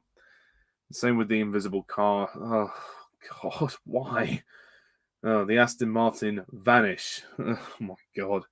I mean, the invisible car is really the point where you just think, what is this franchise doing? I think this is kind of a lower point than Bond going into space. At least Bond going into space is believable, because it's physically possible for someone to travel in space. But it just takes all the realism out of this. It really feels too cartoony, having the invisible car. It just doesn't work for me. It's a real misstep. And John Cleese's Q, he tries, and he's decent, but he's not a patch on Desmond Llewellyn or Ben Whishaw. But at least he had his moment in Die Another Day. And yeah, this movie is meant to be the 40th anniversary of Bond, and it definitely wants to remind us about that every 2 minutes. The constant references just ramming down our throats, and it just gets so tiresome after a while. It's really annoying, and like Tamahori, I get it. It's the anniversary, but you don't have to keep shoving it down my throat. Seriously. And this film honestly kind of has a different feel to it at points. It feels like almost like a sort of shoot 'em up, mindless action romp just made for people that don't really care about James Bond and just kind of want to see an action movie. And I kind of feel like that's what Die Another Day is. The plot is kind of all over the place as well with this whole Icarus satellite thing. It is a bit similar to Diamonds Are Forever as well. But it's not the most engaging plot of all. And the finale of this film is ridiculous when Bond fights Graves with his Terminator suit, and he's got these Emperor Palpatine lightning powers. The final one-line is when he says, "You can't kill my dreams, Mr. Bond, but my dreams can kill you." And he's like, "Time to face gravity." That's just terrible. And then Jinx and Miranda fight as well. And she says, "I can read your every move. Read this, bitch." Oh, come on. It's just it just doesn't get any worse. Like, and on a technical level, this movie is pretty poor as well. Like, the CGI looks pretty bad as well, and I don't mind the reference to Doctor No. I mean, that was fine. I think that should have been the main reference, and the rest of them should have been more subtle, because obviously Doctor No was the first movie. But I think they kind of overdo that moment. They tried to make Halle Berry look too sultry and too sexy and too beautiful. I think they kind of linger on the moment too long with her coming out the sea. It's a good moment. Like, I was like, okay, fair enough. That's not a bad moment. I can deal with that. But then it's the dialogue that ruins it. What do predators do when the sun goes down? They feast like there's no tomorrow. And then cue obligatory weird sex scene done in shadow. That was just uncomfortable to watch. That was just, not very pleasant at all. So the action is entertaining, I suppose, and Judi Dench is good as M whenever she's there. But the fact that Brosnan has to go out with this one is it's a real shame. The soundtrack by David Arnold, I suppose, is quite good, but there's not much to like about this one. Zhao as well. Yeah, I don't like Zhao. He's a terrible villain, and I agree with what Alan said about the one-liners. And also, yes, he just chooses to never get the diamonds removed from his face. And yeah, that laser scene is also just pointless. It doesn't add anything to the story. It's just there for a reference. Yes. I was going to say, what do you think of Mr. Kill? God. I call him Mr. Crap. But anyway, that answers that question. So Die Another Day, it's just so bad. It's just a really terrible film, and I just don't have any desire to watch it again. The pacing drags as well. It's too long. It goes on. It's like nearly 2 hours, 15 minutes long. It's quite lengthy, and I think this definitely was a sign that Bond had lost itself. It kind of went into disarray, and thankfully the producers gave themselves a good kick up the arse, and at least we have Daniel Craig. So I can say that. But yeah, as for Brosnan, I feel sorry for him that the quality of his films kind of affected his time in the role. But he tried his best with the part, and he had fun. He clearly had fun playing it. I just feel bad that he had to go out with this one. So I'll give Die Another Day. I have to give it like a 0 out of 10. Despite the minor things I like about it, I still just can't bring myself to rate it any higher, just because it's just such a slog to get through, and it's almost painful to watch in a lot of areas because of how bad the dialogue is. And that stupid moment as well when Bond revives himself, stops his heart, and then comes back, and that just doesn't make any sense. And when he walks into the hotel, and then the guy's like, "Credit card," and then Brosnan gives him that look of like, "Seriously?" that was kind of funny. I didn't mind that. But yeah, and the whole DNA reconstruction plot, what the fuck? That's just ridiculous. When Colonel Moon sees Graves and he tries to convince him that it's his son, it didn't have any emotional impact whatsoever. And I know it's meant to be a tender moment, but it just doesn't come across. It just comes off as weird. Like, how can DNA reconstruction change your voice? I don't know. Like, that's never been explained. So yeah, that's my verdict on Die Another Day. So before we finish up, because we've been on for quite a while, just very briefly, and we please make this brief, give your overall thoughts on Brosnan as Bond and his era, and then rank the films, and obviously add up a total rating if possible. So we'll start with Alan, and then we'll go to Jack. So Alan? Okay, well, let's see. There's only 4 films here, so I gave GoldenEye a 9 out of 10. Tomorrow Never Dies, 9 out of 10. The World Is Not Enough, 8 out of 10. And Die Another Day, 4 out of 10. So I ranked the Bond films, I guess, going from the bottom. Well, number 4, that's an easy one, Die Another Day. Number 3, The World Is Not Enough. Number 2, GoldenEye. I know a lot of Bond fans put GoldenEye at number 1 for Brosnan, but for me, it's number 2, although a very affectionate number 2. And number 1 for me, even though we strongly disagreed on this one, Tomorrow Never Dies. That's my number 1 pick from the Brosnan era. And I will just say briefly, I like Pierce Brosnan as James Bond. He was certainly a different Bond. He was definitely Bond for the 90s, although his last picture was at the very beginning of the 2000s. He helped bring back Bond after a 6-year layoff, and I thought he was quite good in the role. He was a different kind of Bond, but he was very good. And I think 3 of his 4 Bond movies, the first 3 that he did, are all very enjoyable. And I especially have a lot of affection for the first 2, GoldenEye, and my personal favorite, Tomorrow Never Dies, although I still like The World Is Not Enough very much. I still give that one a strong rating. It's a damn shame he had to leave with Die Another Day, but he's not the first Bond to leave with a disappointing Bond film. I mean, not everybody likes Diamonds Are Forever, though some do. The last one for Connery. Not everybody likes View to a Kill for Roger Moore, although some do.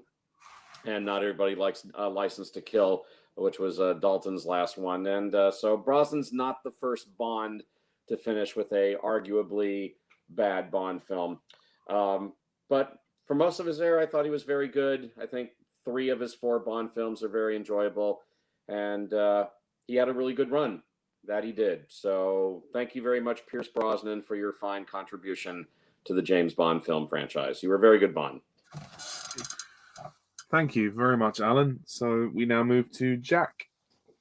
But I was going to ask, though, what would Alan give the Brosnan era out of 40 then? Oh, sorry. Adding up my points, I give the Brosnan era 30 out of 40. So that's still very good. That's basically a 3 out of 4. That's like a 75% rating on Rotten Tomatoes, if you like, of his era. So overall, yes, I think the Brosnan era overall was very good. Excellent. Okay. Okay, so as for the Brosnan films, I gave GoldenEye 8 out of 10, and then I gave Tomorrow Never Dies 2 out of 10. World's Not Enough 3 out of 10, and Die Another Day 0 out of 10. So out of 40, that's 13 out of 40, which isn't very good, sadly. So I like 25% of the Brosnan era, and if I had to rank the films, I'd say number 4 would be, well, that's obvious, Die Another Day. Number 3 would be Tomorrow Never Dies. Number 2 would be World's Not Enough, and number 1 would be GoldenEye. So overall, I think the Brosnan era. No offense to Pierce Brosnan, I don't think he had I think he probably was the weakest here of all the Bonds, and I just, no offense to Brosnan, I just think for me he's the weakest Bond. I mean, a lot of people would say George Lazenby, but Brosnan had 4 attempts at the role, and it's just kind of a shame he never really got to solidify himself as Bond. He never really, apart from GoldenEye, he never really got any, great Bond films in his era. Like, the other 3 films I don't care for, especially Die Another Day and Tomorrow Never Dies. Just, I can't stand Die Another Day. And, his era, I just think, was very troubled. Like, I think, during the Brosnan era, they ran out of source material from the Ian Fleming books. Like, License to Kill was the last. Living Daylights was the last Bond film with a title from an Ian Fleming book, and I think with the Brosnan era, they were really stretching. Like they run out of Fleming source material, and I just think the direction wasn't really there, and the films were that good, sadly. So it's kind of a shame that Brosnan left with Die Another Day. I mean, I know he wanted to do 6 Bond films, and he said, there's that interview of him and Ewan McGregor where he says, they closed the door on him, and he wished that he could have stayed around. But I'm glad they rebooted the series with Daniel Craig, and they got the series back on track with Casino Royale. So I mean, overall, I'll say that Brosnan, he's my least favorite, but there is one film in there, GoldenEye, that I rewatched. So yeah, so I like 25% of his era, but yeah. Cool. Right. Thank you. And as for me, I'm kind of more in agreement with Jack, although I'm slightly kinder to the era.